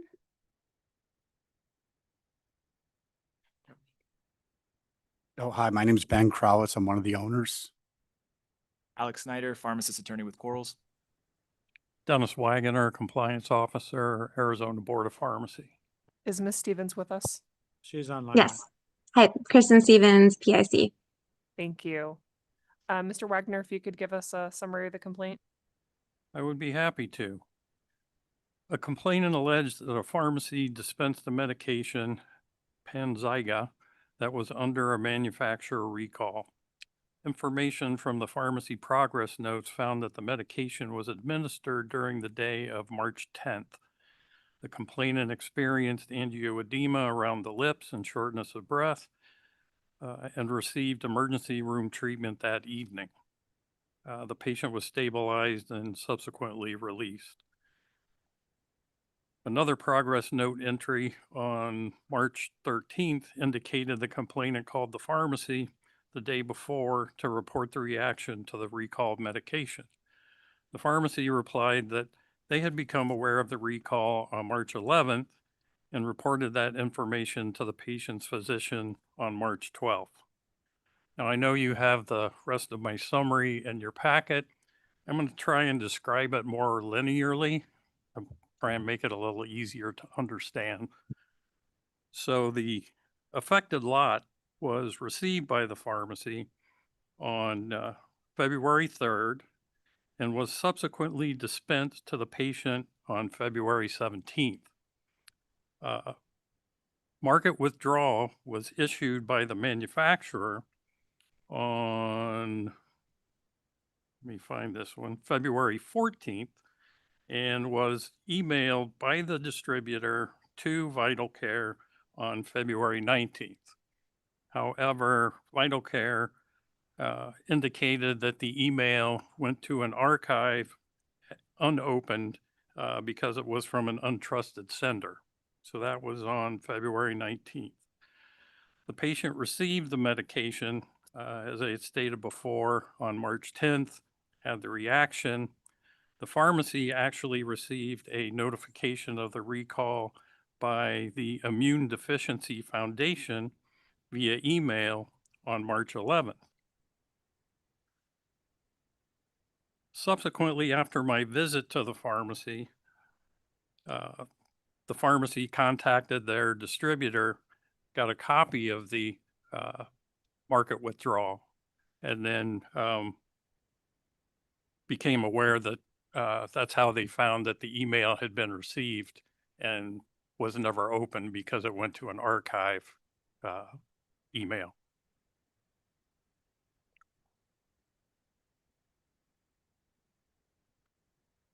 Thank you, Mr. Wagner. Would either of you wish to address the board? Yes, so I'm going to start by addressing the board. So first of all, thank you guys, members of the board, for allowing us to appear before you today. Before we kind of get into the facts, I just want to reiterate that both the permittee and the licensee have no prior discipline. And this could be evidenced by the most recent inspection that occurred after this event and before this meeting on May 21st of 2025, conducted by Mr. Wagner. He visited the facility and they passed the inspection without any violations or issues noted.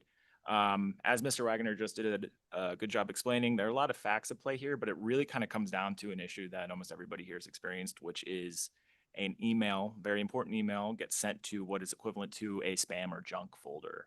Pfizer issued that voluntary manufacturer recall on February 14th, 2025. Pfizer then sent this to the supplier, the distributor for Vital Care, on February 19th, notifying their clients of the recall. Unfortunately, this was only sent to the permittee's president, Ben, directly to my right here.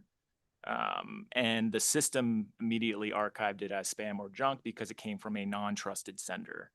Unfortunately, the recall notice, and it did not go to any of the day-to-day operational staff, any of the pharmacists, or any of the clinical team.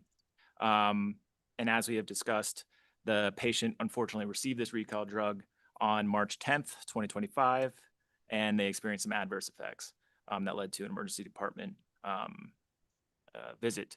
The pharmacy was in fact in touch with the patient as soon as they became aware of the emergency department visit, even before they were aware of the recall, just kind of following up and treating it as an ADR situation. But then they became aware of the recall after business hours. An email was sent to the pharmacy personnel from this Immune Deficiency Foundation, which is basically a third-party entity. So they, as soon as that happened, they began the process of the remedial action. And by the time the patient contacted them, they were still in that process and they had not had time to identify the patient and really talk to her and figure out basically what was happening.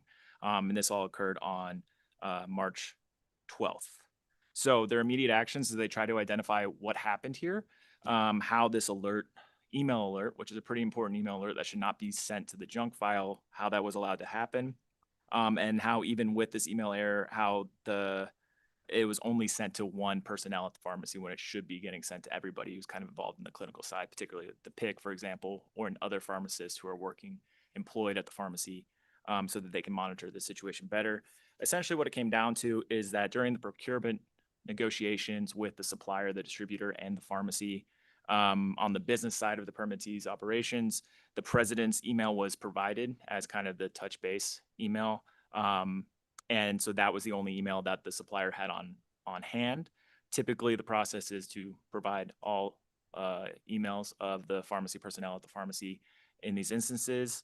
And that the email was sent not from a personnel email or an email attached to any one person, but kind of from this auto-generated email alert system. Think of kind of like a no reply email that usually gets sent out like that, a broad spanning alert. So since that time, once they kind of identified the issue, they took a series of corrective actions. A lot of those have happened since the complaint review committee that occurred in June, when they originally, when the board or the complaint review committee considered this and decided to go for conference. So first they paid the medical bills for the patient in question without any stipulations attached. That was finalized and sent to the patient on July 30th, 2025. They went to revise their recall policy to do their best to make sure that this does not happen again. That was finalized on August 12th, 2025. And then after that, the next day, they went through a retraining process of all pharmacy personnel at the pharmacy on August 13th. And we can provide documentation evidencing those corrective actions as needed to the board and board staff if needed. So now, because I think it's important that the pharmacist in charge kind of discusses a little bit more of the day-to-day operational staff, I'll turn it over to Kristen to kind of talk about the corrective actions themselves from a pharmacy operations perspective and kind of what it looks like on a day-to-day. So, Kristen? All right. Hi, ladies and gentlemen of the board. Thank you so much for meeting with us. I did watch the complaint review committee and saw a lot of your faces when you saw the plethora of information that was in front of you guys. And patient safety is by far the number one thing in pharmacy. We take it very seriously. We have excellent documentation, excellent record keeping. We have a binder color coded basically for everything. Mr. Wagner can attest to that when he comes. He has full access to that. And for our recall policy to obviously be initiated, we have to be notified that there is a recall. And that is where there was this one up. And for whatever reason, the only email on that was to Ben, our owner. So once that was identified, the pharmacy found out about 3 to 4 weeks after, when the Immune Deficiency Foundation had sent me an email just to my personal. It was after hours on the 11th. So the pharmacy, we didn't really see it until Wednesday morning, the 12th. So at first we treated it like an ADR. Once we found out that it was a recall, we looked at our inventory to make sure we didn't have any on the shelf, looked through our lots dispensed to make sure, if any were dispensed and where they went to, did identify that there was one single vial lot that was dispensed to this patient, which is the one that unfortunately received the dose 2 days later and went to the ER to be evaluated. So we reached out to, the physician's office to let them know that they did receive a recalled product. And then in the process of reaching out to the patient, the physician's office had called her or notified her somehow, and she had called us to let us know. And it was just a miscommunication where she had called us before we got to call her. So that's kind of how this whole thing came to be. But since then, we've also revised our recall policy to have a designated person, to have a time limit. It said a timely notification. We did put in a 24-hour stipulation within when we're notified to call the patient, the prescriber.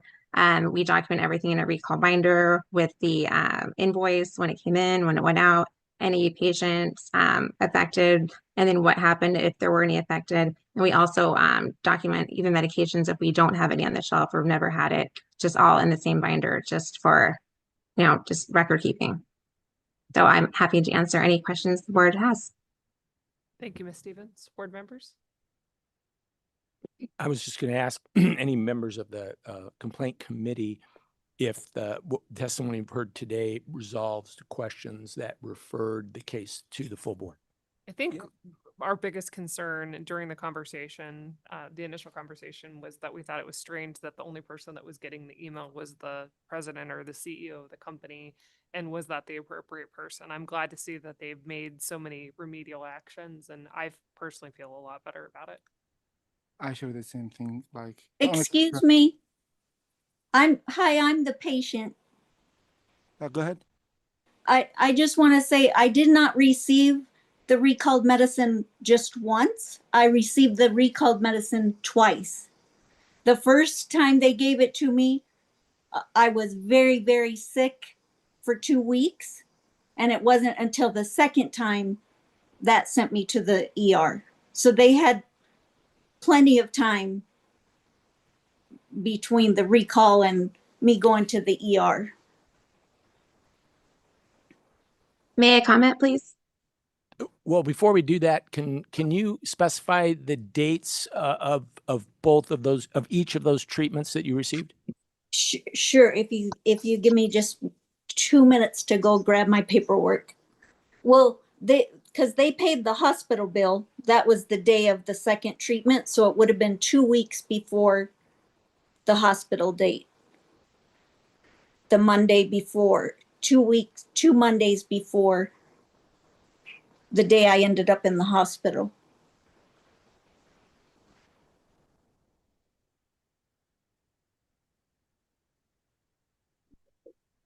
So I had the medicine 6 days after the recall the first time. And then it was 2 more weeks after that I got the second one that sent me to the ER.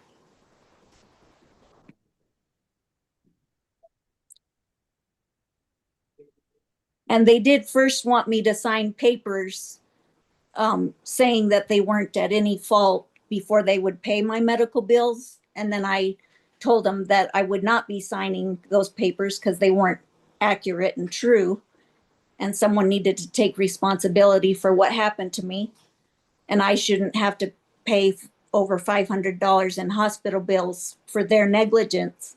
And it wasn't until I told them I was going to send that letter to you that they decided that they would write me a check without me signing.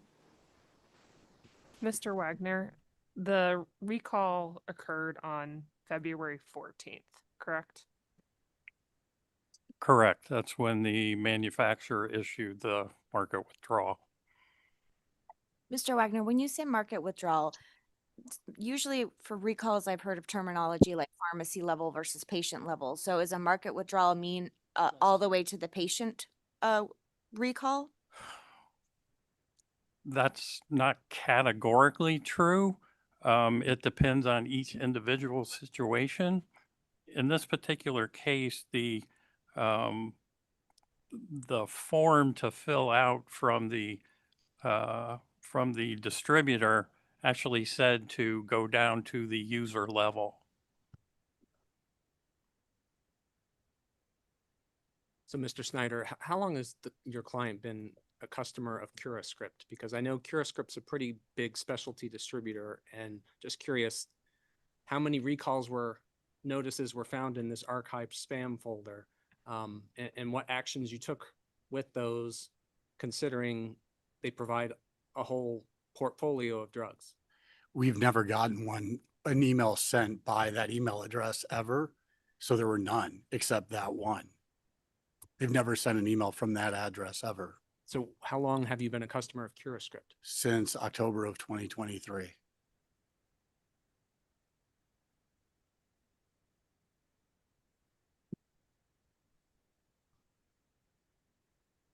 Madam Chair, if I may ask a question, and I don't practice, I haven't practiced in a long time. But if there's such a recall and it's a pretty severe recall, I'm sure manufacturers are obligated not only to email, but also mail a recall letter. So even though this may have gone to a spam folder, there should have been a hard copy that followed soon after, I would think. That's what we thought as well. We thought that would happen as well, and it didn't. So I know your corrective action plan has resolved the spam folder issue. Just a question, and I know personally I use a recall management system that gets sources from all different sorts of vendors and manages it electronically and alerts us. Have you looked at other technologies to look at how vendors can be aggregated into recall management systems? And I'm sure the major chains have this too. I'm not sure, but Again, they send emails all the time, CuraScript, to everybody in the pharmacy. They've never sent us an email from that email address, ever. That's why we didn't even know about it or had even seen it.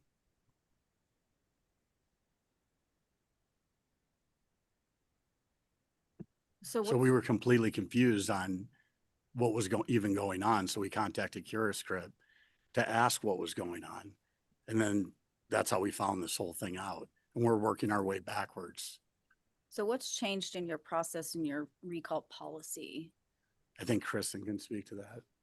So the product, it was for an IV immune globulin product. So it wasn't your typical metoprolol or whatnot that you're receiving all the time. So this was the first recall since we've been with CuraScript that they've had on a product like this. So that's, unfortunately, I will go to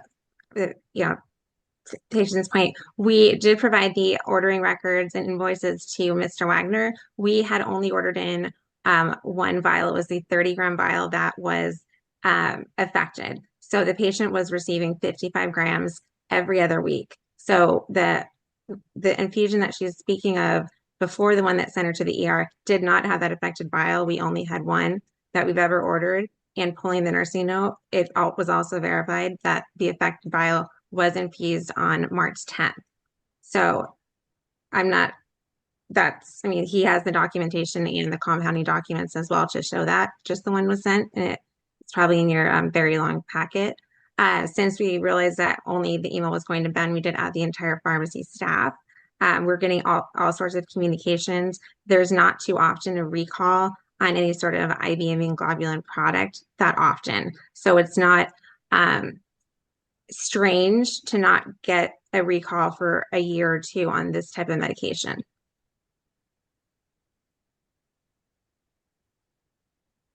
I'm a little bit with Mr. Anderson and Ms. Spark. I personally have signed up for recall notifications from the FDA and the California Board of Pharmacy and get, I don't even know how many emails about recalls every day. So I think that the progress you guys have made in updating the system is good, but I do think there's other things that you could potentially do to make sure that you get notification of these kind of recalls. Absolutely. The entire pharmacy did also sign up for the Immune Deficiency Foundation notifications and recalls. We also did sign up for the FDA notifications. So we're getting notifications from various different entities as, kind of a back check.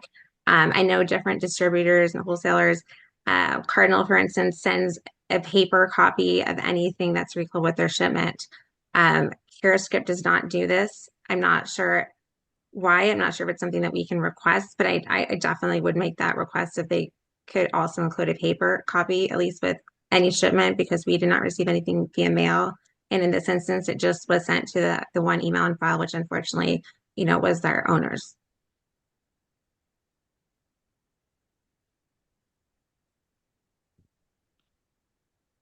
When you guys spoke to CuraScript, did they say they only sent the email? Like they confirmed they didn't send any mail or any other correspondence? Correct. They said they just sent an email. And it was just to Ben's email address. And that's when we added everybody on there. And I can, submit that to you guys. I think Janice might have it, but I can submit that as well if needed. So Mr. Wagner, they made a mention that they created a new and revised recall binder. Did you have a chance to look at that on your most recent visit? No, I think that was done after my inspection. So yeah, his inspection occurred on May 21st, 2025. That was finalized just recently, August 12th. So just a couple weeks ago, the revised recall policy.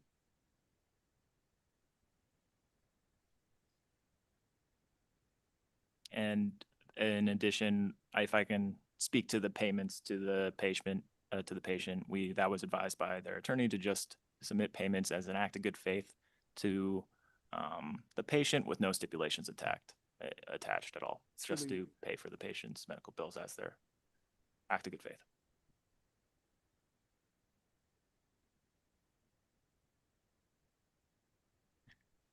The whole recall system is disconnected. Like I've seen like manufacturers send letter dated like week ago, and I see sometime wholesaler send a letter ahead of the manufacturer, different date. It is all disconnected. You know what I mean? Like, so that's why like having different sources of this information will be more beneficial.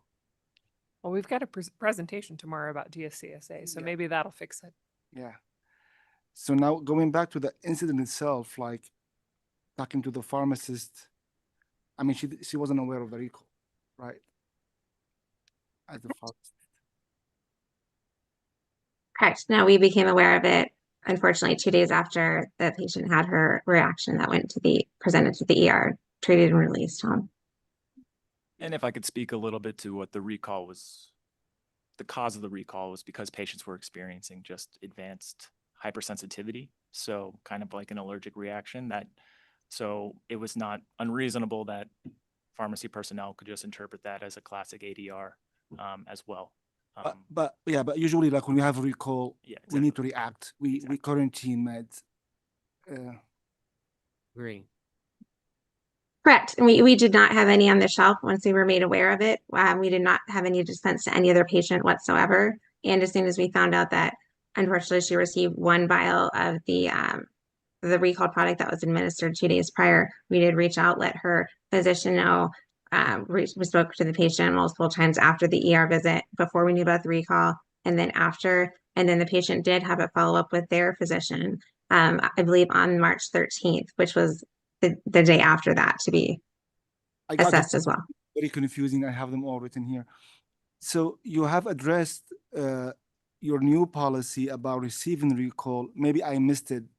Did your policy address after recall, like how you reach out to patients, to offices, to doctors' offices that already received medication from you? Yes, yes. The original policy just said in a timely manner. The updated one actually stipulates within 24 hours, just to kind of make that a little more sustained, just to make sure we're reaching out to the patient, we're reaching out to the prescriber and letting them all know about the recall. Ideally, it would have been, you know, had we have gotten the email weeks prior, that we would have taken back the vials before they could be infused, but we unfortunately didn't know until after it had already happened. So it's, I mean, it's very unfortunate. We feel horrible about it, but it, I mean,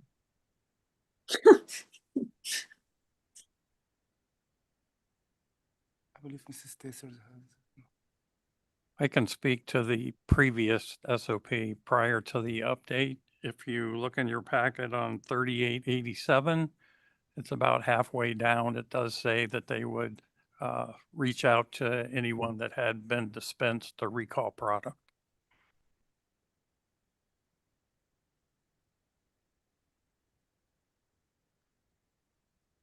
When I called to let him know it had been recalled, the pharmacist said, "Oh, I was just getting ready to call you. You saved me a phone call."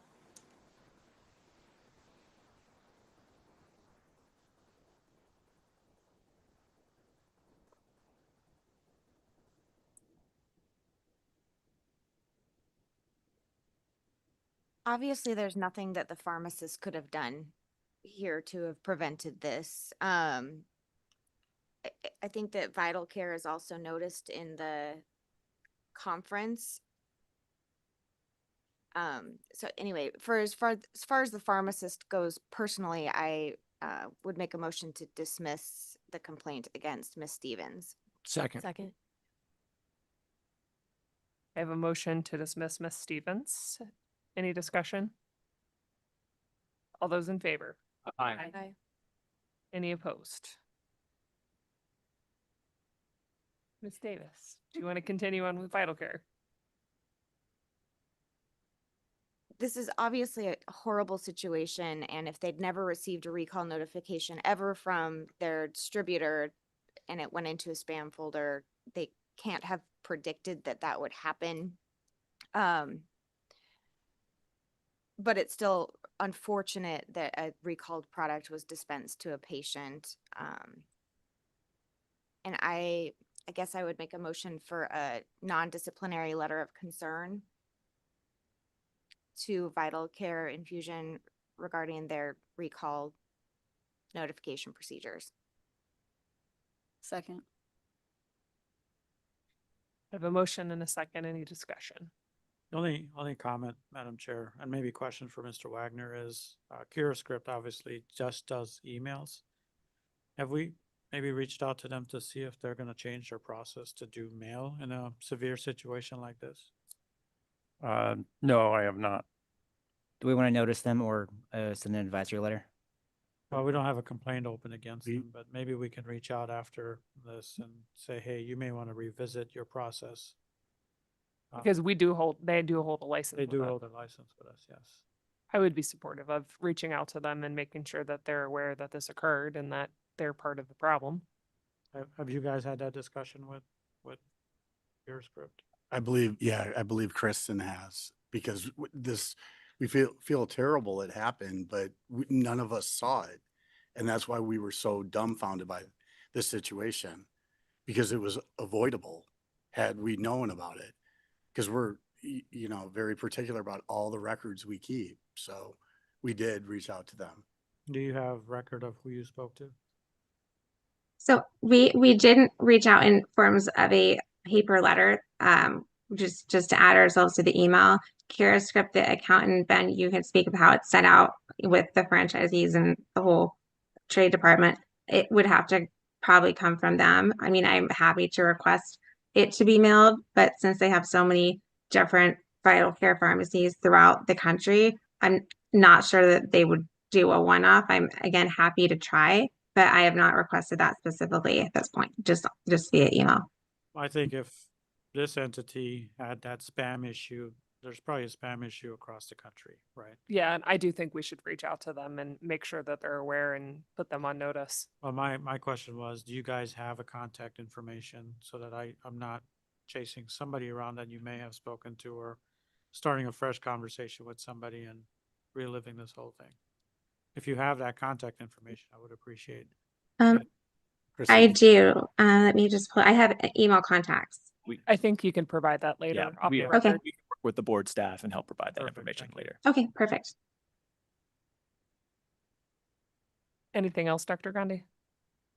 All right, we had a motion on the table. All those in favor? Aye. Aye. Any opposed?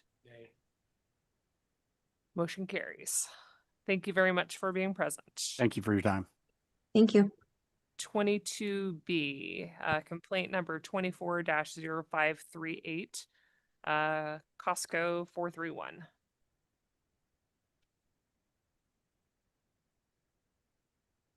If you could please introduce yourself for the record.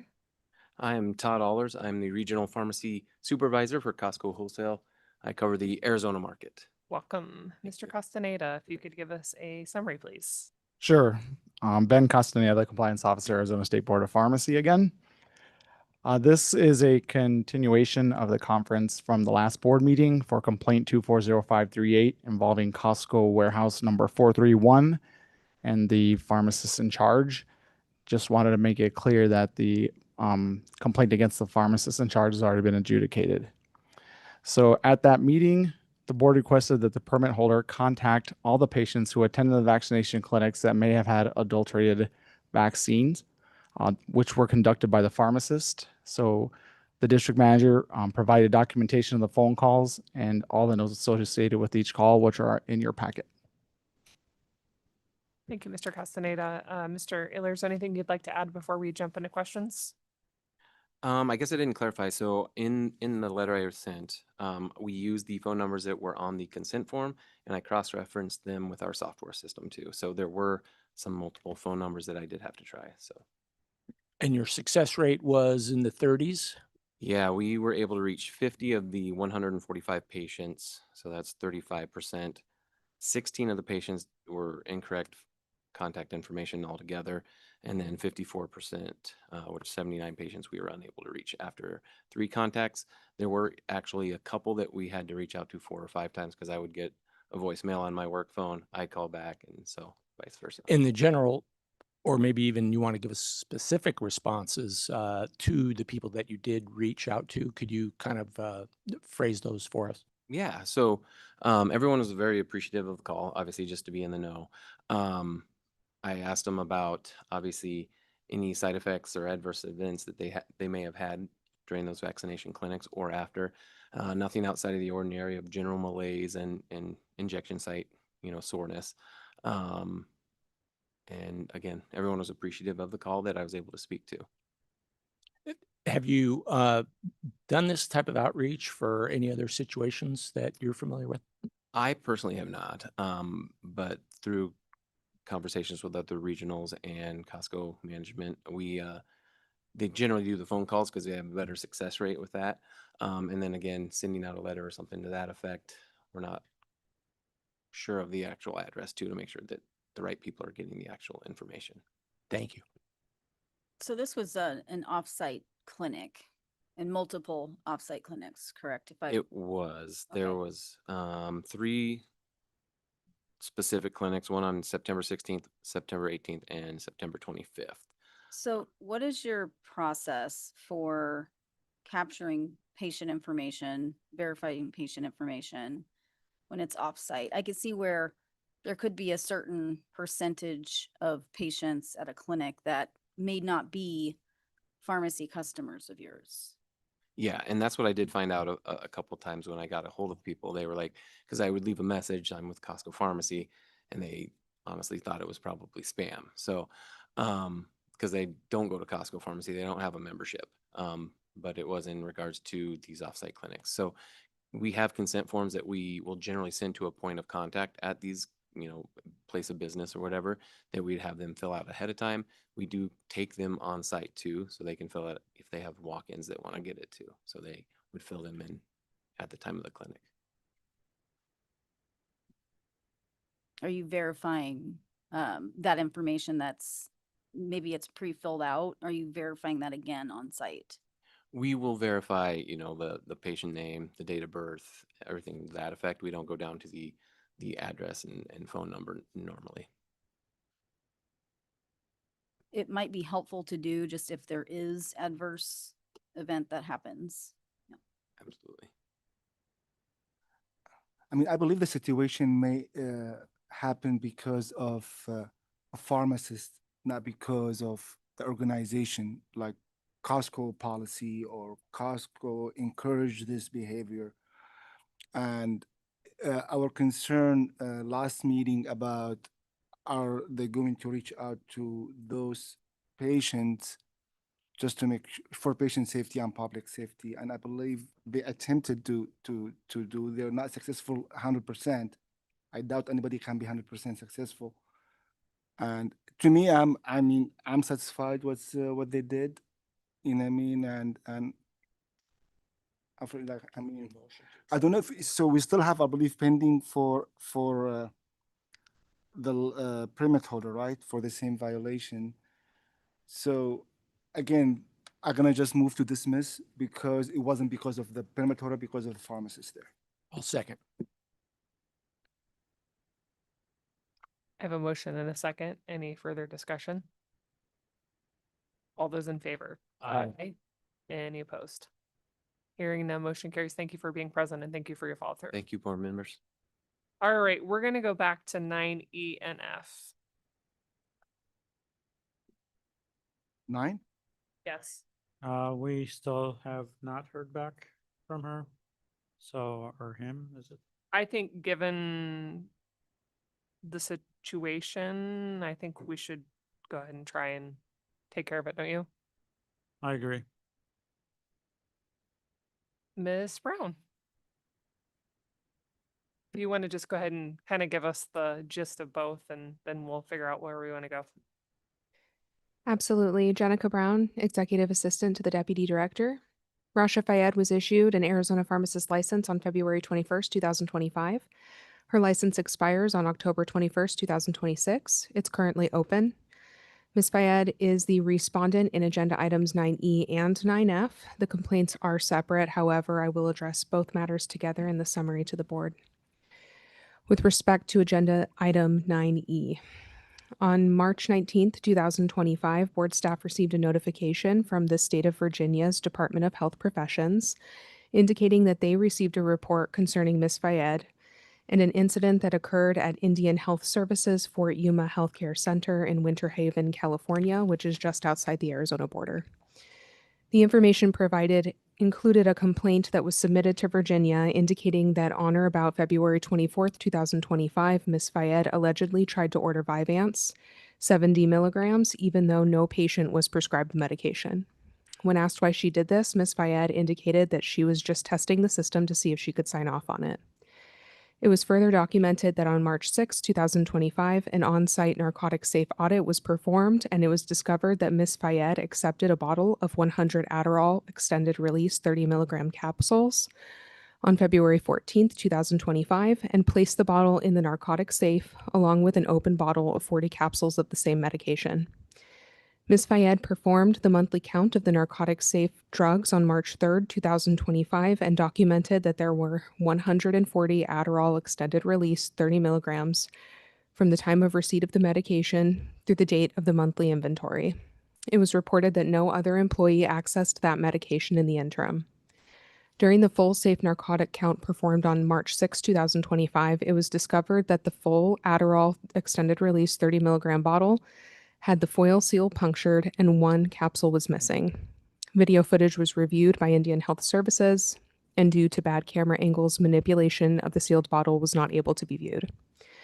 The complaint further alleged that it was reported by another IHS employee that Ms. Fayed gave her credentials to a colleague on March 5th, 2025, so that they could log in under her name and process prescriptions.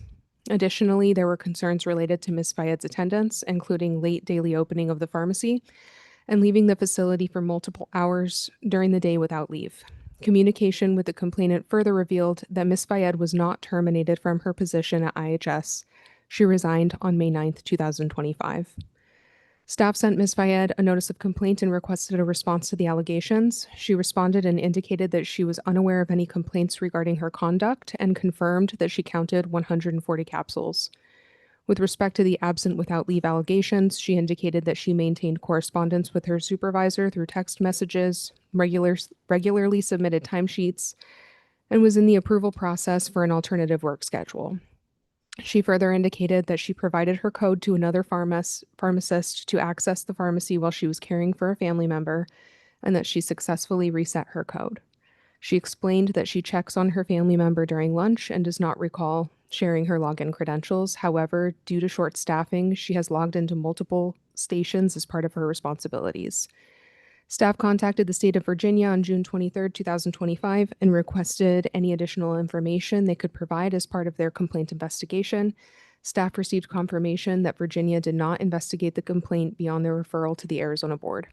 Staff obtained all available evidence from IHS, and it is included in the board's files for review and consideration. Of note, the alleged diversion was suspected but not able to be confirmed by IHS. With respect to Agenda Item 9F, on May 12, 2025, staff received a notification from CVS that Ms. Fayed was terminated on or about May 9, 2025 for initiating fraudulent prescription activity and failing to report missing controlled substances within the designated timeframe. On May 13, 2025, staff sent Ms. Fayed a notice of complaint and requested a response to the allegations, and also sent CVS a subpoena for records related to her termination. On May 15, 2025, staff received a notification from Arizona Department of Public Safety indicating that Ms. Fayed was arrested and/or fingerprinted on or about May 7, 2025, for 8 counts of felony fraudulent schemes and artifices, 8 counts of felony forgery with written instrument, and 8 counts of felony theft. On May 15, 2025, Ms. Fayed responded to the notice of complaint and indicated that she informed the pharmacy manager of the controlled substance loss within 24 hours. She further assured that the fraud allegations were unfounded. She stated that she was renewing a family member's prescription for medications prescribed by his provider. She stated that during the situation, she was interrogated in a confined space, which triggered medical conditions, and in that moment, she was compelled to agree to anything she was instructed to say. Her complete response is included in the board's files for review and consideration. On May 22, 2025, staff sent Ms. Fayed a subpoena for records related to her arrest. She responded on May 22, 2025, and indicated that the counts were dropped to 1 and that she was still in court. She further indicated that she would ask her lawyer to send staff all of the documents that were requested. On May 27, 2025, staff received a DEA Form 106 from CVS Pharmacy indicating a loss of 71 controlled substances of various types and strengths of ADHD medications and amphetamines. The losses were suspected as employee theft. Ms. Fayed was later named as the employee who was suspected to be involved with the loss. CVS notified staff that although she was suspected of drug diversion, it could not be confirmed. Documentation from CVS related to Ms. Fayed's termination is included in the board's files and revealed that Ms. Fayed admitted to forging prescriptions for several family members, including herself. It was further indicated that she also committed insurance fraud for all of the forged prescriptions.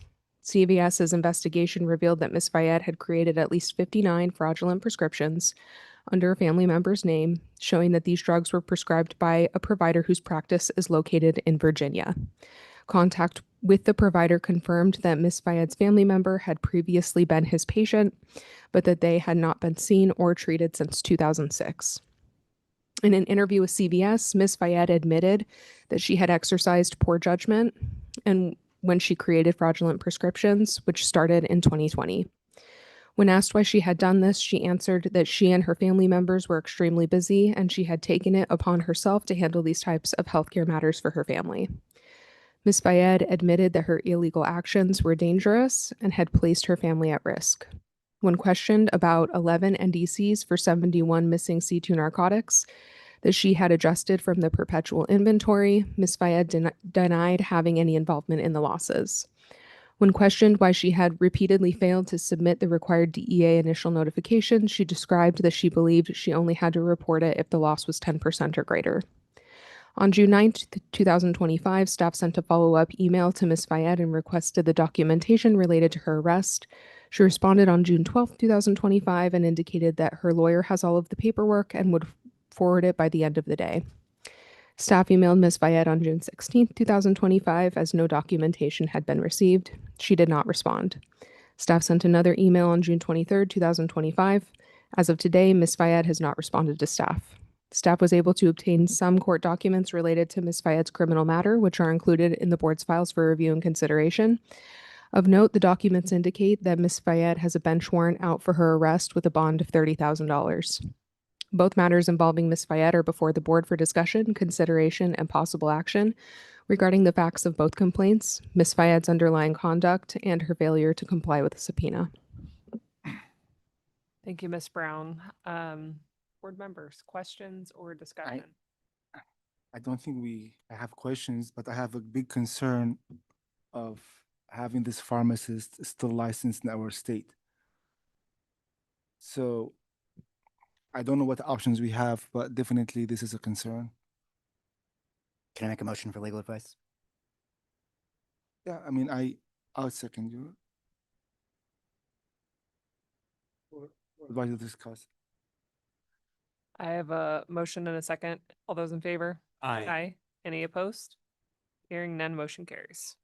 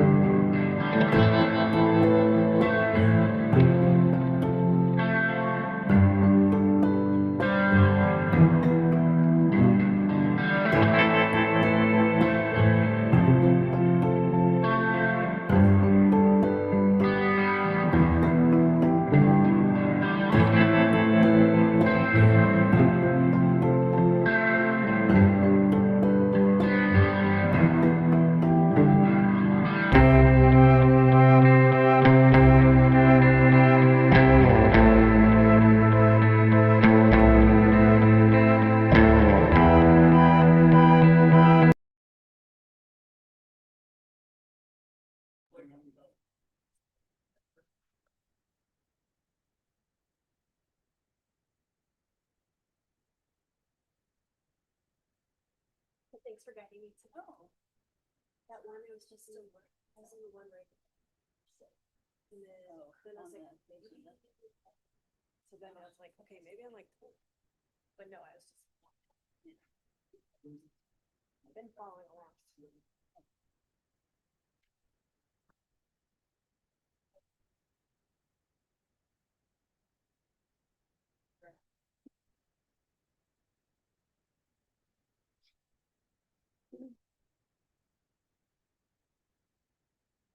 Did you buy these? All right, back from executive session, board members discussion. Everything. My kids were born at Costco. I just like based on the evidence from my perspective in both cases, 9E and 9F, I believe to me it's enough evidence to put this licensee pharmacist like on emergency suspension, and was also given opportunity to surrender her license if she wishes to do so. So, but I've never made this. I mean, I'm willing to do the motion, but I don't know how put it together. If you can help me. So if the board wishes to summarily suspend her license under the two complaint numbers, 250154 and 250256, please articulate the factual basis for summarily suspending. I know that we have forged prescriptions to which she has admitted. We have allegations of diversion. Jenica, maybe you could. Correct, for allegation of diversion and for fraudulent prescription activities. Gave credentials to And- a colleague. Yeah. And was That's charged correct. with. And she does have criminal charges pending for felony fraudulent schemes and artifices, felony forgery with a written instrument, and felony theft. So yeah, if we can list them all, just as a reference for the emergency suspension. I second the motion. As part of that motion, is there a finding that based on these allegations, emergency action is required to protect the public health, safety, and welfare? Yeah, this is why this is my concern.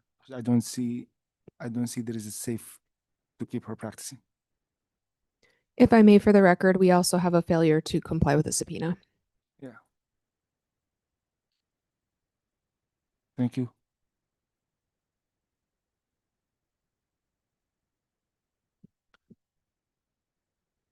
I have a motion and a second. I assume this will require a roll call.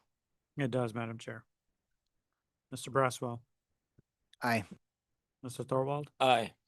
Ms. Browning, Aye. Ms. Davis, Aye. Ms. Walmsley, Aye.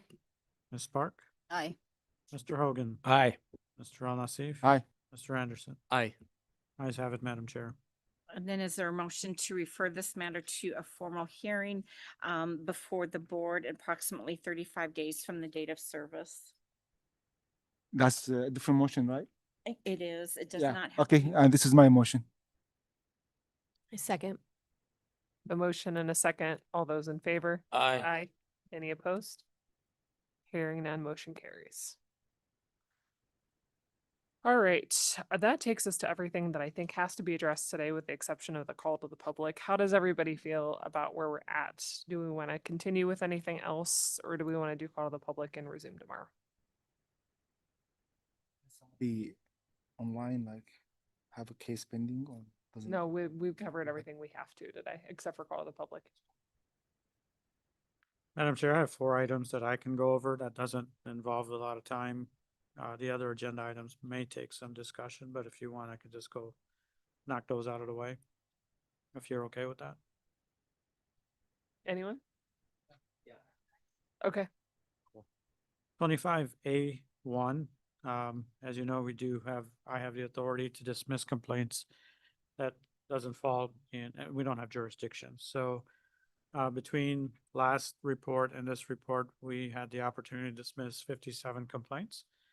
There's quite a bit more in the queue, so maybe next time it's all basically what we can get to in a timely way. So, but there's a lot still in the queue that we have to address. But 57 is the number, and you see the breakdown in your report on what the reasoning was and why we moved to a ED dismissal. Bulk of it was customer service related, 31 of them. So more than 50% of the ones dismissed were customer service related. You can just take a look for yourself on the other reasonings and why they were dismissed. Any questions on those? Hearing none. Perfect. Next one is orders for non-disciplinary civil penalty. We issued 12 during last meeting and this meeting to resolve matters, to expedite situations and make life easier for everybody. Thoughts or questions? Okay, next one, 2583. Friendly reminder to everybody that's listening and everybody that can spread the message is it's renewal time again. Our first reminder went out yesterday to let them know that renewals do start September 2nd and we'll go through October 31st and then or November 1st and then a late fee after that. So Ma- just a friendly reminder. Everybody might want to check their spam folder because it ended up in my Yeah, spam folder. absolutely, absolutely. So we will again send out reminders throughout the process on the renewal. So in case somebody forgot to see the first email or didn't see it or whatever. So that's happening soon. Agenda item 25A8, jumping ahead, skipping some topics that are going to take time to discuss. NABP district meeting is coming up October 5th through the 7th. That's in St. Louis. The districts that are involved are 6, 7, and 8, which encompasses half the country pretty much. So I think it's a great opportunity to see what the other states are doing in a smaller, more formalized, more actually not formalized, but more on a personal nature. It's an informal type setting, which discussions happen freely, and it's a great opportunity for not only board members to attend, but industry stakeholders, so forth. Again, it's October 5th through the 7th. Registration is open. Next on the agenda is 25A10, A9, sorry. We did post a rule writing regarding compounding and fees. They are up for public comment. We do take public comment throughout up to September 17th, where people can show up in person or send an email expressing their thoughts in favor of or not in favor of, and we'll address those as they come in. More on rule writing is as we put the Auditor General report behind us, should open up a little bandwidth to schedule another meeting here in the near future. We have some agenda items that need to be addressed. Drug Supply Chain Securities Act. I think DEA made a revision to their reporting of DA 106. And a couple other things that have come up as far as counseling and so forth. So we'll address that at a future meeting. But the bandwidth has to open up a little bit, and with the auditor report in front of us right now, and that soon will be behind us, hopefully, we can get to that as well. And I believe 25A10, we've already discussed earlier. Welcome to the team. Thank you for making your first and second motion. That was good. I think she made more than that. The 2 second motion, 3. Yeah. Yeah. So we've been encouraging her by kicking her in the shins here to say some words. So I now know why you put them next, new board member next to you. they walk away with shin splints. That's the low hanging fruit that I wanted to discuss today, and tomorrow we'll get into the meat and potatoes of the other topics that may take a little more time. Sounds good. Thank you. Let's go to call to the public. Mr. Morris.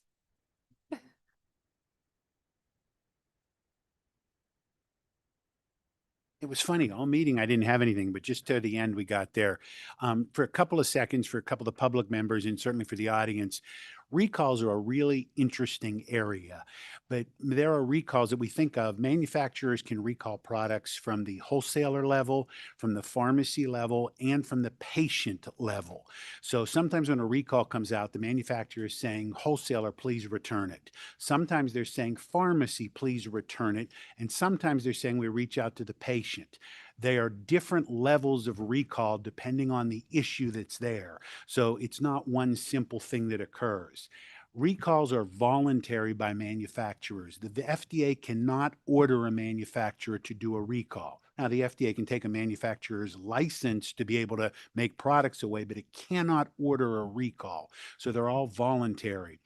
So I subscribe to most FDA websites for recalls, but I also subscribe to a bunch of state boards of pharmacy recall sites as well. In addition, pharmacies may have recalls because you compounded product that has a problem and has a recall. Could be a 503A or a 503B.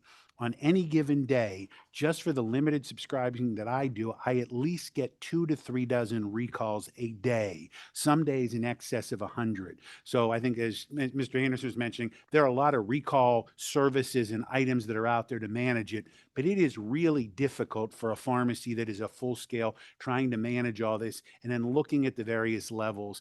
And it would be wonderful if there was a lot more consistency for pharmacies to understand it, because when they get it, they've got to look at, what is this actually affect me as a pharmacy, or is it just telling me I have to return stock on my shelf, or do I have to actually reach down to patients to be able to do it? And then it's tracking some of this information. And then the last piece that goes with is a lot of the recalls go at the lot number level to be able to track those. Over the next couple of years, we're going to have 3D barcoding that's going on. Currently, we use mostly 2D barcoding, but 3D barcoding will make each and every bottle unique. So we're going to go to recalls of individual bottles, no longer just lot numbers, but bottles that will start to come out with it. So we may want to talk about, for the rulemaking and some of the other stuff, to look at it, because it will become a huge burden on pharmacies as we see more and more of this going on. Thanks. Thank you, Mr. Morse. Is there anyone on the line? All right, we can recess for the day.